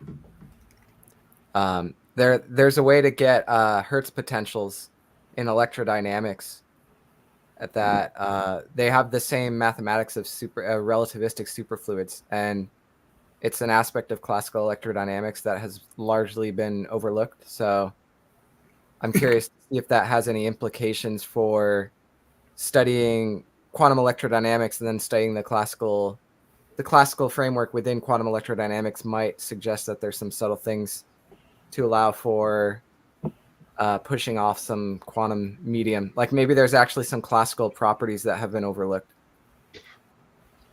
You're looking for something to push off of, I gather, David. Well, so momentum's got to go somewhere. Yeah, I know. Basically, what you're doing with what we're talking about is pushing off something which turns out to be a lot larger transiently than anybody's expected. Yes, I think that's the case. And the larger the acceleration term, the larger it becomes. Yeah. But for the acceleration term to get larger as you go up in frequency, you have to maintain the amplitude of the excursion.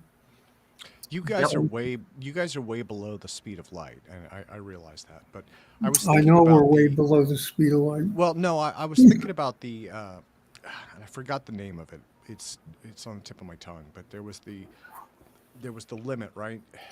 I'm sorry, Jim, I didn't catch that. Sorry, there was that. Remember the drive he's presented here, and it's totally Schwinger limit? No, not Schwinger limit. It's the horizon drive, and wasn't the idea the horizon is the speed of light, right? You're talking about. I mean, he was saying that you can impart momentum onto the horizon because inertia is quantized or something like that. You're talking about Mike McCulloch. That's that Unruh radiation nonsense? I don't know. I Maybe think there was some of that. Yeah. Too, but No, Yeah, I think that's exactly what it is. could be. Yeah, go ahead, Jim. it doesn't. Yeah, McCullough's idea doesn't make sense. You know, It does not. what Different model, he ultimately does is he opts for the radiative 0-point field, basically the photons with the 0-point field, which are not observed to be there, but could be there, and so on. And it's an electromagnetic interaction. It's an Lorentz force when you accelerate in a particular direction that the 0-point field allegedly exerts on your accelerating charge. You know, I think I'm mixing myself up anyways. I had kind of half an idea, and now it's kind of getting muddled again. Yeah. So, Yeah, that there are good reasons not to accept electromagnetic schemes where Lorentz force interacts with charged particles, because it turns out that you get an unacceptable mass ratio for the proton and neutron because of the difference in the quark constituents of them. If you consider accelerating a neutron and a proton in this 0-point field that acts on electric charges, the total absolute charge of the proton. Yeah. Proton is 9/9, and the total absolute charge of the neutron is 6/9. So the proton should be factor 1.5. It's more massive than the neutron significantly, and it's anyway. That's years ago. Sorry about that. Oh no. Is problem. there James, somewhere I so can read about we're that? we're at our studio limit. I'm gonna pop myself out for a bit and actually use the restroom, and then I'll bring Jack back in. So I will be here. I can hear you guys on my headset. Okay. Cool. I wanted to ask James. Actually, we had this conversation before about getting your device on our high-speed camera to finally put an end to the speculation on stick and slip.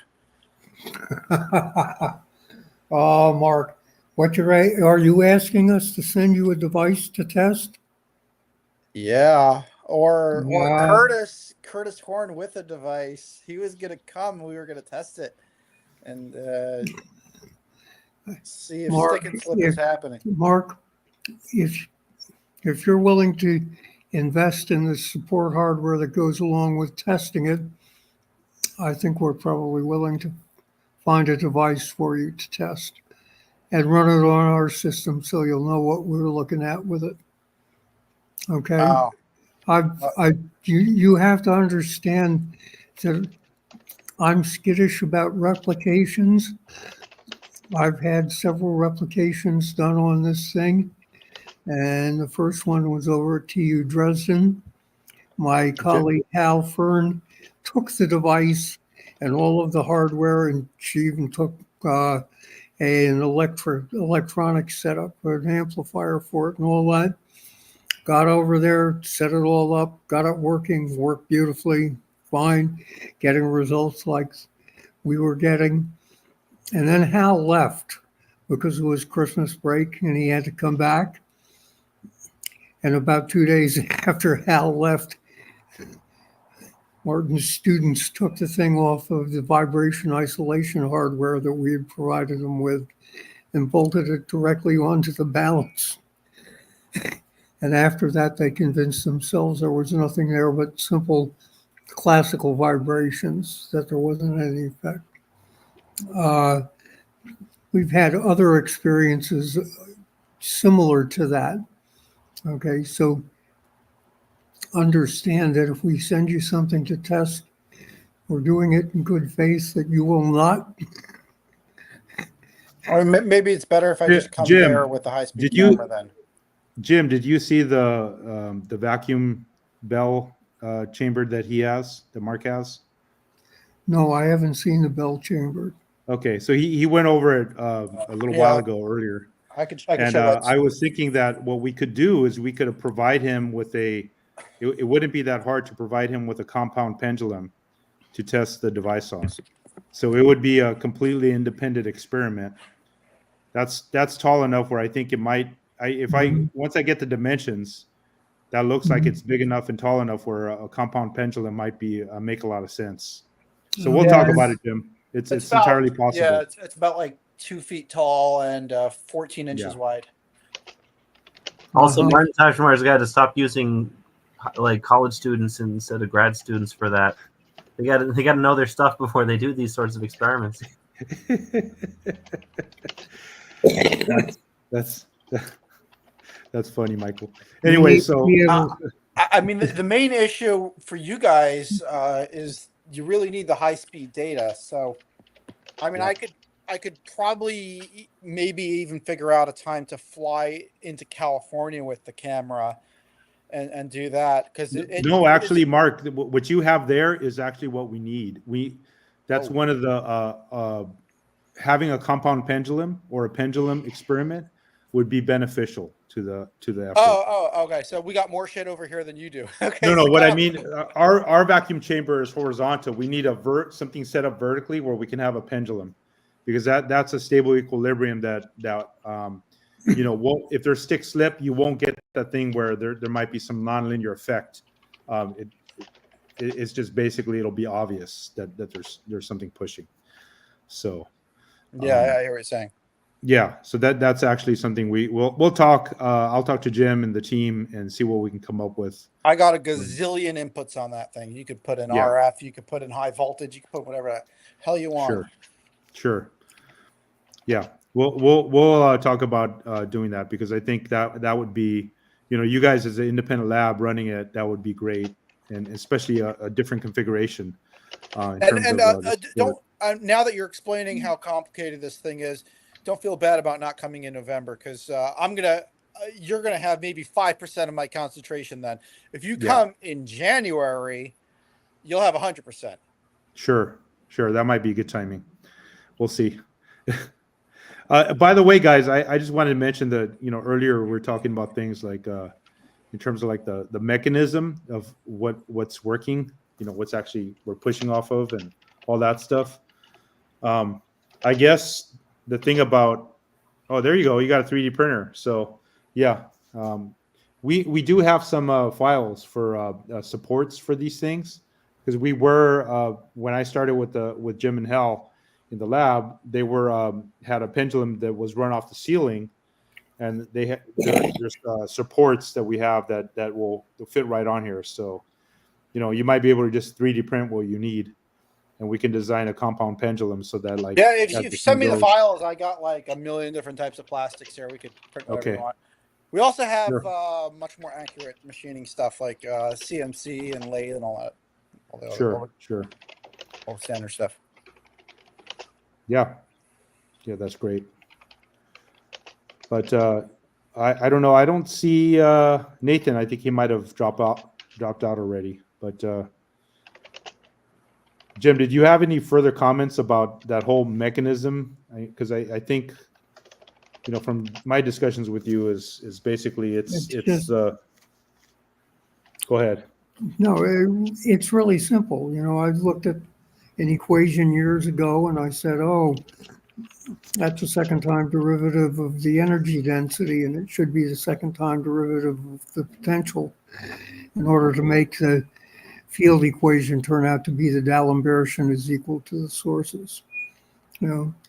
And what happens is when you do that, you find out that special relativity requires that it be the second time derivative of the energy density.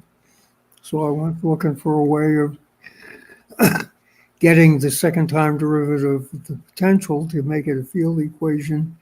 And I suspected correctly, as it turns out, that there would be some leftover time-dependent terms that would get shifted to the source side. That's really all there is to it. You find that you end up with dmdt or d squared mdt squared on the source side of the equation. Okay. And then it turns out to be really large because it's scale free and you have to multiply it by 1/4 pi g and so on, which is a big number, in order to treat it like a normal mass. There's nothing fishy or underhanded in all the rest of that. All of the explications I've given, and I've tried to be as open and upfront as possible. I just figured, gee, it would be nice if that turned out to be that way, and it turned out to be that way. So I started doing experiments. And I think we've got devices now where if Mark's got 100% attention in January, maybe by January we'll have something in Mark's hands and he'll be able to check it and see if it works the way we claim. The trick, the reason, by the way, why Michelle gets a little bit smaller results than we do is because Michelle doesn't suspend the device on bearings and rods. She insists on using something called her spider web configuration, where she uses the ears on the reaction mass as attachment points for a web of polyester fiber in a ring, and then claims that that eliminates stick slip because there's nothing to stick and slip other than the polyester fibers, I suppose. But she claims it gets rid of stick slip and all the rest of a whole bunch of associated problems. And she sees steady accelerations with extremely slow sweep rates in the vicinity of resonances on the order of 250 to 300 millinewtons. You know? And she's convinced that that corresponds to what we're doing, because of course we don't have a firm attachment of the sort that she does on the ears, and consequently it doesn't muck up the vibrations in the device, as ours doesn't muck up the vibrations in the device as much as the attachment method that she's using. So you've got semi-independent laboratory configuration on a laboratory confirmation on a different configuration. She's going to be getting that out hopefully sometime soon. I've seen the stuff that she's got. It looks okay. But we're chugging along trying to get this working. Curtis.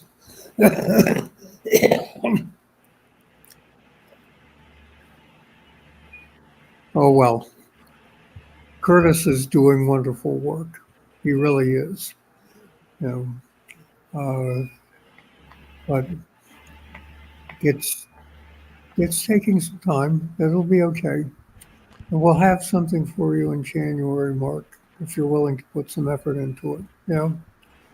Yeah. The one thing that I asked you to do is talk to us regularly.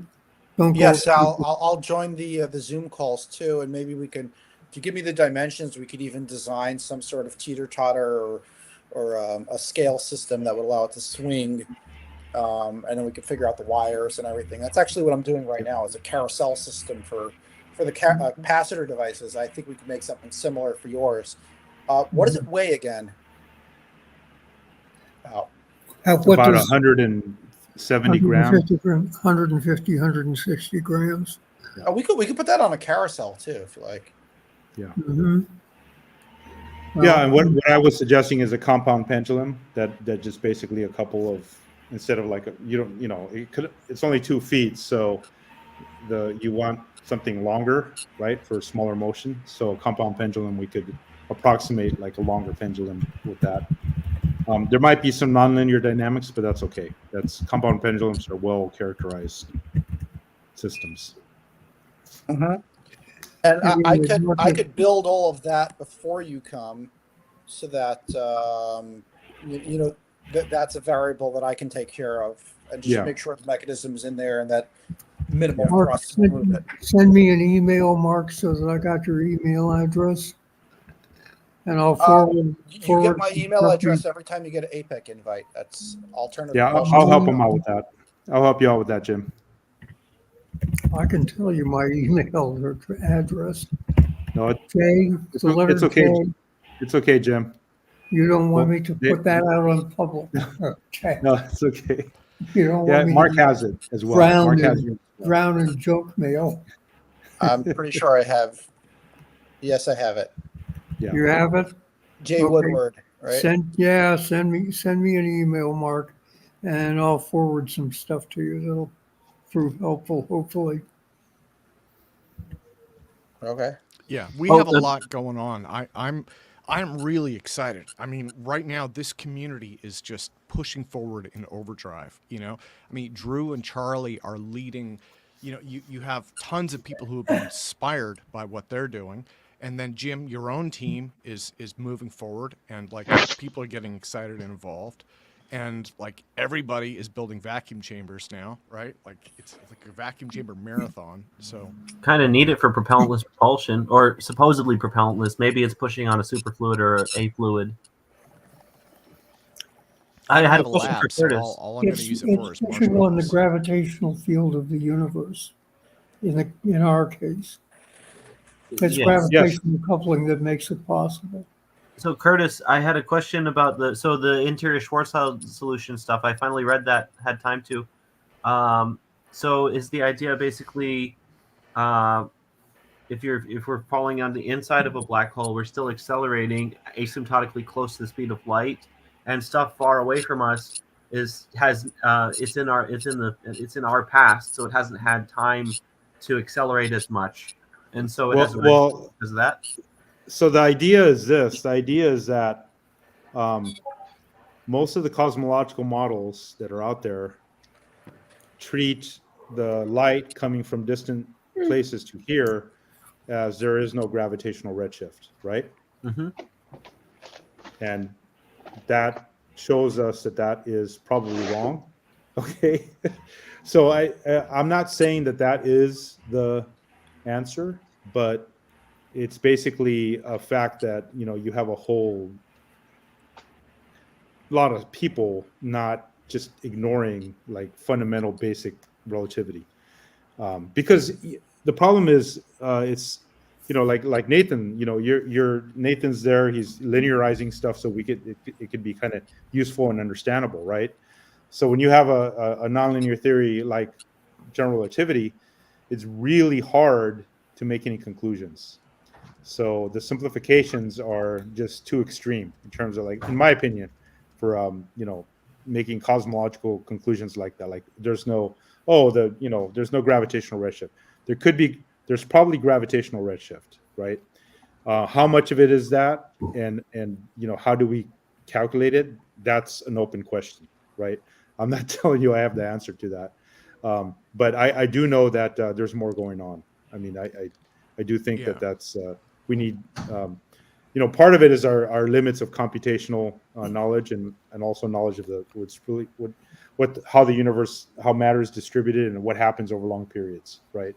It could be that there's inflation, and you know, there could be inflation, or not inflation, but basically expansion and contraction in the universe. That could be something that isn't a thing, but we haven't seen it in the lab, right? Or in an experiment. So it's hard to say. But the fact that light from far away redshifts, and we do know that inside a massive body, you would get a redshift, right? It's not the first order approximation is, okay, the gravitational potential is the same, and so there's no redshift. That's wrong. So that's the main point when I bring up. Right. So they're assuming it is an acceleration away from us, but the other possibility is that we're in a gravitational hill or well or something. Oh, you're muted.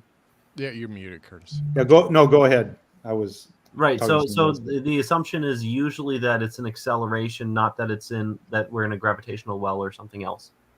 That's correct. I mean, basically most of these cosmological models, not all, like the one I showed you, you know, assume that, okay, there's a gravitational redshift happening.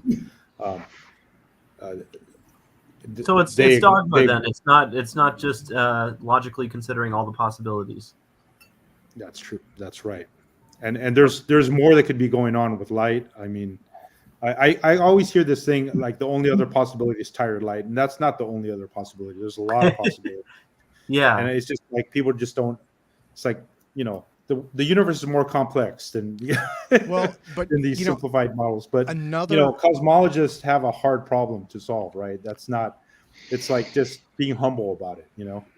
And the reason I bring this up, this is important. The reason I bring all this up is that when we're trying to work on something that it is advanced in physics, the reason I'm even bringing this up is that your assumptions are important. Meaning that, okay, if I'm going to assume the Big Bang is a correct theory, and then now from the Big Bang, we observe these things, and there's this, that, and the other. There's dark matter, dark energy. Okay, what is it? And then build a theory from there. You're kind of building up from the scaffolding where, you know, you're on toothpicks, right? It's not solid. So that's mainly my underlying point about that is just a cautionary tale to, you know, when you're looking at physics principles, you know, look at experiments, look at what we know, and the things that, like, you know, you have to pull from a physicist's cold dead hands, like Noether's theorem, right? I will never give up on the Noether's theorem. It'd be really hard, right? If there's an experiment that contradicts it, it'd be hard to conceive of one. But then the experiment. Well, that's the thing. That's the thing. So, like, Noether's theorem is based on sound logic, but it's still based on assumptions at the start of the logic. And if one of those Yes. assumptions happens to not be correct, like if the symmetries of our universe are different than the ones we plug into Noether's theorem, then there's a different symmetry, and we have to take that into consideration. Yeah, but what Noether's theorem is a theorem about laws. So basically, it doesn't tell you what the symmetries are. It tells you if there is a symmetry, then there's a mirror kind of conservation law, right? Right.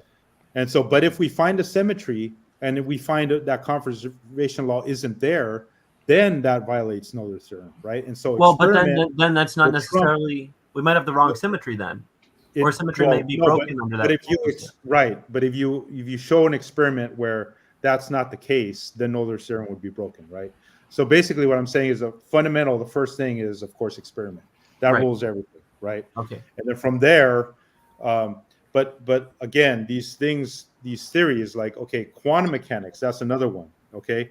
Quantum mechanics, we're all taught that's fundamental, but it may be that quantum mechanics only works in domains that we're used to being, right? Now, you guys all saw, Roger Penrose saying quantum mechanics is wrong, right? Like loudly, it's like, okay, you get your Nobel Prize, now you can say quantum mechanics is wrong. Really, I think quantum mechanics is maybe not fundamental. Maybe it works in certain domains, and at higher energies, it breaks down. There's something else, right?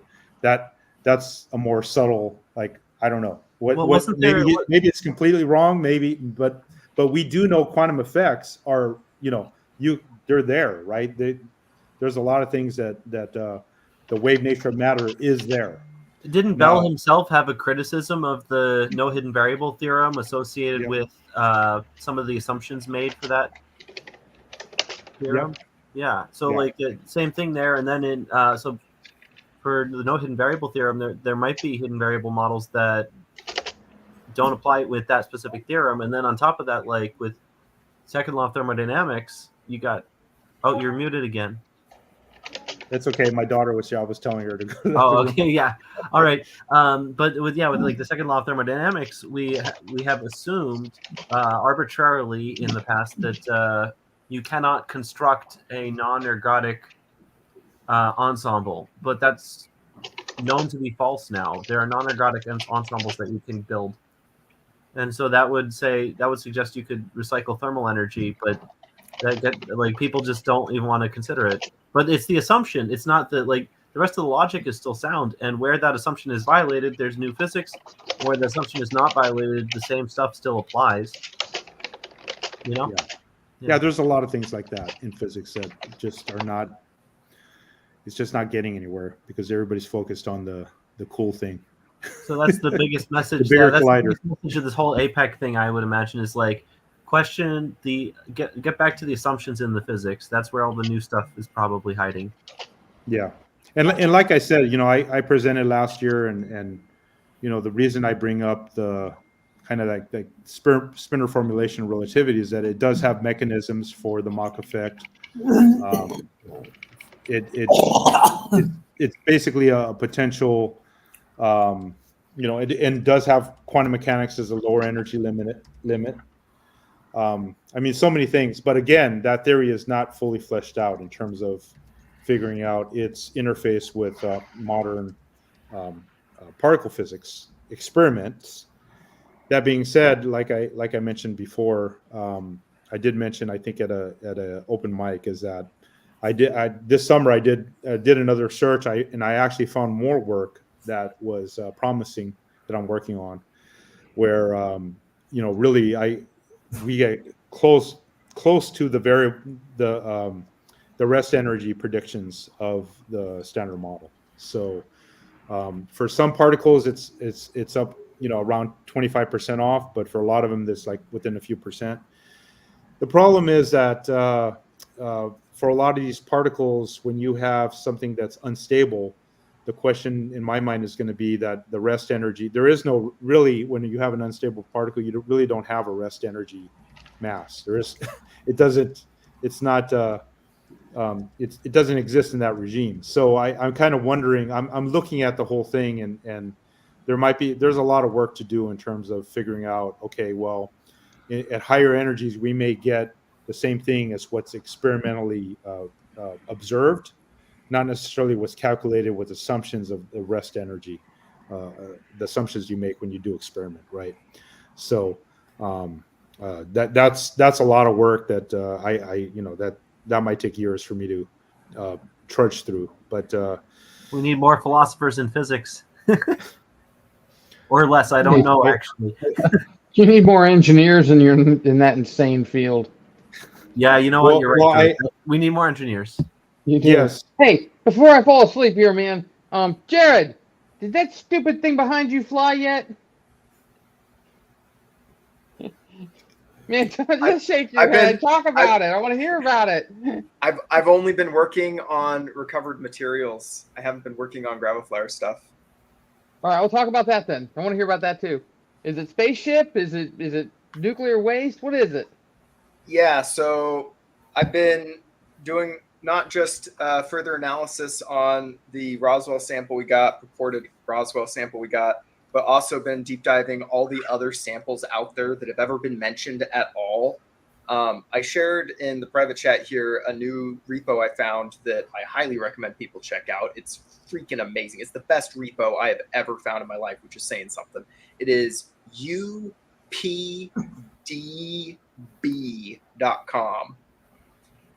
It has all the MUFON and the CUFON and the Norfolk and it's got all of them. It's got like 300,000 different case reports, 100,000 plus pictures and videos, an AI searchable document thing with 100,000 plus documents. Like it's freaking good. Anyways, so I've been going through that thing, finding a bunch more accounts of different materials that have been recovered and tested in different ways, looking for overlaps or differences. Some important things that have come about. Lou Elizondo has mentioned multiple times that he thinks there's an ablative nature to the skin of the craft, where the skin of the craft is actually peeling away during it. I think what he's hinting at is that angel hair, which is stuff that comes off of some, not all, but some UFO incidents. It's like this stringy, sticky, white stuff that like sublimates and just evaporates within a few hours or less. So people have tested that stuff, and there's elements present in that I haven't really found present in any of these other UFO samples. So it's kind of weird to claim that it's an ablative nature if he's using angel hair as the reason for that. Now, the magnesium separating from the bismuth, like, yeah, it easily separates apart because those two things don't like each other. So I can understand how that could be like peeling and shearing off. But for it somehow to turn into this gooey, sticky stuff that happens to have like boron in it, which we haven't found any boron in any and of silicon too.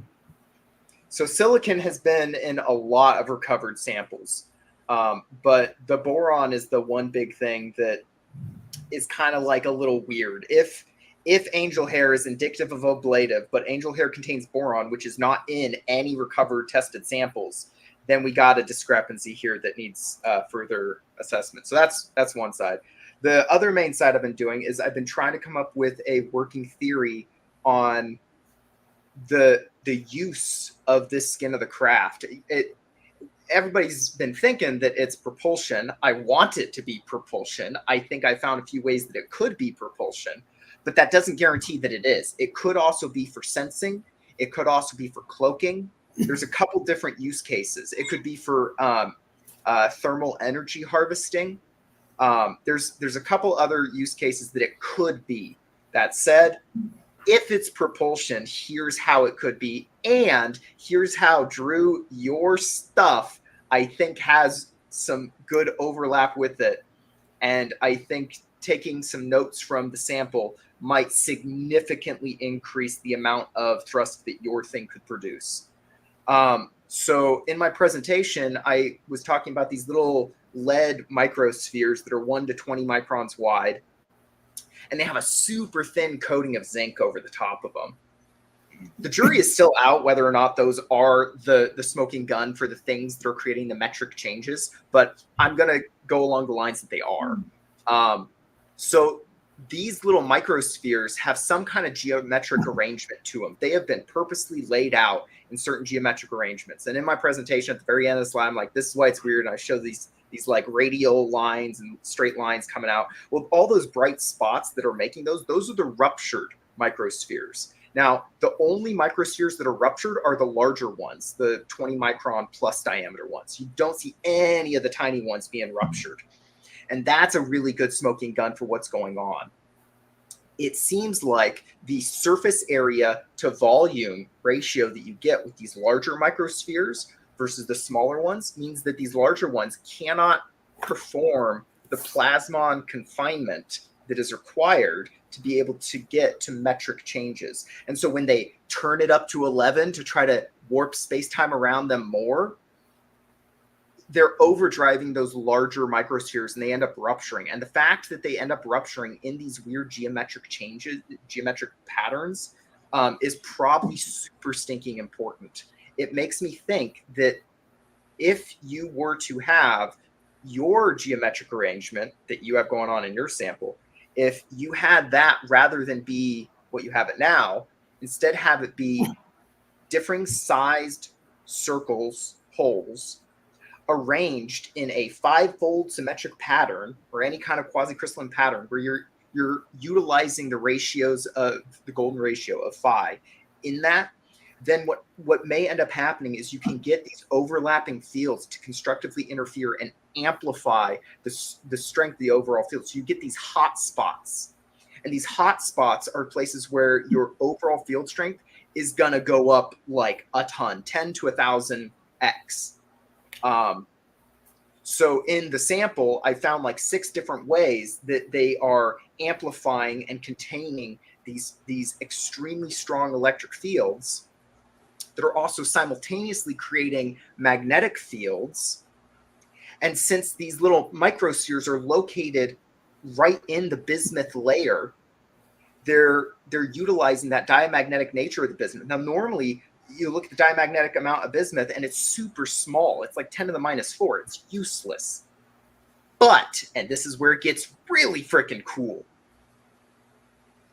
at low terahertz frequencies, the left-handedness, the negative susceptibility, the negative refractive index of bismuth goes from like nothing, from peanuts, way up non-linearly. It gets crazy. You get like negative refractive indexes of like -2.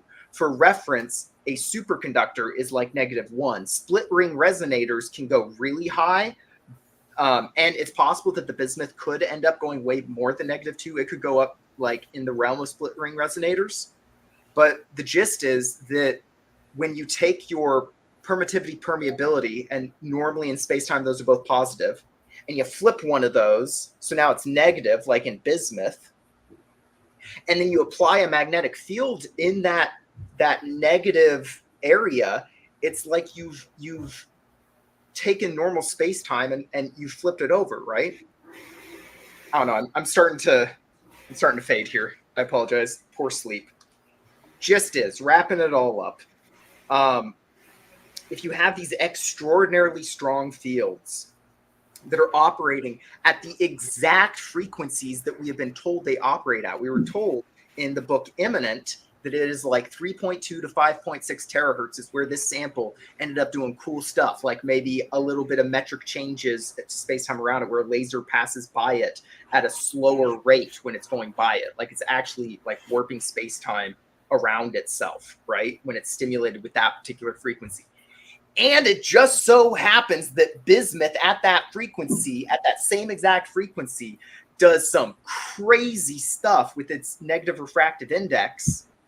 There's a good smoking gun. Like I've gone past steaming barrel into smoking gun territory.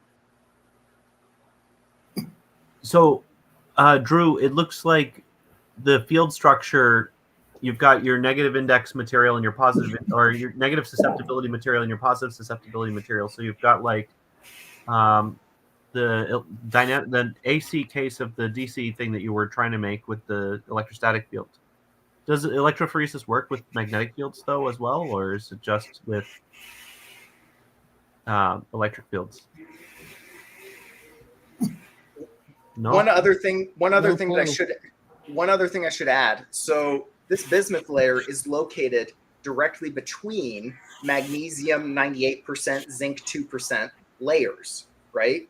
So those layers have a positive refractive index, and they help to contain these plasmons in between there. And by confining them and containing them even more, you're further amplifying the field. That's another one of those 6 ways that it's amplifying this field, is because it's putting this really strong field on this microsphere, right? And then you have these microspheres laid out in a way where their overlapping fields create certain hot spots, and those hot spots are super amplified even more. And then you have this waveguide-like structure of the magnesium on either side, which is further confining it. And then you have the bismuth, and the bismuth is going to amplify it even like a ton more. You know what's interesting is if the magnesium layers were acting in some way to keep the electrons in the surface of the bismuth just trapped right between the two metals. The higher the frequency, the shallower the penetration. If it would be interesting if all of the electrons in the surface of the bismuth, that, you know, because normally electrons in a metal would be free electrons. They'd be free to do whatever they want to do. But if you had the frequency and the physicality of a trap, that's almost a 3-dimensional trap. You could almost freeze all of the free electrons into bound charge. If you could convert the free charge that's in a piece of metal into bound charge, the thrust would go up by a dozen orders of magnitude. It would just go up. I mean, that's the holy grail. Also, there's stacking and layering of these things, right? So you have another bismuth layer on the other side of that magnesium, right? And another one.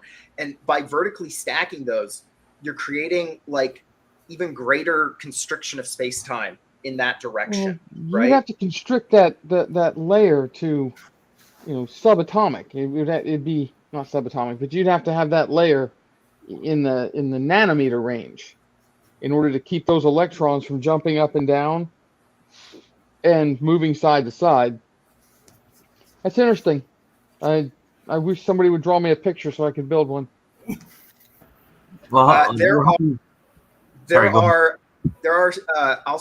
will try my best to find this for you, Drew, because I really think that this could help your stuff a lot. There are some folks out there that have taken just like a metal plate and they've put holes in it like I'm describing. And the cool thing is that when they shine a light through it at different angles, you get certain selected wavelengths coming out through those. Like certain holes will completely, you know, reduce the effect of certain wavelengths going through them.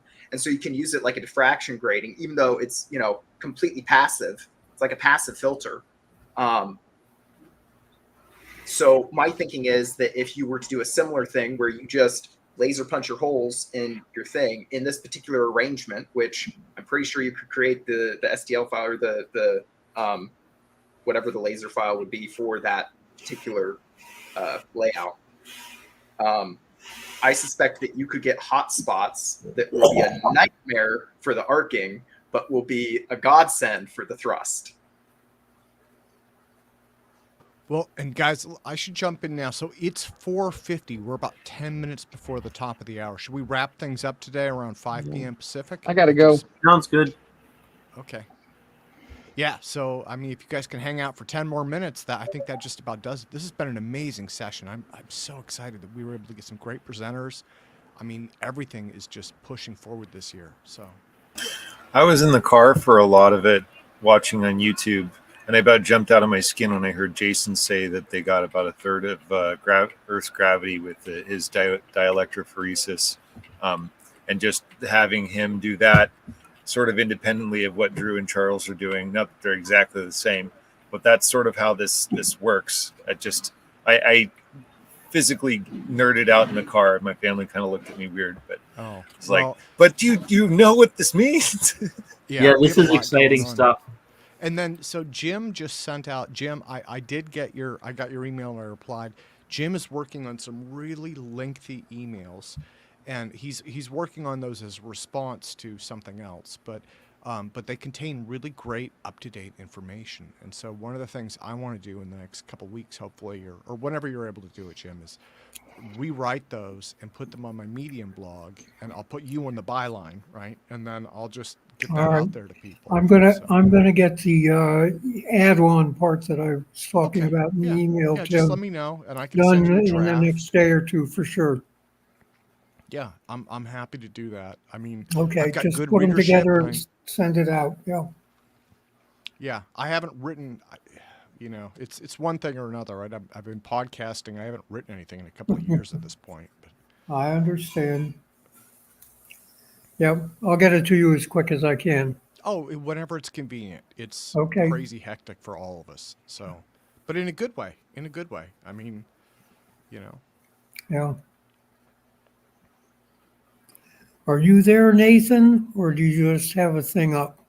He might have gone to the bathroom or something. Yeah.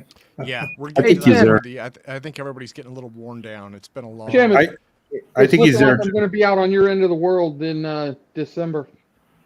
Oh, there you go. Well, I'm happy to meet up with you when you're Yeah, in town. we'll figure it out because I probably got nothing to do on Sunday, but been pretty busy the next couple of days. But then I got a free day probably on Thursday, and I can't think of anything to do out there because it's that's Yeah. enemy territory as far as I'm concerned. I'm happy to come down and meet you in Seattle. I can show you you go to the Space Needle, go see all the for me, the big areas are the Space Needle, which is at the Seattle Center, right? And that whole area is nice. That one, and then Pike Place Market. I love Pike Place Market. Ooh, take him to the gum wall. I've been there.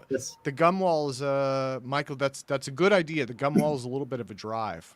So It's at Pike Place. I thought. is it? Yeah. Oh, maybe I'm thinking of the Troll. I'm thinking of the Troll, the Fremont Troll, I think. Huh. Maybe. So, maybe. Yeah, maybe the gum wall is. Maybe Yeah, that's it's at Pike Place. I Is didn't that- know Seattle are had y'all a gum talking wall. about- I thought it was just San Luis Obispo had a bubblegum alley. Maybe. Then Seattle also has. Seattle has Starbucks #1, the very Yeah, first Starbucks. I'll pass. Is it true that Boeing has a flight thing out there? A flight history building? Yeah, there's the plenty Boeing of Museum museum of out Flight. there. Yeah, my parents just went to it actually. Really? I'd be interested in seeing that maybe. All right. Well, anyhow, I'll be out there early December, I think. Yeah. That's the plan, anyhow. Yeah, the Museum of Flight is that's really nice. Although I haven't been there in years, where Jared's at down in Portland, they have 2 museums that are really amazing. So if you're in town for a few days, drive down. Yeah. I got some really good friends down in Portland, but they're on opposite sides of the spectrum, so they hate me now. Politics ruins everything. It definitely influences everything. I don't know about ruin Well, it. that's why my mom is writing in. My mom writes in Jesus every election. So. If only Okay. that would make him come back. Yeah. Well, Sure. See, and what happens if he wins? I keep asking. Was that the public second address comment right there? No matter what you vote for, get out and register and vote. It's your American duty. Yeah. I don't care who you vote for, but you don't get to squawk unless you vote. If you vote, then you can bitch all you want for the next 4 years. Well, I'm not going to talk too much about it, but where I live, I got my absentee ballot. I did my absentee ballot 3 days ago. So awesome. Yeah. It's worth mentioning that in some countries, it is a national holiday for voting day. And that way, no one has an excuse to not go out and vote. And in some countries, they even fine you if you don't vote. In some countries, Yes. they And shoot then you. in if other you don't countries, they shoot you if you don't Yes. vote, but only for one candidate. I just want another federal holiday. Grab a flyer No. day. Grab a If you flyer write in day. Gravity Jesus, TT Brown will come back. Let's make this an American thing where you have to shoot and you have to hit the target of the one you want to vote. And if you're not good at shooting and you hit the other one, then your vote counts for the other guy. So Well, let's so make the it other American. thing I just read was the Washington Post just said that they are not going to, what do they call it? They're not going to endorse a candidate, which Yeah, I I think is saw awesome. that. Yeah, I I don't can't, think the media should. you know that came right from the owner of the Post. I don't think that any media source should endorse candidates either way. Agreed. I'm telling you, it's unbelievable. Not only that, but like, let's say we all you know have to who use owns the iron Post, sights, right? and then the further the target away is Yeah. your vote counts for more. So there we go. Jared likes it. No one else is with me. Oh, I'm loving it, man. I got 130-yard range at my house. But it's iron sights only. So as your eyesight goes, you get less.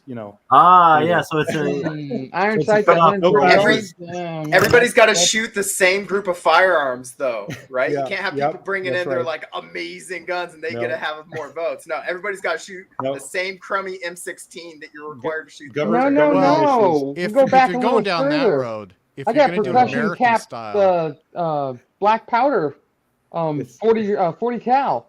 That thing is a man. That's a work of art. if To be able to if you're hit gonna do something with a 40 cal. if you're truly doing an American style, there has to be beer involved, right? Yes. So, that could get Yes. ugly. Maybe. Okay. But then you'd have to be old enough to drink to be able to vote. Oh, that's What's up with that? What is it used to be 18. When I was a kid, it was 18 to drink. What is it now? It's 21, and if you're old enough to die for your country, you're not old enough to drink for your country, and it's a good thing too because the brain shouldn't get alcohol before 21. probably. Okay, well, But if the brain shouldn't get alcohol before 21, why should the brain be ready to? Get a bullet. It's, Yeah. it's weird. I'm just saying. I thought it was odd. I mean, when I was a kid, it was 18, and now it's something else. I guess Well, kids got dumber. What happened? I don't want to be a stick in the mud, but I just read another study saying that alcohol in any amount isn't good for anyone ever. Yeah, So, so I read that. It was a couple of days ago. Sort of Yeah. a neurotoxin. I don't know. yeah, It yeah, gets it's like converted really bad for into you. what's it? Shrinks the brain. Acetaldehyde or something, and that's Yep. an aldehyde, which is I- carcinogenic. One I would step just away have- from formaldehyde. It actually would- does pickle your brain. I would caveat this though. I'm pretty sure the human population is larger because of alcohol. Yeah, well, Maybe. that's a different story. It seems That's like a- there is a correlation there. yeah. But is that a Anyway, good thing I or a think bad we're thing? getting a little off topic here. We're getting a little weird. So I gotta tell you, man. So guys, we have 1 minute left. We have 1 minute left. Why don't we close things down for today? We've managed to go off the rails in the last 5 minutes completely. Yep. So, That's because Jared won't tell us how the gravel flyer is working. well, Well, we'll I- come back. We'll come back and do the Come on, grab Jared. another time. if this Did fluid, David grab a? this David fluid had a dynamic grab a ether flyer. thing- Did I see that? Yeah. If this fluid dynamic Play ether around thing is with it. correct, it might be a propeller for the fluid dynamic ether. Yeah. That's what we need. That's That thing why I needs a thought- propeller. A propeller. Or the fluid That's a good dynamic Morning, ether. Ethan. Hi, Jim. Oh man, my Well, wife guys, just came home. That's let it, me, guys. I gotta go. Yeah. my fun okay. is This over is- for the weekend. This has been APEC for October 26, 2024. Thank you, everyone. Thank you, everyone. And thank you to everybody for tuning in and watching these conference presentations. Great job, Tim. Thank you.